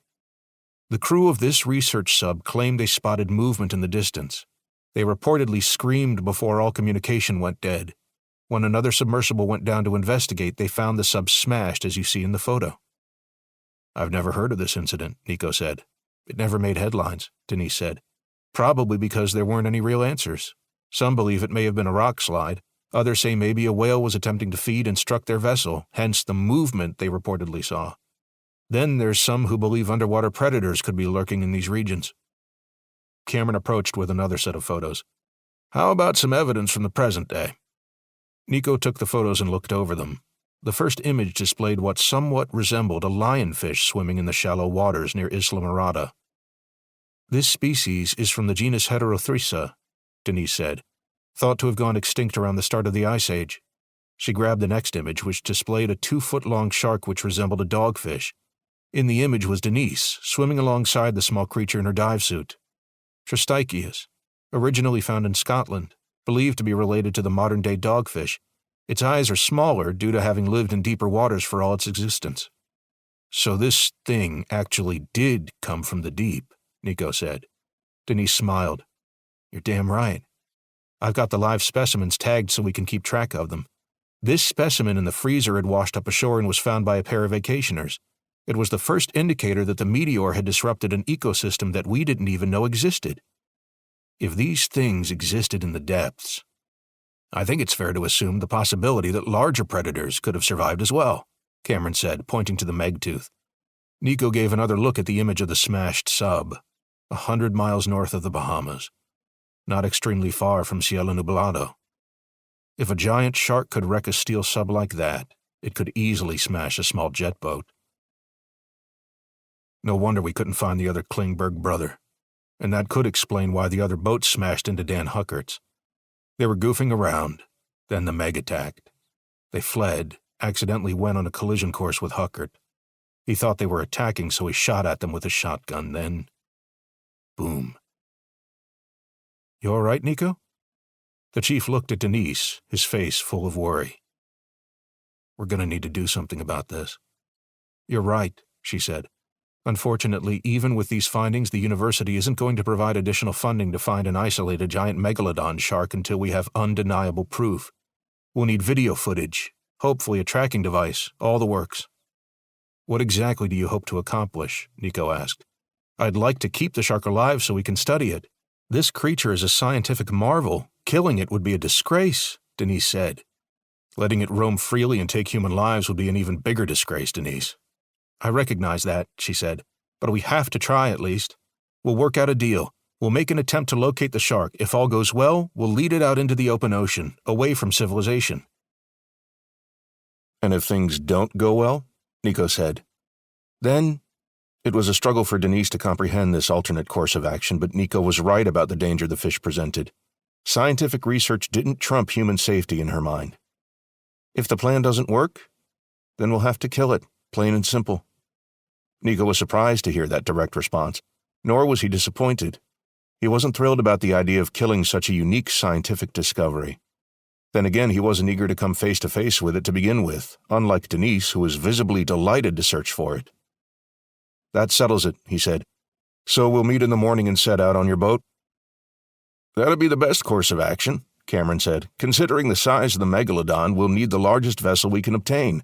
Since I don't see any battleships in the area, our boat will have to do. Good.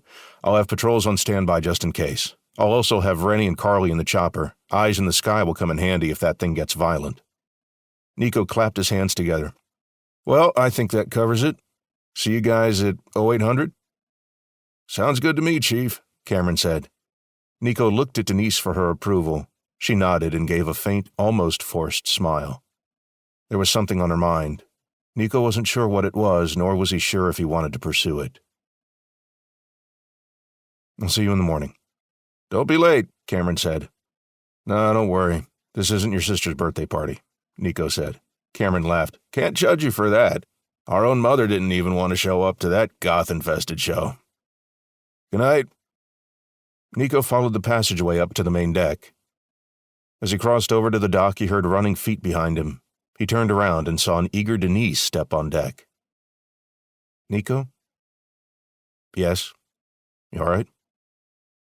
Yeah. No. Well, yes. She smiled nervously. Nico tilted his head forward. Which is it? The smile faded. Denise could only keep up the facade for so long. How have you been? Nico shrugged. Fine. Fine. You sure about that? I'm pretty sure, he said. She stepped closer, hands clasped behind her back. Listen, I don't want to hold you up much longer. I arrived without an invitation, it's all right. But I'm worried about you. Worried about me.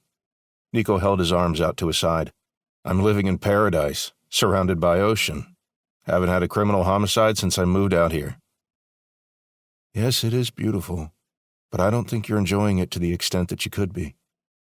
Nico lowered his arms. He wasn't sure how to reply to that. He deserved the heaviness in his heart. If anyone needed to be checked up on, it was Denise. Not like she let Donnie drown. How about you? How have you been? It's been all business since you first arrived. I never really got to see how you were doing. Well, I've had my hands full. Been keeping busy out on the water. I feel like I've been out at sea more than I've been on land lately. It's a job most marine biologists would kill for. I bet it is. Nico glanced at the cockpit. Living with Cameron, essentially. You guys getting... He winced at the thought. Denise did too. Hell no. I've known him so long that just seems weird. Plus, she glanced back to make sure Cameron wasn't listening nearby. He's a little hefty for my taste. The sight of mild relief in Nico's face gave her joy. What about you? There a new Mrs. Medrano here in paradise? No. Denise had mixed emotions from that answer. On the one hand, it was nice knowing he wasn't the type to fill the void of his marriage with a series of hookups. However, the why behind his refusal to find a new love made her heart feel heavy. Nico didn't need to state it for her to know. His mind was in a constant tug-of-war between wanting happiness and feeling he didn't deserve it. "Was there something you wanted to tell me?" Nico asked. "Huh? You ran up here pretty fast. I wasn't sure if there was something specific or—" "Oh, no, I just thought it'd be nice to catch up a bit." She looked away for a moment. "That's a lie. Like I said, I'm worried about you, Nico. I appreciate it. But I'm fine. I promise." "Are you really?" "Absolutely." Denise recognized the tone. The way he said that made her think of the suspects he interrogated in Waco. He often told her the stories, specifically the more humorous ones, of suspects trying hard to paint themselves as innocent. "Absolutely. I would never follow that woman." Now it was Nico failing to sell the lie. "Maybe it's time we talked about it," she said. Nico cleared his throat. Well." At that moment his phone rang. He quickly snatched it and accepted the call. "Chief Medrano here." "Uh-huh." "Right. Hold on." He held the phone down and turned to look at Denise. "Sorry, there's police crap I have to deal with. We'll pick this up another time, all right?" Denise sighed. "All right. See you in the morning." "Yep, 8 o'clock." Nico waved goodbye, then returned to his truck. As soon as he steered the vehicle out of sight, he hung up on the telemarketer that he pretended was someone from the department. For once, those salespeople actually came in handy. For the short term, at least. His mind was a maelstrom of contradicting feelings. Part of him wanted to be around Denise more, to make up for lost time. But doing so would force him to face the past. Nico's hands clutched the wheel so hard he felt it would bend. Please, God. Tomorrow let the focus solely be on finding an oversized shark and stopping it. And more importantly, Lord, free me of this misery. Chapter 19. The razors scraped the mirror, guiding the remainder of the precious white powder to its final destination. Thatcher's nose served as a vacuum, sucking the drugs into his respiratory system. On his knees like a slave in ancient Rome, he leaned back and waited for the glorious high. Minutes passed and it never came.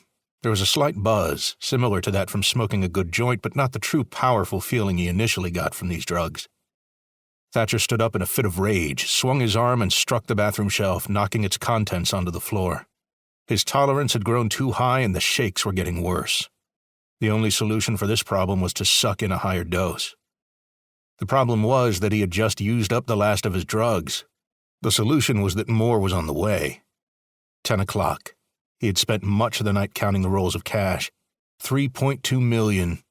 Better than he expected considering the rush they were in. He could pay off Roberto and then have enough set aside to lay low for a while. And with 10 kilos, he could possibly even afford to sell some of it off if things got tight. Even with the company of hookers and friends, it would be hard to use up all 10 kilos. It was something Thatcher considered to be a good problem. The bad problem was determining where they would go from here. He was on thin ice with Pedro as it was after their altercation last night. Maybe he could stick a knife in the guy's throat once the work was done. For all he knew, Pedro would rat them out once he cleaned out any evidence that they had been at his residence. Someone knocked on the door. "What's going on in there?" Thatcher was relieved that the voice was Chris's and not Pedro's. He opened the door and found his friend staring inquiringly. "Nothing. Need to use a can?" Chris looked past him at the cocaine setup and fallen shelf. Christ. He pushed Thatcher aside and started cleaning up. "What are you doing? If Pedro finds out you're doing drugs in his house, what's he gonna do about it?" "You really want to make enemies right now?" Chris said. "I don't. Not in our predicament. We still don't know where the hell we're gonna go after we're finished here with your little errand. We might have to put serious thought into leaving the U.S. "Oh yeah? And do what? Move to Italy? Become pasta chefs?"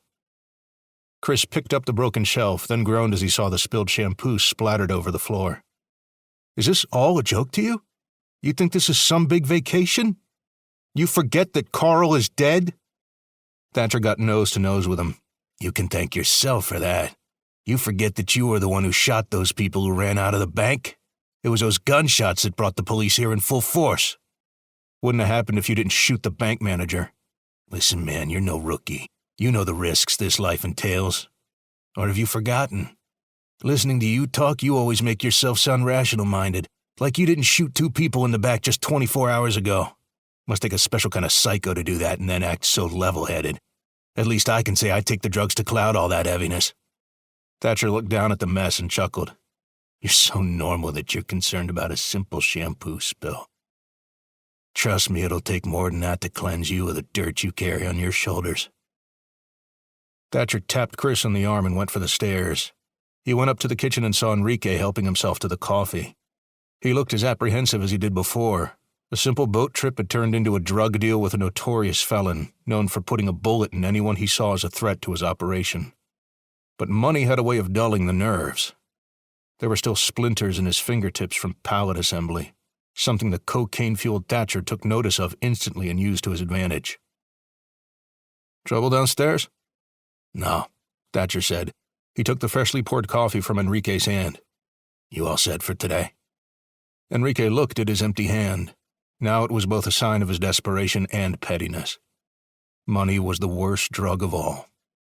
Because of it, Enrique risked arrest or even death, and on top of that allowed himself to be Thatcher's bitch. "Yes?" "Good." Thatcher drank from the mug. "Ah, that's good. So I'm thinking of moving inland, somewhere a little less populated. You ever been to any of the flyover states?" "Nebraska," Enrique said. What's it like?" "Not a lot of people. Don't know if you care for prairies. If you're looking to be isolated, you'll have to adapt to the lifestyle. No offense, but you don't look like a farmer to me. Then again, the Central Plains are somewhat hilly. Maybe you can find something there, but I don't know how you'll pull it off without a background check. That state isn't known for criminal enterprises with their claws in real estate. You got money, but to hide, you're going to have to find someone who's willing to accept cash under the table and forgo all the paperwork." "You have a line on anybody?" Enrique chuckled. "You kidding? I've been trying to stay out of this business, and here you come along to fuck up my day. No, I don't have any leads, and our deal remains the same. Tomorrow I'm taking you wherever you want to go, then I'm out." "Suit yourself. Just keep in mind there might be a couple U.S. Marshals waiting for you when you get back." "What?" "You're a known associate of mine, thanks to our previous history," Thatcher said. "They probably already checked your residence and discovered you were missing." Enrique's face paled. Sweat started to build along his forehead. He stared into the distance, his mind tormented by facts he failed to consider when he agreed to all of this. Thatcher smiled briefly, then sniffled. He was undergoing his own torment, the need for more cocaine. The pressure of finding a new hiding place was only elevating his need for a proper fix. He walked into the living room area. Further back was a hallway which led to the master bedroom. He could hear someone moving about. Couldn't be Alan. His snore still echoed from downstairs. Besides, not even this band of thugs would dare to invade the privacy of their host's private quarters. Unless that criminal's name was Ed Thatcher. He walked to the bedroom at the end of the hallway and pushed the door open.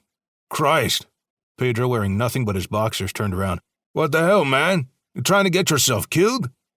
Thatcher stepped in, looking at the phone in his hand. "Making a call?" "None of your business. Get out."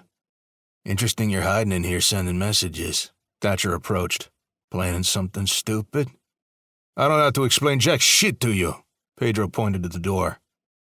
"You get out of my bedroom now, or you'll do what? Shoot me? We had this discussion yesterday. There's no version of this where you come out on top. You can blow my brains out, but that won't stop the police from digging into the fact that you were aiding and abetting murderers." Fed up, Pedro held the screen up. Thatcher took it and looked over the various texts.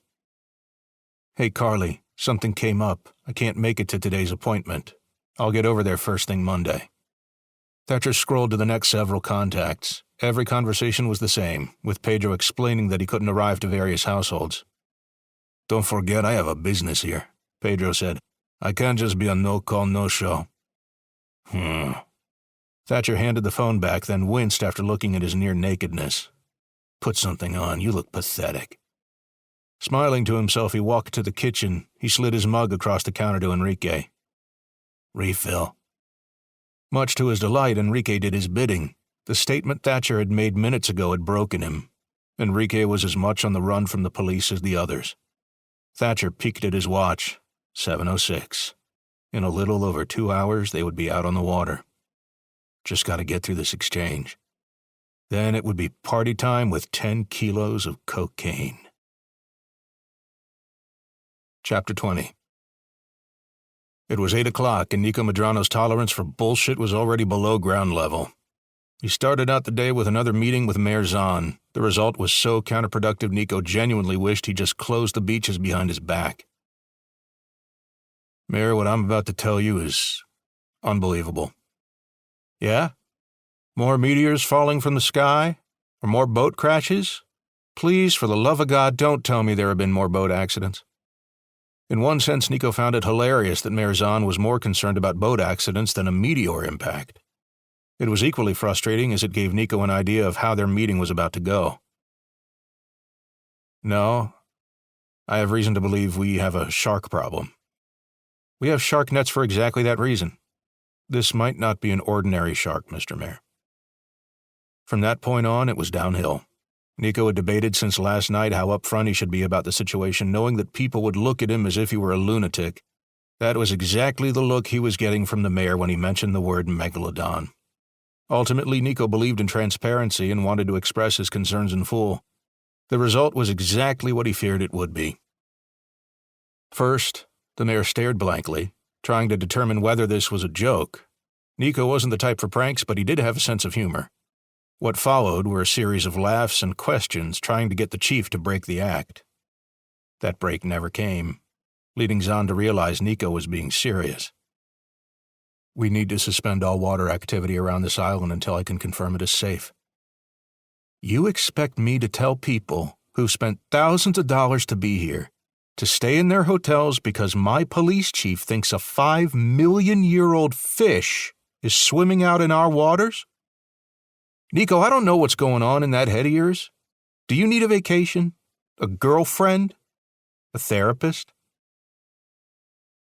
The briefing at the police station went a little bit better, though only because Nico had the advantage of rank. Because of Zahn's reaction, he was hesitant to be fully honest with his officers, but if he was going to have them patrolling the waters, he wanted them to know the full risks. He noticed a few eyebrows stretching when he explained what a megalodon was. Like the mayor, many of the officers were trying to determine if their chief was playing a joke on them. There were a few silent laughs disguised as coughs within the crowd, as well as some nervous grins. Even Rennie and Carly were looking at Nico as though he was a dementia patient. Nico praised himself for his high school theater classes for helping him keep a neutral tone during each meeting.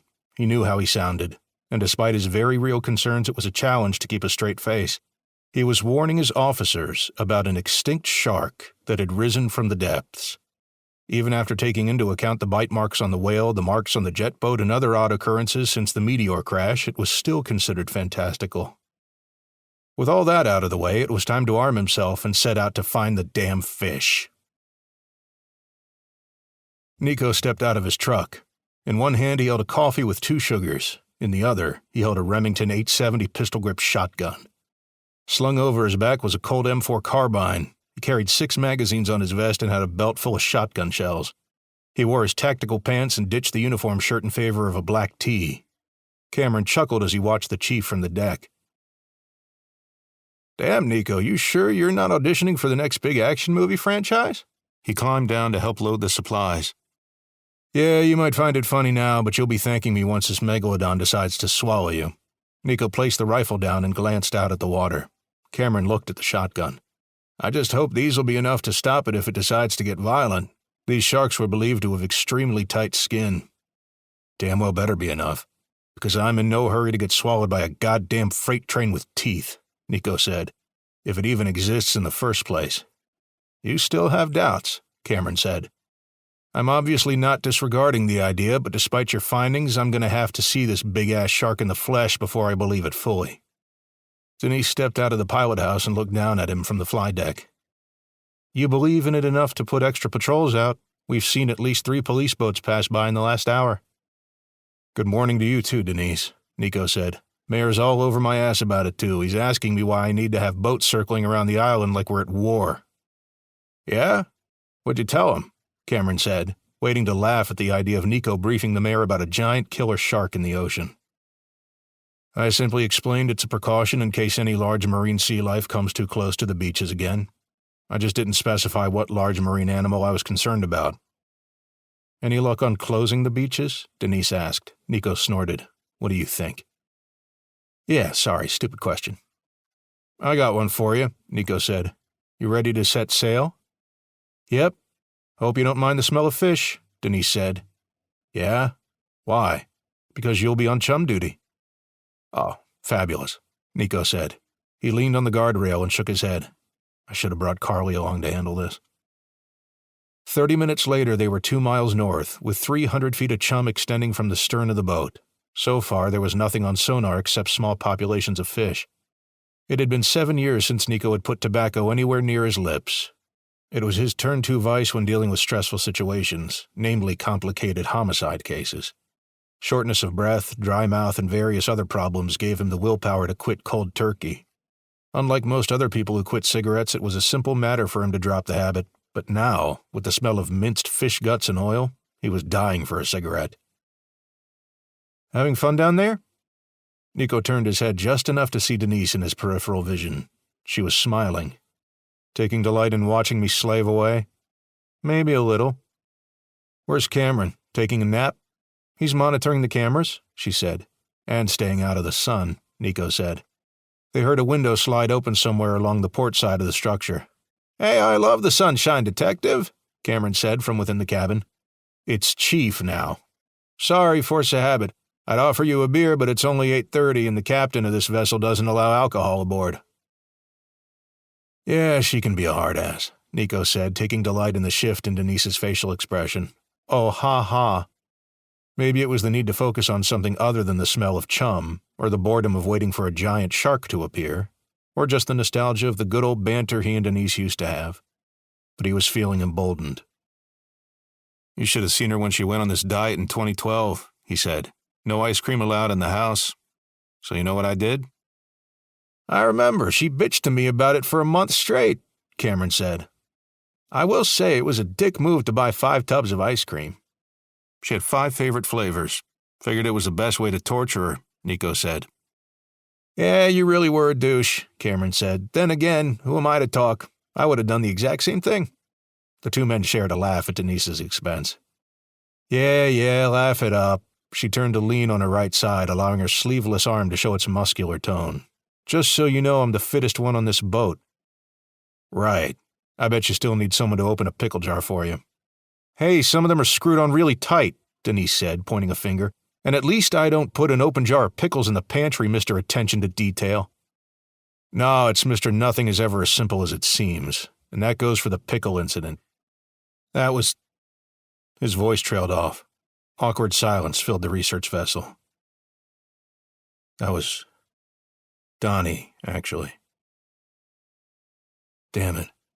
For a short while, I actually thought we'd make it through the day without bringing him up.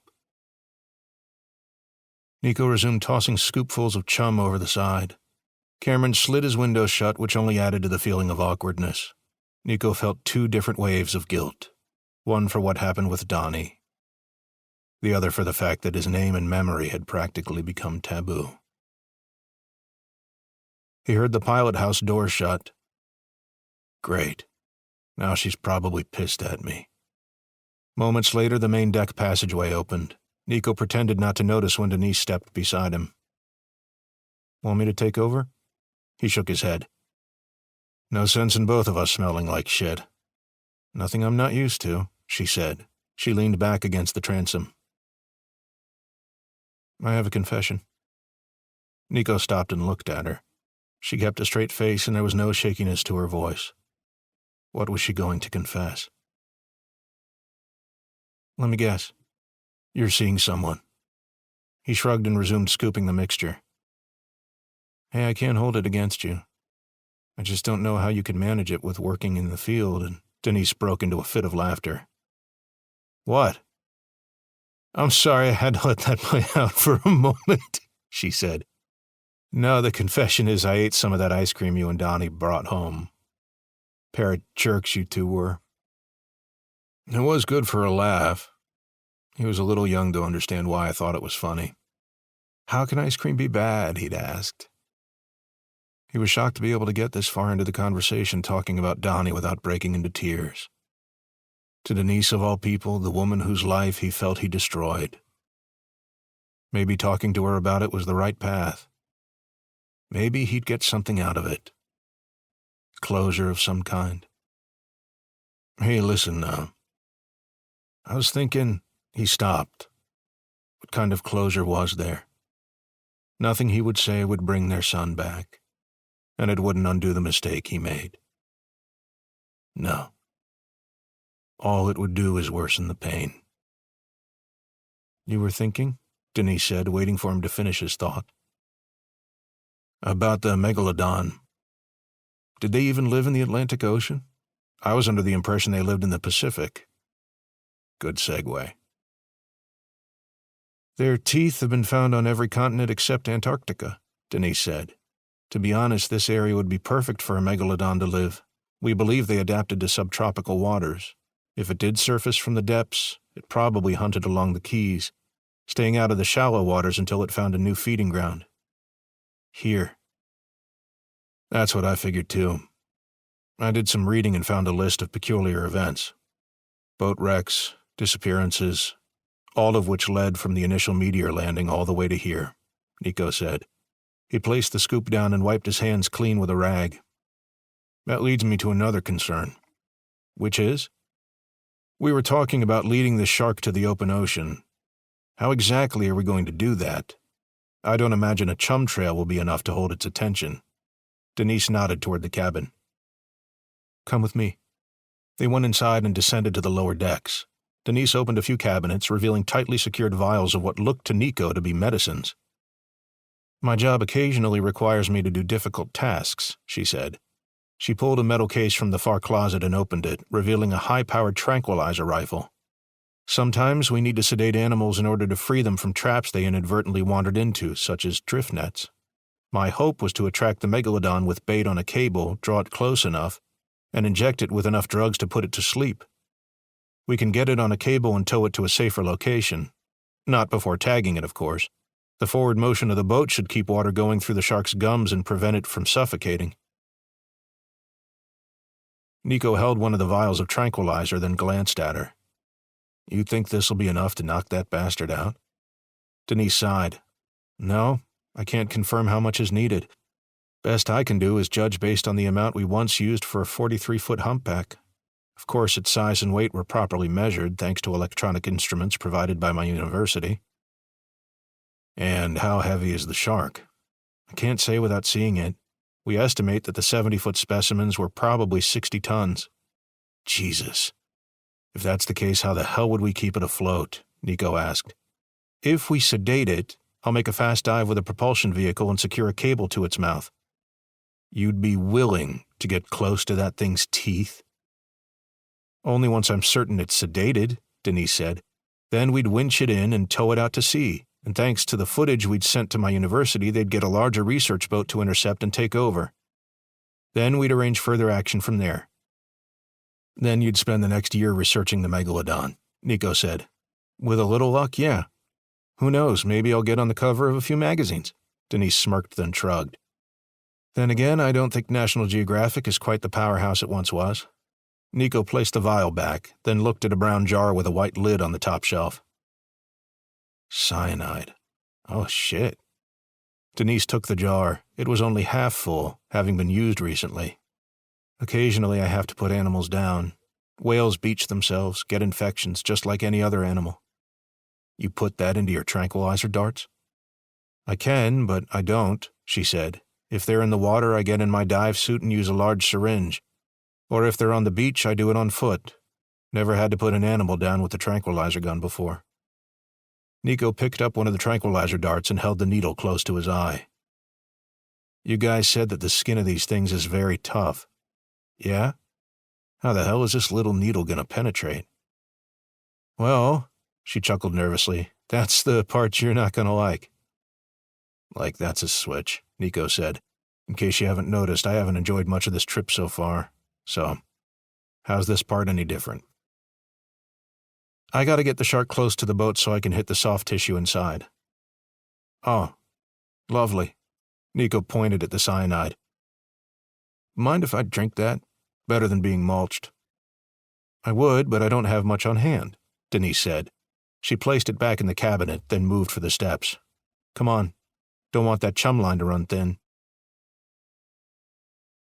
Chapter 21. Come on, let's go, Thatcher shouted from the flybridge, pointing to his watch with a shaky hand.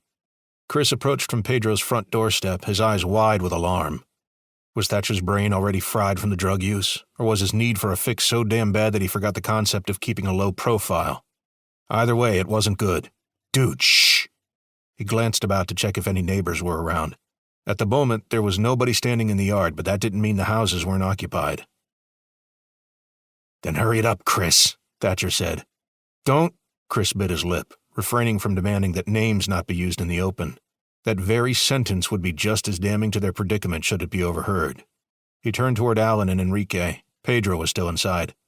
Hey, Pedro, where'd you go? There was no answer. Chris clenched a fist. If this guy caused a delay and got Thatcher worked up, Chris would probably go mad. Between the unbearable snoring and dreaded sense of anticipation, Chris found it almost impossible to sleep last night. This drug deal felt like an unnecessary risk, and an even more unnecessary loss of funds.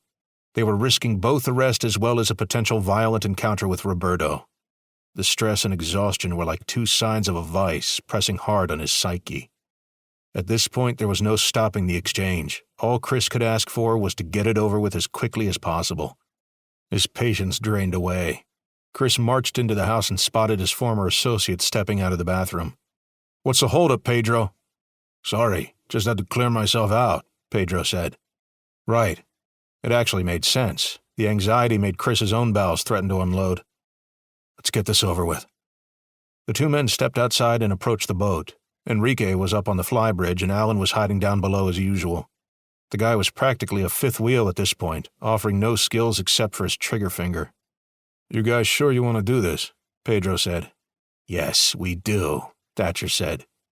Chris leaned toward his friend and whispered, Buddy's gone crazy. Best thing to do right now is to get through this as smoothly as possible.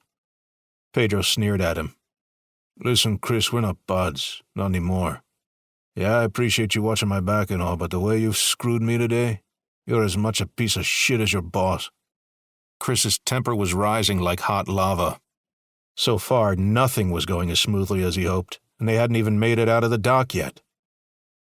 You guys gonna continue flirting or get aboard this damn ship? Thatcher said. Ship? Enrique said. It's not a cruise liner. You make it sound like we're hauling 200,000 tons of cargo. Thatcher smacked him on the back of the head. Will you shut up? Chris boarded the boat. Luckily, Pedro was right behind him. Had he taken his sweet time, Chris's attitude would have rivaled Thatcher's, and his mind wasn't even compromised by addiction, just stress. Enrique started the engine and backed the cruiser from the dock. Which way are we going? Roberto said it was southeast of here, Thatcher said. He pointed to the right. So, that way. Aye, genius. We're on the southeast side of the island, Pedro said. Just turn around and go straight out. Easy enough, Enrique said. His voice was filled with defeat. He felt as though he had sold himself into slavery. While he didn't particularly enjoy the life he was living, at least it wasn't prison, and he couldn't shake the feeling that the road he was on was eventually going to lead him there. He remembered that first day in the joint. From the moment he stepped inside, the inmates were eyeballing him, determining what use they could get, whether it'd be manipulation or other needs. Nothing was worse than that first night. The inmates howled endlessly, the sealed cell doors made of steel failing to muffle their voices. Then, of course, there was the shower rooms and laundry duty. Enrique's fingers tightened as his mind involuntarily recalled the feeling of being ramrodded. It was never just one or two guys like they portrayed in older movies. No.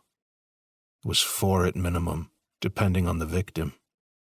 For larger, more violent men, there'd be a gang of at least 10, and the rapists were always undefeated. Not being a particularly great fighter, Enrique was easy prey.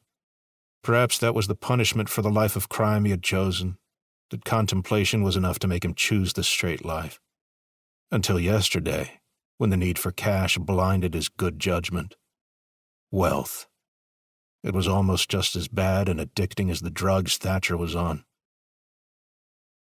As the boss said, the cops had probably checked his residence out already and found out he was missing. Considering his previous association with Thatcher, they probably considered him a suspect already. Enrique was on the run now, as though he was there at that bank. Going home was risking prison, and there was no way in hell he was going back. Not to those rapists, not to the thugs in the yard, not to the beatings, sexual assault, and claustrophobia of tight spaces. Nebraska would have to work out. 2 miles out, right? That's right, Thatcher said. Pedro climbed to the flybridge and pointed to the horizon. To get to the grave, you'll want to find the maintenance buoy. It's a marker for reef divers about a mile out. Then you'll want to turn 10 degrees starboard and go straight on. Wow, that's simple. Why'd we even bring you in the first place? Enrique said. I don't know. Could it be because I was blackmailed? Pedro said, glaring at Thatcher. The gang leader didn't take notice. Instead, his attention was on the other boats on the water. Pedro saw one coming in from the south. He noticed Thatcher's hand moving toward the gun tucked under his shirt. Don't. What are they doing here? Thatcher whispered. He looked at his navigator. You set us up, didn't you? I should kill you right here. Shh, keep your fucking voice down, will you? Pedro said. They're a few hundred yards away. Just get below and keep out of sight. There's another one, Enrique said. Yeah, no shit, Pedro said. I saw it on the local news. The police chief had a press conference last night. There was an incident on the North Beach and a couple of boating accidents yesterday. My guess is he's feeling extra paranoid this morning. It has nothing to do with us. Not at the moment, at least. That can change if you idiots don't stop acting like idiots. Now get below. Thatcher stared him in the eye. The debate going on in his mind whether he should lash out at Pedro was so evident that it may as well been spoken out loud. To Pedro's amazement, the thug climbed down and disappeared into the cabin. Chris followed him in. What followed were a series of muffled voices, each one more agitated than the last. Pedro's heart raced as he watched the police boats. There were 2 men on each one. Another, Enrique said. Pedro spun back and saw the vessel coming from the north. His hand started to quiver, something that caught Enrique's attention. They're really out in full force. Enrique watched his hand, then his face. You fucked us over, didn't you? No, I did not. I already told you the cops are increasing their patrols. The chief of police is doing some kind of work with a marine research vessel. What exactly they're looking for, I have no clue. Just keep going forward. Begrudgingly, Enrique stayed the course. What else could he do at this point other than take Pedro's word for it? He took the boat out to sea, cautiously watching the 3 vessels. After a couple of minutes, they were behind him. They maintained course, keeping a couple of 100 feet out from the shoreline. Enrique breathed a sigh of relief. All right, sorry. Looks like you were right. Yup. Pedro leaned against the guardrail, equally relieved. Just a bunch of patrols. As long as we're out of sight, we shall be fine. Thatcher was back on deck. Clear? Yes, clear. I guess I misjudged you, Pedro. Yes. Pedro glanced at his phone, then tucked it back into his pocket. Yes, you did. Chapter 22. When Francesca Pascal woke up, she thought she'd be spending the morning having breakfast with her boyfriend, then spending the day while he was at work enjoying the beach and attempting to write some short stories. Being the wannabe author, she needed to get over the reality that she had to put actual work into getting the words on the page. For some reason, she was feeling good when she got out of bed. It was a long weekend for her, with the boss being on the mainland for the next few days. Maybe the stars had aligned. Maybe today she'd have the focus and drive to pursue her ambition. That inspiration lasted about 5 minutes. When she got the text from her boyfriend, the next 10 minutes were spent pacing around the house, freaking out. The following half hour, she'd be crouched by the toilet, losing what little was in her stomach. It wasn't every day someone received a text from her boyfriend stating, "Babe, I'm all right. At 9:30, alert the police. Tell them that the men from that bank robbery in Miami are holding me hostage, and that they'll be performing a drug deal near Jaquez's grave at 10 o'clock. They'll be on board a cruiser, 4-man crew, 5 counting me. Tell the cops that I was forced to house these men during the night. The cops will find their personal belongings in my basement. They fled the mainland and came to my house because one of the men knew me in the past and thought I would help him. When it didn't go their way, they forced their way in at gunpoint. I am not part of the crew. Make sure the cops know that. These men are armed and dangerous. Do not text back. Do not call. They've got a close eye on me. I'm deleting this text as soon as I send it so they don't find it. Also, before you call, take a snapshot of this text, attach it to an email, then send it to the cops. Then call to make sure they look at it immediately and are able to intercept these guys at the right moment.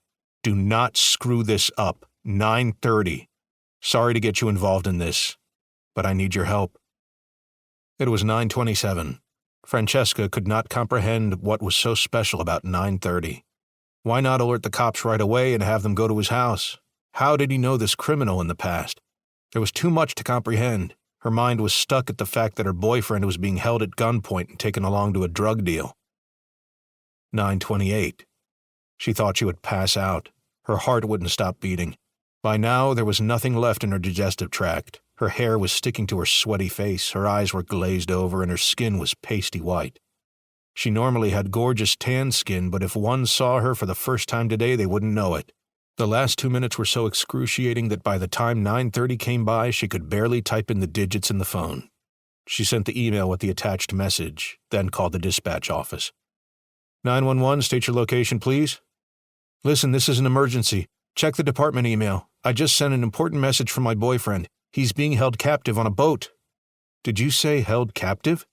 Yes, by those men in Florida, the ones who robbed the bank. They've been hiding out on our island and now they're off to do a drug deal. My boyfriend's name is Pedro Contreras. He says they're going to Jacques's grave right now to do the deal. The arrangement is for 10 o'clock. Chapter 23. Whoa! Holy shit, Chief! What's with all the blood? Nico groaned. This was the 5th boater to come by their operation in the last hour.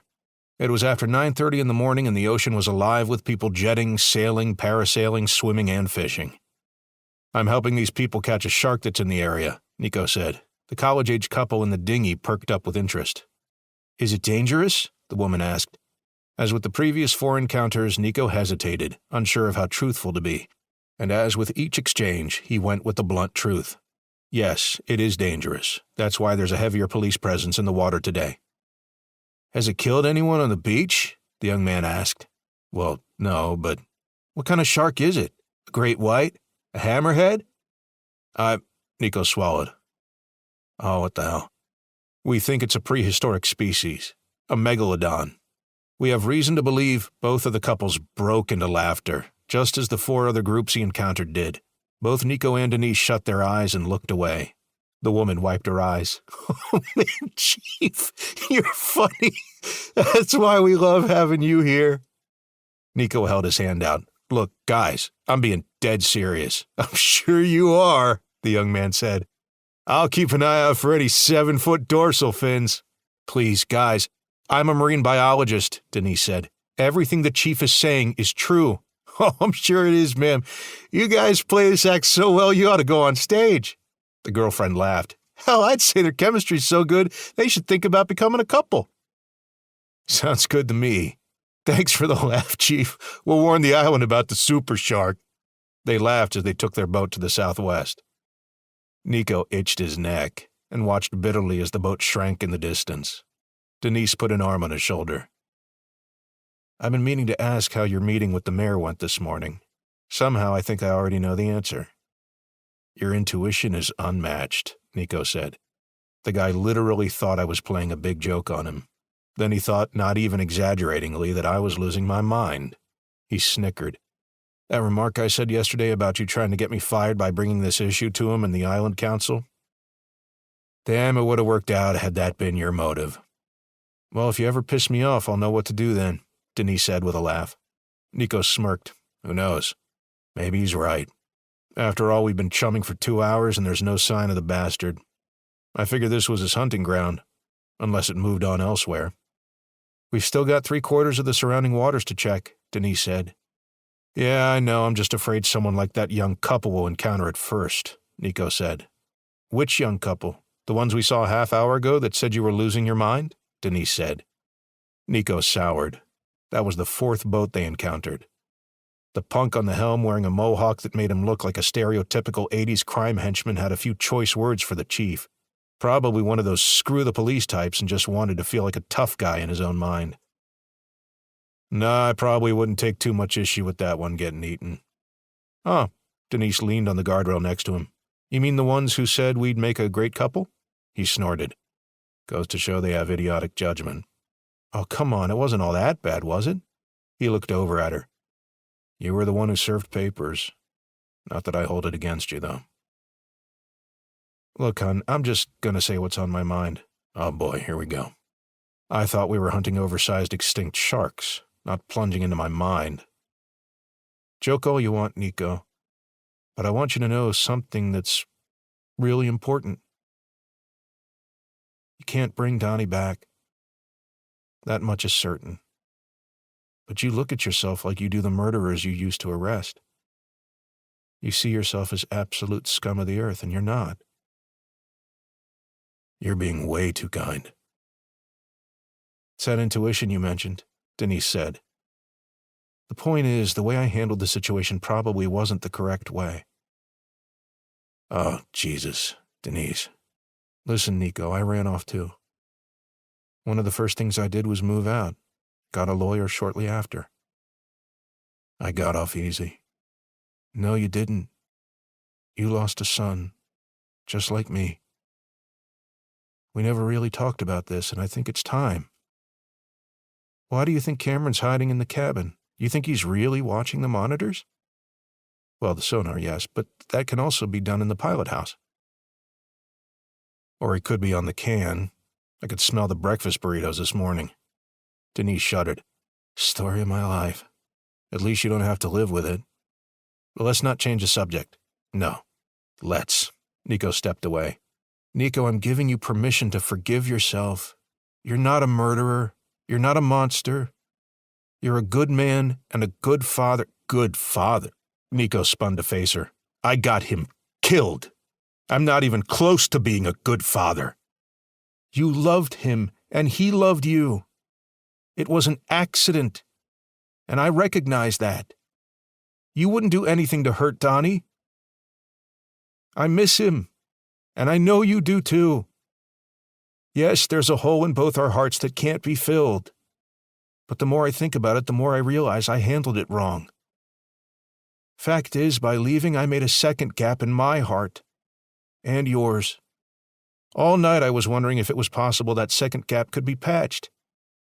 The two stood silently, staring at each other. Nico's heart thumped so hard it was making him shake. Is she serious?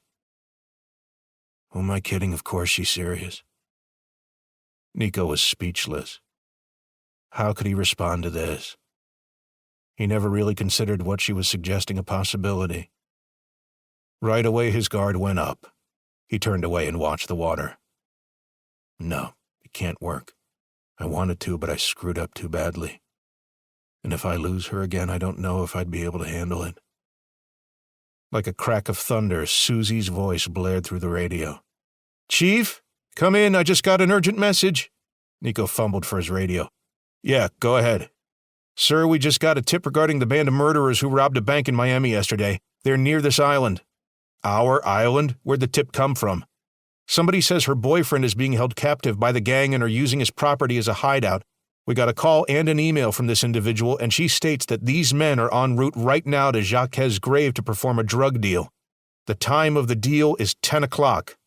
10 o'clock. Nico checked his watch. 9:36. If we got this message now, it means they're trying to get us to catch them in the act.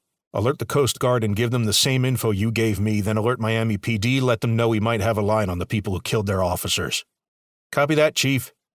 Nico took another glance at his watch. Damn it. He looked at Denise and Cameron, who had arrived on deck. This is a time-sensitive matter. We need to get to the southeast end of the island to group with the others. You guys all right with this? How dangerous are these guys? Cameron asked. They've killed 2 cops, put 1 other in critical condition. On top of that, they killed 3 people yesterday during a robbery. They were allegedly making a deal near a wreck site roughly 2 miles southeast of the island. A drug deal? All the way out there? Denise said. My guess is that they're either meeting someone by boat or someone's flying in from the Bahamas by plane. There's been an increase in drug trafficking there in recent years, Nico said. Well, shit. Let's go stop them, Denise said. Wait, Nico held his hands up. This could go sour. These guys probably won't want to be taken alive. We'll be fine, Cameron said. I'll stay at the helm. Denise can stay below deck. Yeah, right, Denise smacked him upside the head. I'll be at the helm. You're the bigger target anyway, so you can hide below deck. Besides, I'm better at driving the boat anyway. Says you, Cameron said. All right, if you're not going to wait ashore, then let's settle this debate on the way to the drug deal, Nico said. Both Denise and Cameron raced up to the pilot house. The engine started up and the boat turned starboard. A moment later, Cameron appeared on the fly deck. Nico, we going straight to the wreck? Not yet. There's a beach on the west side. Take us there and stop a couple 100 feet from the shark nets, will you? You got it. Nico pulled his radio out. The traffic was full of transmissions from the other officers asking him for the course of action. This is the chief. I need all boat units to meet me near West Beach. I want every officer equipped with rifles. Make sure each one has the safety off. There's a chance that this is going to get ugly. Jackson, I need you up in the chopper. Auburn, you feel comfortable with that sniper rifle? Damn right, Chief, Carly said. Good, because you guys are taking point. Get in the air immediately. Everyone else assemble at West Beach. I'll be in the research boat Manta Ray, so keep an eye out for that. Boat 3 copies, boat 6 copies, boat 2 copies, boat 4 copies, boat 1 copies, boat 5 copies, boat 7 copies. 7 patrol boats, each carrying 2 police officers. That was over a third of his entire police force right there. Nico hated the thought of putting them in harm's way, but this was what they were trained to do. Son of a bitch. Even after 2 decades of law enforcement, it still never ceases to amaze me how life can go from 0 to 100. He picked up his carbine and made sure it was primed and ready. He figured he'd use it to kill a giant extinct shark. Instead, he was going to war against some bank robbers. In a way, that was worse. At least the shark didn't kill for the sake of greed. Rennie Jackson strapped himself into the cockpit and started the rotors. So much for the quiet life. The fuselage door slid open. Carly climbed aboard, sniper rifle in hand. She was a mixed bag of emotions. For one, she was inexperienced in major drug bust operations. Everything she and Rennie had done up to this moment was small potatoes compared to this. They had searched boats, hotel rooms, and houses for drugs, had a few scuffles now and then. Never in her life, however, did she consider that they'd go up against actual cop killers. On that note, she was eager to see some real action. She never desired to point a gun at another human being, but if such an event was meant to occur, Ed Thatcher and his murderous gang were the way to go. You ready for this? Rennie said. Carly chambered around. Ready as I'll ever be. She checked the time. 9:53. Do we know who this drug dealer is that they're meeting with? Not sure, but I'll say this. If they're doing business with those guys, then I guarantee they're just as dangerous. Rennie initiated ascent. Too bad the Coast Guard's not here to help us deal with this shit. Chapter 24. Thatcher tapped his feet, eagerly watching the southeast skies. It was a clear blue day with a few scattered clouds. Though 92 degrees and sunny, he was clattering his teeth as though it was January in New Jersey. The addiction was wreaking havoc on his senses. Every so often he'd lick his lips, his nerves tricking him into thinking he had a little powder left over from this morning's bump. If he could even call it a bump. He may as well have taken nothing. Alan Lowe stood in the cabin with his submachine gun, the same one he used during the robbery. He was just as jittery as his boss, though only due to his nerves. Roberto Rosing was not a force to be reckoned with. The guy was certainly going to be packing heat, and would have at least 4 men with him, all armed with high-powered automatic rifles. Alan had heard that the guy knifed 3 men in a room one time during a deal gone wrong. He tried to take his supply without paying. Clearly, Roberto didn't take too kindly to that. He killed the buyers and took their money, then had a new deal arranged later that same day. Double-dipping. Some say he liked it when things went wrong. Some wondered if he orchestrated such things. All Alan knew was that this was Thatcher's second time buying from him. If he did it once and came out okay, then maybe the same would happen today. Then again, Roberto hadn't dealt with an antsy addiction-fueled Thatcher that first time. When Alan first met Thatcher, he had the essence of a man in control. Compared to what he had become, he was a well-spoken individual who exhibited good judgment overall. He knew when arrangements carried too much heat.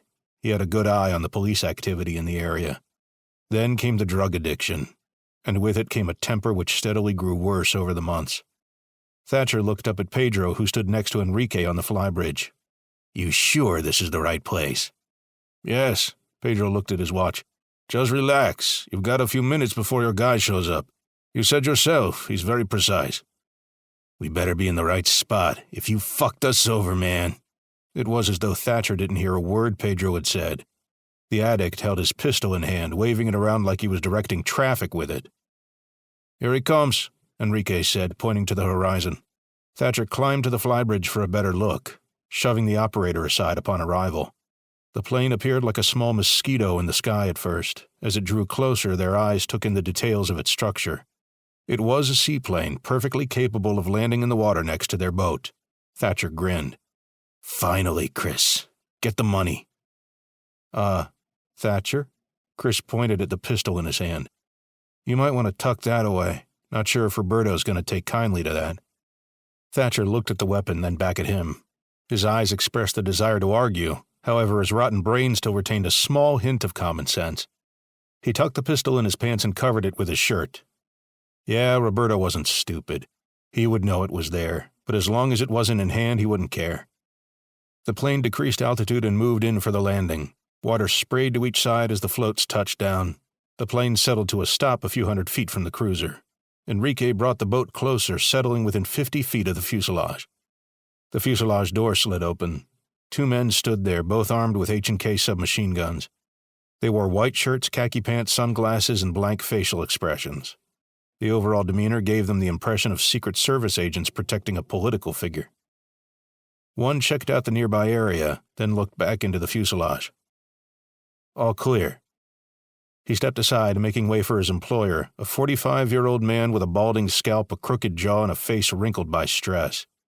It was hard to imagine Roberto as anxious. Then again, if the man was always on the lookout for police and rival gangs, as well as traitors in his own organization, that might take a strain on one's health. "You have the money?" He spoke in a high voice, which differed from his physical appearance. It went to show that Roberto didn't achieve respect through superficial facades, but from his reputation. He stared Thatcher down with cold, deathly eyes as he awaited an answer. Thatcher looked down at Chris, who had stuffed the money into a large briefcase, courtesy of Pedro. "Right here, 1.3 million. Roberto nodded at his men, who then prepared a small inflatable craft. They set it out on the water, then lowered their boss onto it. After joining him, they moved a short distance to the cruiser. 2 other gunmen stood at the fuselage door, ready to cover their boss in case anything went wrong. In the raft was a briefcase of their own, which held Thatcher's attention. It was so intoxicating that the gang leader almost didn't hear Roberto when he demanded the money. "Hand it to my men." Roberto made it clear he was not interested in wasting time. He wanted this transaction done ASAP. "The package," Thatcher said. Roberto's gaze narrowed.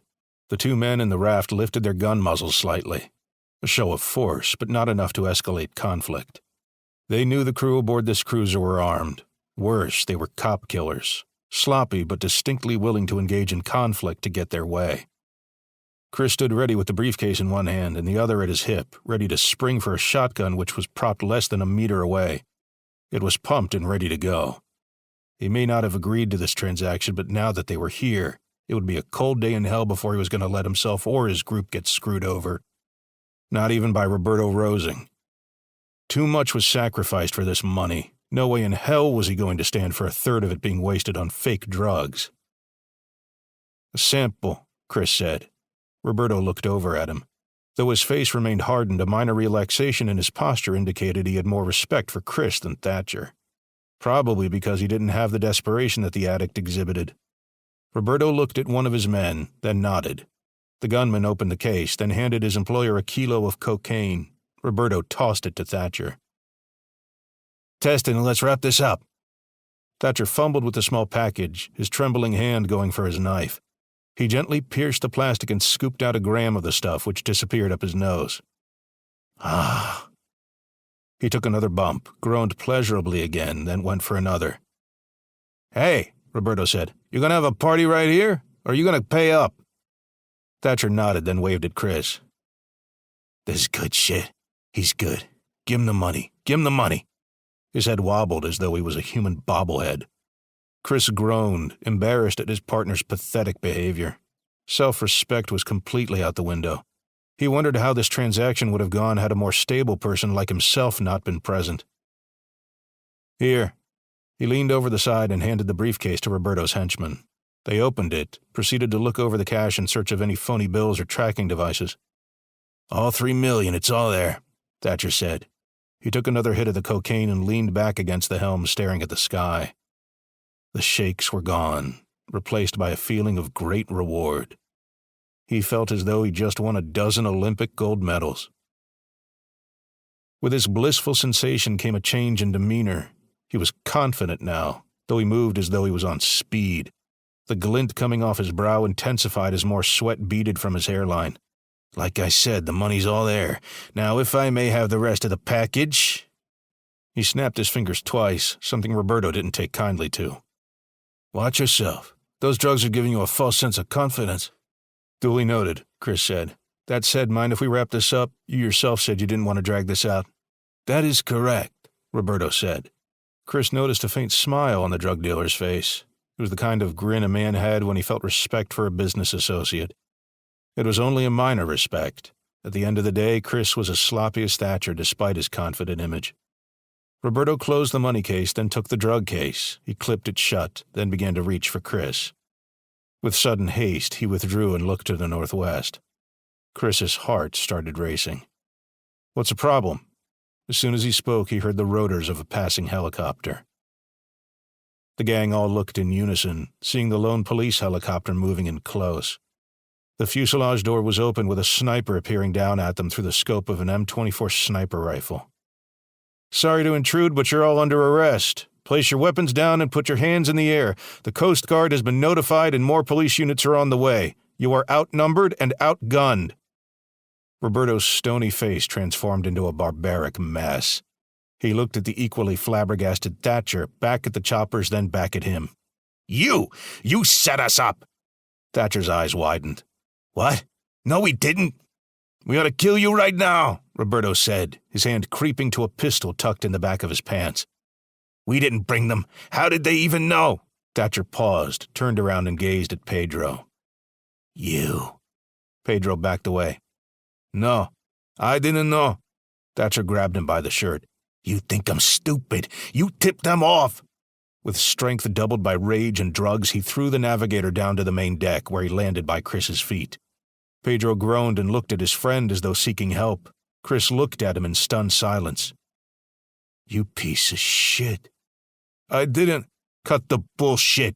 These guys wouldn't do this. We're all wanted for murder. Enrique has a past connection with us, so they think he was in on the bank run. The only one bitching and moaning about living the straight life is you. You sold us out, you fuck! Pedro shed the mercy-seeking look and stood up, staring Chris down like he was about to brawl. You did this. I agreed to let you hide out, not get me involved in this bullshit. And your pal decides to threaten my girl? He stood up and held his hands high, mimicking the role of a hostage for the cops. Chris may be a murderer, but he wouldn't shoot someone right in front of police witnesses. No way. That'd be a guaranteed life sentence. So I had to tell the cops you took me at gunpoint, forced your way into my home, and made me bring you here. As far as they're concerned, I'm a helpless victim. Yeah, definitely helpless, Chris said. He grabbed the shotgun and blew a hole in Pedro's chest, the force sending his bloody corpse flinging over the guardrail.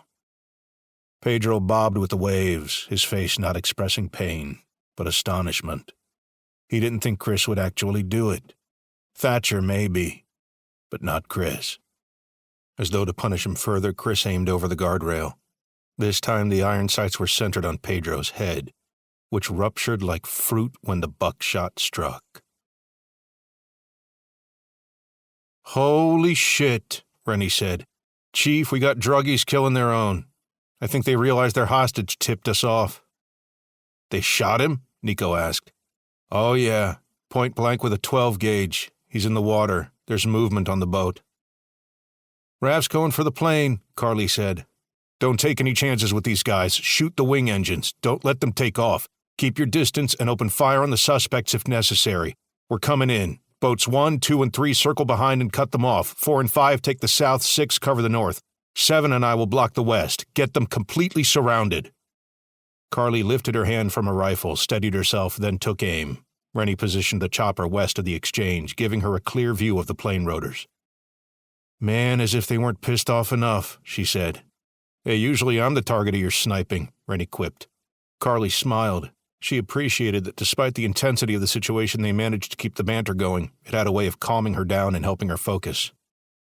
The day's still young. "Get us back on the plane," Roberto shouted to his men. One of them started the small motor and sped back to the fuselage door, where the other two men awaited. Thatcher leaned over the guardrail. "Hey, give me my shit!" Roberto flipped him off. "What good will it do you? Look what's coming!" He pointed at the small fleet of police boats speeding toward them. The line had broken, with several of the crafts moving around the cruiser in an obvious attempt to cut them off. The drug dealer climbed aboard his plane, then gave one last glance at his buyers. "Don't bend over for the soap!" Thatcher drew his pistol and fired several wild shots, striking the fuselage. The henchmen returned fire, causing all 4 gang members to dive for cover. The pilot started up the engines and began moving the plane forward, intending to circle back. Another gunshot rang out, this one coming from the sky. The port engine clunked and sputtered with metal spitting from the fan. The sniper had fired a round straight into the compressor and damaged the turbine. Right as Roberto and his men realized what happened, another shot rang out, producing the same result in the starboard engine. "Well done. They're not going anywhere," Nico said. He stood at the starboard side rail of the Manta Ray's fly deck. Denise was at the helm, awaiting his commands through an open window. The police boats moved to their top speeds, their flashers blinking across the ocean. Moving up to 50 miles per hour, they made wide arcs around the damaged plane. "Keep a distance. They just exchanged gunfire. Susie, any word from the Coast Guard?" "They're sending a cutter from Key West, but they've got chopper units en route and response vessels coming in from the Miami sector." The choppers would arrive soon, but not soon enough. For now, Nico and his cops were on their own. They just needed to maintain the standoff long enough for more air support to arrive. "Chief, it looks like the pilot's still attempting to take off," Rennie said. Nico could hear the dying engines from where he stood. Smoke was billowing from the rear nozzle. He estimated that both engines had damaged combustion chambers and compressors. The turbines were functional, though sluggish due to obstacles in the system. The cruiser was starting to turn around. Angry shouts filled the air. The suspects were arguing amongst themselves. "Rennie?" "Yeah?" "Go ahead and let them know they're better off surrendering peacefully. Make sure your partner has her crosshairs set on them. If it looks like they're about to shoot, take them out." "Noted. Stand by." "What are you doing? Get us in the air now!" Roberto smacked his pilot on the head. I can't, boss. They shot out the engines. I can't get enough power to get us airborne. We're fucked." Roberto smacked him again, then moved back into the fuselage. He couldn't believe it. He should have trusted his instincts than to do business with a high-profile suspect. His 4 guards stood by the windows watching the police boats. "What would you like us to do?" one asked. Roberto took a breath and regained his composure. "Nothing. Right now we're just facing a drug trafficking charge. It's those guys that have more to worry about. Let me make a quick call. I can get the DEA off our back, send some funds to the judge, and get our bail set." He got on his phone. "So, surrender?" "Yes. They shut out our engines, moron. You think we're going to shoot our way out of this and take the raft to Andros down? Do it." Thatcher lunged for the helm, ripping Enrique's arms from it. "What are you doing, man? We need to get out of here." "Thatcher, stop it," Chris said. "The hell with that. My shit's in that plane," Thatcher said. "We're surrounded by cops and you're worried about cocaine?" Enrique said. "Fuck you. I'm not staying around for this shit." He grabbed the helm again, ignoring the warnings from the chopper's microphone. "Yeah, you are," Thatcher said. "No, I'm not. I'm not going back to prison." The 2 men wrestled for control of the helm. Fueled by his cocaine high, Thatcher easily ripped Enrique away from the console a second time, then threw him against the rail. He spun the boat toward the plane, ignoring the police presence around him. "If you think you can outshoot Roberto and flee the cops, you're insane," Enrique said. "Shut up." Enrique stood up and grabbed the kilo from the console, then held it over the water. White powder fell from the slit in the bag, the one thing that managed to halt Thatcher's actions. "Give that back." "You crazy fucks! I never should have helped you in the first place." "Hand it back. Only if you get us out of here." Thatcher lunged at him. His intention was to grab Enrique by the shirt and beat him to a pulp. Instead, he accidentally shoved him, and the kilo over the guardrail into the water. Thatcher beat the dashboard and shouted incoherently, his glorious high descending into a vicious adrenaline burst. He proceeded to kick the dashboard and curse. Enrique floundered, the drugs claimed by the ocean. He surfaced, only to sink right away. He was never a great swimmer. In his youth he joked he sank like a stone. That joke wasn't funny anymore, as it was true. For a split second he was able to get his head above water. "Help me!" Alan Lowe, overwhelmed by his friend's stupid, impractical actions, was the only one to admit true defeat. Letting Enrique die was only going to worsen his predicament. "I technically didn't kill anybody. If I can somehow prove that, maybe I can get a lesser sentence." He dropped his weapon, hurried out on deck, and reached for Enrique's hand. "Swim over here! Grab my hand!" Enrique couldn't hear him over the sound of splashing and his own gasps of struggle. Alan leaned halfway off the boat, his arm hyperextended so far he felt it would shoot out of his shoulder. Finally, Enrique spotted him, and with all his might closed the distance. "Almost there. Come on!" Meanwhile, the police boats completed their circle. They were surrounded. Thatcher was cursing. Chris held his shotgun. Whether he was going to fight, Alan had no clue. And Roberto's crew, he had no idea what they were doing. But if the cops witnessed him saving his companion, maybe that'd win him some sympathy in the court. Alan watched Enrique close the distance. He reached again, and this time they grasped hands. The relief in Enrique's voice was instantaneous. The terror of drowning was horrifying. Only when truly faced with it did Enrique realize that as much as he hated prison, death was worse. "Oh, God, thanks, man. Pull me up, will you?" he said. Alan froze. He didn't pull Enrique up. His eyes were fixed, not on the water, but something beneath the water. A shape, like a glacier moving beneath the waves, came into view. With its ascent came visible details. It was gray in color, the eyes pale white as though they belonged to an undead ghoul. Then came the opening of an enormous mouth lined with 7-inch incisors. He screamed, releasing his grip on Enrique to save his own skin. The floundering criminal sank, only to rise suddenly. Only when he saw the world of teeth around him did he realize Alan's reason for abandoning him. The fish broke the surface, spraying the cruiser and its occupants, first with water, then with the blood of their companion after its jaws clamped down. Enrique's head and shoulders popped off the rest of his body, the arms flopping midair like bird wings until he plopped onto the deck, right at Alan's feet. The shark swallowed, then crashed back down, pushing the plane and cruiser further apart. "Holy Christ," Denise said. Nico peeked through the window. "Looks like we found our shark."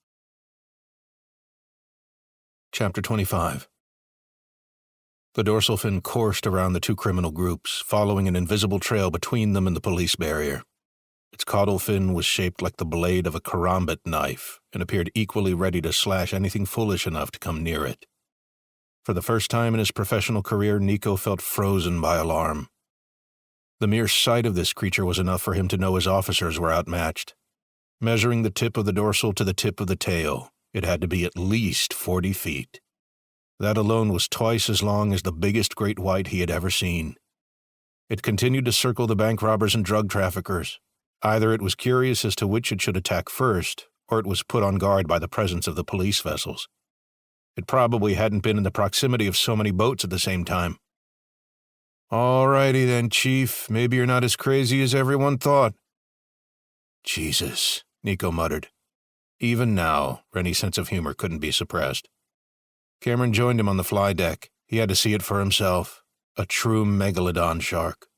Thought to be extinct after 2 million years, it had survived. Thanks to the calamity from beyond the stars, the apex predator has emerged from the depths to reclaim the world it once dominated. "You all right?" Nico said. Cameron shook his head. "I'm honestly not sure if I'm fascinated or about to shit my pants." "Sir, what should we do?" Rennie said. Nico studied the situation. This creature had already wrecked a few boats along the Keys during its trip to this island, all of which were roughly the same size as the police cruisers. If provoked, the fish would have no qualms about going after his officers. There was no way of telling how effective their rifles would be against its thick skin. Not without trial and error, at least. "Break off," he said. "Sir?" one of the other officers said. "You heard me. Break off, get back to the island. To anyone patrolling the beach, get everyone out of the water immediately. Dispatch, radio the Coast Guard again. Tell them to double-time it because we have an 80-foot shark in our waters. If they don't believe you, tell them we have police footage from our copter." "I suppose you want us to remain in the air," Rennie said. "Affirmative. We need constant eyes on this damn thing." "Sir, what about the armed robbers?" Carly said. "Keep an eye on them as long as possible, but the greater focus is the Megalodon," Nico said.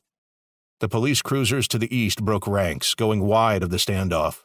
Meanwhile, the fish continued its circle, slowing as it detected the movements of the boats. "It's on edge," Denise said. "There's probably too much stimulation in the water." "Good. Hopefully it'll stay that way until the freaking guard gets here," Nico said. "What about those guys in the plane?" Cameron asked. "They better sit tight and not do anything to piss that fish off." He looked at his carbine, which now seemed incredibly puny compared to the monstrosity he intended to use it against. Denise leaned out the window. "Nico, what if we hit the shark with a tracking device? I've got a spear gun that we can use to tag it, like we were originally going to. That way we can at least track its movements." "What about your push to study the thing?" Nico said. Denise shook her head. "It just killed a person. Scumbag or not, it doesn't matter. It has a taste for human flesh now, which means it has to be destroyed." "Damn it." Cameron looked down, defeated by the truth. He hated the idea of killing such a magnificent animal, but Denise was right. "It's not a complete loss. Where there's one, there's others. There's the chance we can study one in its natural habitat. Unfortunately for this one, there's no way around it. This fish needs to be put down." "Agreed, though I'm not willing to get close enough to that thing to tag it." Nico looked up at the chopper and clicked his radio transmitter. "Carly, you got the fish in your sights?" "Affirmative. Wait for our people to set a distance of 500 yards. Once I give you the signal, put as many rounds in its head as possible. Kill it." "Aye, aye, Chief." Nico watched the other boats break formation and speed to the northwest. "Let's see if we can end this here and now. As long as those crooks don't do anything to screw this up." The last time Roberto Rosing felt his bowels threaten to let loose in front of others was at the age of 15 when he was held at gunpoint. It was his third drug deal and the first to go wrong. The cartel had executed his friend after removing a few fingers with a cigar cutter. They weren't torturing him for information, they were just having some sick fun. It was thanks to that very torture that Roberto managed to escape. Since then, it took a great deal to strike intense fear into his soul. For the Megalodon, however, it took minimal effort. All it had to do was make its presence known. It took Roberto a whole minute to convince himself he wasn't seeing things. He sold the drugs, but never took them. Addicts usually made for poor leaders, but after witnessing that huge mouth chomp down on Thatcher's man, Roberto figured he had to be hallucinating. But he wasn't. The beast was there, circling his plane and Thatcher's boat. "We need to get out of here," he said. "But you said you wanted us to wait," one of his henchmen replied. "Yeah, that was before the giant shark arrived," he said. He looked out the starboard window and pointed. "Look, even the cops are running. They don't give two shits about us. Let's get out of here." "We can't take off," the pilot said. "There's no way we're flying out of here, sir." Roberto grabbed one of the H&Ks. "I'm not waiting for this thing to take us under." One of his guards placed a hand on his shoulder. "Boss, it might not come after us." Roberto ripped his hand away. "You see what it did to that guy? You want to be next? You said it might not come after us, but I say if we kill it, it certainly won't come after us. Now open the damn door!" With a yielding nod, the guard nodded to another who stood by the fuselage door. The man pulled it open, revealing the open sea. The shark was passing by the nose of the plane and turning left. Large swells rolled toward the floats as the fish passed between them and Thatcher's boat. 3 of Roberto's gunmen took position at the doorway. They aimed several feet ahead of the fin at the large gray shape that was the shark's head. "This is our chance. Shoot, now!" he snapped. Like a firing squad executing a prisoner, the men unleashed a hail of bullets at the fish. The swells tripled in size and intensity. The caudal fin lashed, the shark zipping forward at a speed matching a jet boat. The plane rocked with the waves, the men staggering around the fuselage in an attempt to keep their balance. "It's behind us," one of them cried. "Keep shooting," Roberto said. "Break the windows if you have to. Just kill the damn thing." One of the men leaned out the doorway and fired a few more rounds, only to freeze as the dorsal fin turned. The pointed snout emerged from the water, the pasty eyes rolling back. In the blink of an eye, the fish closed over 300 feet of distance. Their attempt to kill it only served to spur it on. The other gunmen punched their gun muzzles through the windows and fired unanimously at the oncoming fish. Bullets scraped its snout, leaving nothing but faint scratches on its skin. With a mighty crash, the fish collided with the plane. The portside hull imploded, bending the tail to the left. The nose dipped, water surging against the windshield. The pilot screamed as he watched millions of gallons of ocean rage on the other side of the glass. Then the inevitable cracks appeared. By the time the pilot finally rose from his seat, the ocean broke through, sweeping through the cockpit and into the fuselage. Roberto didn't even see the water coming.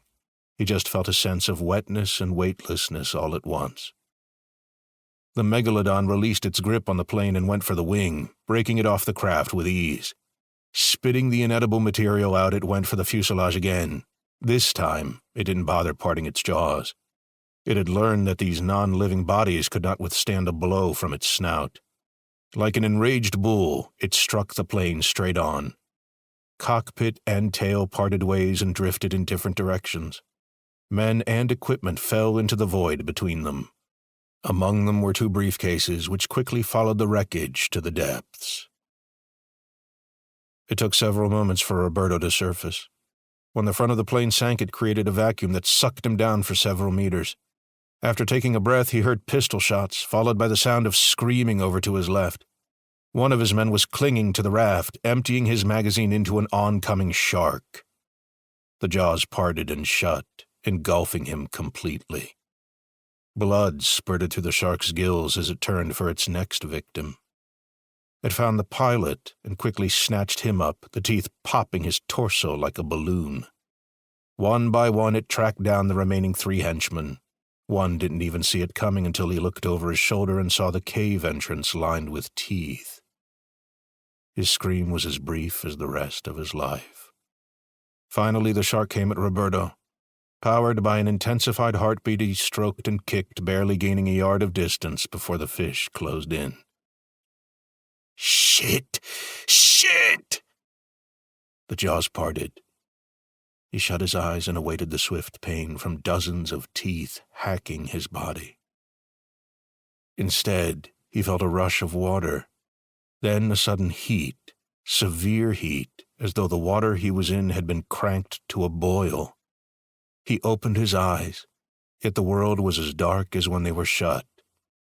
It was a world without air and blistering fluid. The shark had swallowed him whole. Those teeth, which he feared so much, he was now longing for. Now he was doomed to slowly suffocate and melt. "No!" His scream was cut short as his vocals were burned away by stomach acid. "Shit! Holy shit almighty!" Thatcher shouted as he watched the remains of the plane, along with his cocaine and cash, disappear beneath the waves. Chris wasn't sure what was more shocking, the presence of a giant shark, the fact that Thatcher was more concerned about his lost drugs than his life, or whatever it was he was trying to say. One thing he was sure of was his determination to get the hell out of here. Had anyone other than Thatcher been at the helm, they would have been a mile away already. Instead, the idiot kept them close to the mayhem. He ascended the ladder and grabbed the helm. "We're getting out of here." "But the briefcases," Chris slapped him across the face. "Dude, snap out of it. If we make it out of here, I'm gonna make you fucking detox. That thing just broke the plane, sank everything in it, and you still think you have a shot at collecting your shit. You don't even have diving gear." He pointed the boat northwest and throttled. His timing was perfect. The cruiser jetted forward right as the Megalodon rose to seize it. Its teeth snapped shut on nothing but ocean mist. Wasting no time, it turned and proceeded to chase the white boat. "Shoot it," Chris said. "I'm the one who calls the shots," Thatcher said, prodding himself with his thumb. Chris looked back at him. "Are you seriously dick-measuring right now?" He stomped down on the deck to get Alan's attention. "Low, get your ass out there and shoot the bastard!" After a short hesitation, the third remaining thug arrived on deck. He was nearly hyperventilating, the gun shaking in his grip. The fish was directly behind the boat, its snout roughly 50 feet away. It was keeping pace. How the hell can something that big move so damn fast? He emptied his submachine gun into the beast. The fish jolted its head, obviously feeling the sting of the projectiles, though there was no blood. Finally, some degree of sense crept into Thatcher's mind. He joined Alan down below, grabbed the shotgun, and blasted the Megalodon's face. "Eat that, you prick! Come on, get some of this!" As if directly replying to that last remark, the Meg increased speed. 50 feet became 30. "Oh shit, it's not stopping," Alan said. "Hold on," Chris said. His eye wasn't on the fish, but the group of police boats straight ahead. "Let's give it something else to chew on." No, damn it! Every part of Nico's plan had gone to hell.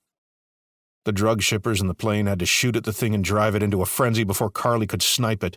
Not that it made much difference, as the fish showed no signs of injury. If anything, he felt validated in his decision to pull back his police force. However, even that aspect of the plan was ruined, as the bank robbers were leading the shark right to them. The cruiser hooked to the left and closed in on Boat 7. The officer on deck raised his carbine and fired a few shots, striking the hull of the oncoming boat, failing to hit the suspects. The boat sped past, scraping the side of his. The damage to the paint job was the least of the officer's worry. As it neared Boat 7, the Megalodon found easier prey. It shifted course slightly to the left and rammed the keel with an impact that launched the boat clear off the water. Nico could do nothing but watch as 2 of his officers were flung from the boat.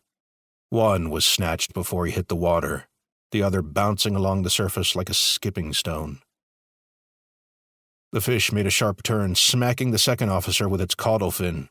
Right away, he was airborne again, soaring straight for the chopper. Rennie tried to veer, but was too late. The officer bounced along the windshield and skidded up to the rotors. A thick red cloud spewed like a demonic lawn sprinkler, 200 feet in the air. The Megalodon did not stop. It went straight for the nearest police boat like a World War II torpedo. The rifleman aboard Boat 5 unleashed the fury of his M4 carbine. Bullets struck the Meg's snout but failed to hinder its advance. The fish dove, only to rise again. It breached the water as though posing for a National Geographic documentary. Its immense bulk crashed down on the police boat, crushing it and its 2 occupants. "Christ alive," Nico said, watching debris flying from the explosive impact. Already Boat 6 and 4 were closing in. "Disengage! I repeat, disengage!" Nico ordered through his radio. "All units get to shore! You can't stop it!" Boat 6 doubled back. 4 never had the chance. The Megalodon had no sooner hit the water when it swam toward the cruiser. This time, both officers were firing at it, one with a rifle, the other with a shotgun. They aimed for the eyes, landing shots all around its face. One shot landed in its mouth, tearing the soft flesh inside. The fish jerked to the right. For the briefest of moments it looked to be fleeing. Then, its tail swung high and smacked the rifleman off the deck like a golf ball from its tee. The fin had struck with such force that all the blood was forced from every orifice, creating a red trail which made the victim appear like a shooting star straight out of hell. The helmsman continued squeezing the trigger, even after all his shells were spent. After a few moments, he dropped the weapon and drew his Glock, unloading it onto the horrific shape moving beneath the water. That shape passed under his boat and angled up. The boat exploded as though hit with C4. Through the debris emerged the shark, leaping for the second time. It appeared to hover for a moment before crashing down on the wreckage. It found the body of the helmsman and bit down, creating another dark blood cloud. "My God," Denise said. She felt nauseous. For most of her life, as many scientists did, she had always hoped that such a creature could maybe exist in the present day. Now, she understood she was a fool for wishing that. Maybe there was a reason God decided to banish these creatures to the depths before man's arrival. Who knows? Maybe they were puppets of the devil himself. She had read that Satan corrupts what is beautiful, and there was nothing more beautiful than the ocean. But today, it was now red with carnage, blanketed with wreckage, and exuded death and destruction. A bloodbath. It was only going to get worse. The Megalodon was already going after Boat 6. Despite the officer pushing the vessel to its maximum speed, the shark was still closing in. Rifle rounds failed to deter it. It was worse. The fish had learned that the weapons the humans used could not hurt it. All caution was gone. Only bloodlust remained. She watched as the dorsal fin gradually closed in on Boat 6. The sound of collision was like thunder echoing under the water. The Megalodon struck the keel, rearing the boat up like a seesaw. The bow dipped, the ocean racing around the cockpit. The Megalodon surfaced again, this time with intent to bite. Teeth pierced the transom. Now the bow was teetering up and the stern dipping under the water as the shark began to pull. The rifleman aboard screamed for dear life, the helmsman not daring to step away from the wheel. "Damn it! God damn it!" Nico shouted. With his carbine in hand, he popped off rounds at the shark's head. It continued to pull the boat under, unfazed by the assault. Denise couldn't stand by and simply watch. She hated herself for the crazy things she was contemplating, but doing nothing was worse. Gunning the throttle, she raced the manta ray at the shark. Her ex-husband, realizing they were getting closer, peeked through the window. "What are you doing?" "Something stupid," she said, "but it might save your men." Nico didn't argue. Part of her wished he would, because the second thoughts she was having were getting worse with each yard. The fish was too fixated with its prize to notice the oncoming boat. Its head was still above water, its caudal fin slashing 80 feet behind it. 5 yards. 4, 3, 2, 1. Denise ducked her head down. Crash. The impact rocked both machine and fish, knocking the former away from its prize. The police boat was flung forward as though propelled by spring-loaded action. The Megalodon rolled along the surface, revealing its pale belly for a moment before submerging. Nico and Cameron hurried to the starboard rail on the main deck. The officers aboard the police boat were unharmed, though their vessel was dead in the water. So would they be if they weren't hauled to safety in the next 60 seconds. Denise steered the manta ray alongside theirs. Her ex-husband and assistant reached across to haul the two officers up. Sudden impact shook the boat, the resulting tremor threatening to knock her to her knees. The Megalodon had struck, its tail smacking the underside as it passed underneath. When Denise stood up, she saw the dorsal fin emerge. The shark was circling back. Another good hit and it would breach the hull. The fish seemed to have no regards for any damage its own body took from such jarring impacts.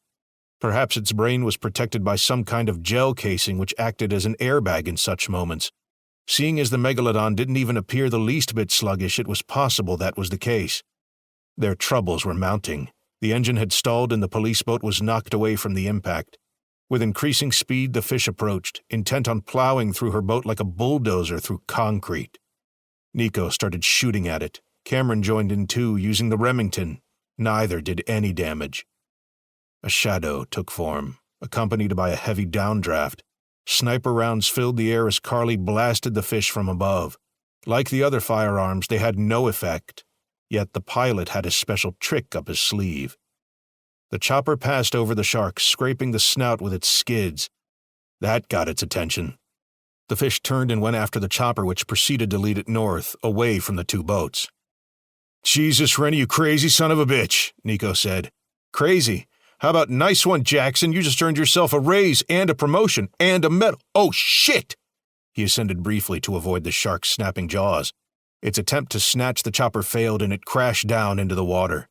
The chopper, still covered in the blood of the officer diced in the rotors, continued to lure it north, with Carly popping off rounds at its face. "First, focus on not earning yourself a gravestone," Nico said. "Will do." Jesus, it's not stopping, Carly said. She loaded 5 fresh rounds into her rifle and resumed shooting. Not one bullet managed to pierce the skin. Aim for its mouth, Rennie said. I can't. You can't. Thing's as big as the broadside of a barn. It's under the water, dipshit, Carly said. Her voice trembled. Her nerves were still fried from witnessing the aftermath of her fellow officer shredded in the rotors. His blood was on the edge of the fuselage door along with a few ribbons of clothing. The next 5 rounds were driven by vengeance. None of them fulfilled their purpose as the fish continued advancing on them. Rennie recognized the signs of another breach. The fish submerged several yards, angled its body up, and shot out of the water. Rennie had already ascended and was grateful at his good judgment of going an extra 10 feet, as it literally made all the difference. He didn't expect such a heavy organism to leap 30 feet clear out of the water, but the damn thing did it. Walls of ocean lifted upon its return as they did when Moses parted the sea. Rennie lowered the chopper, watching the water in case the Meg wanted to make another attempt. After a few moments it appeared again. It was moving east,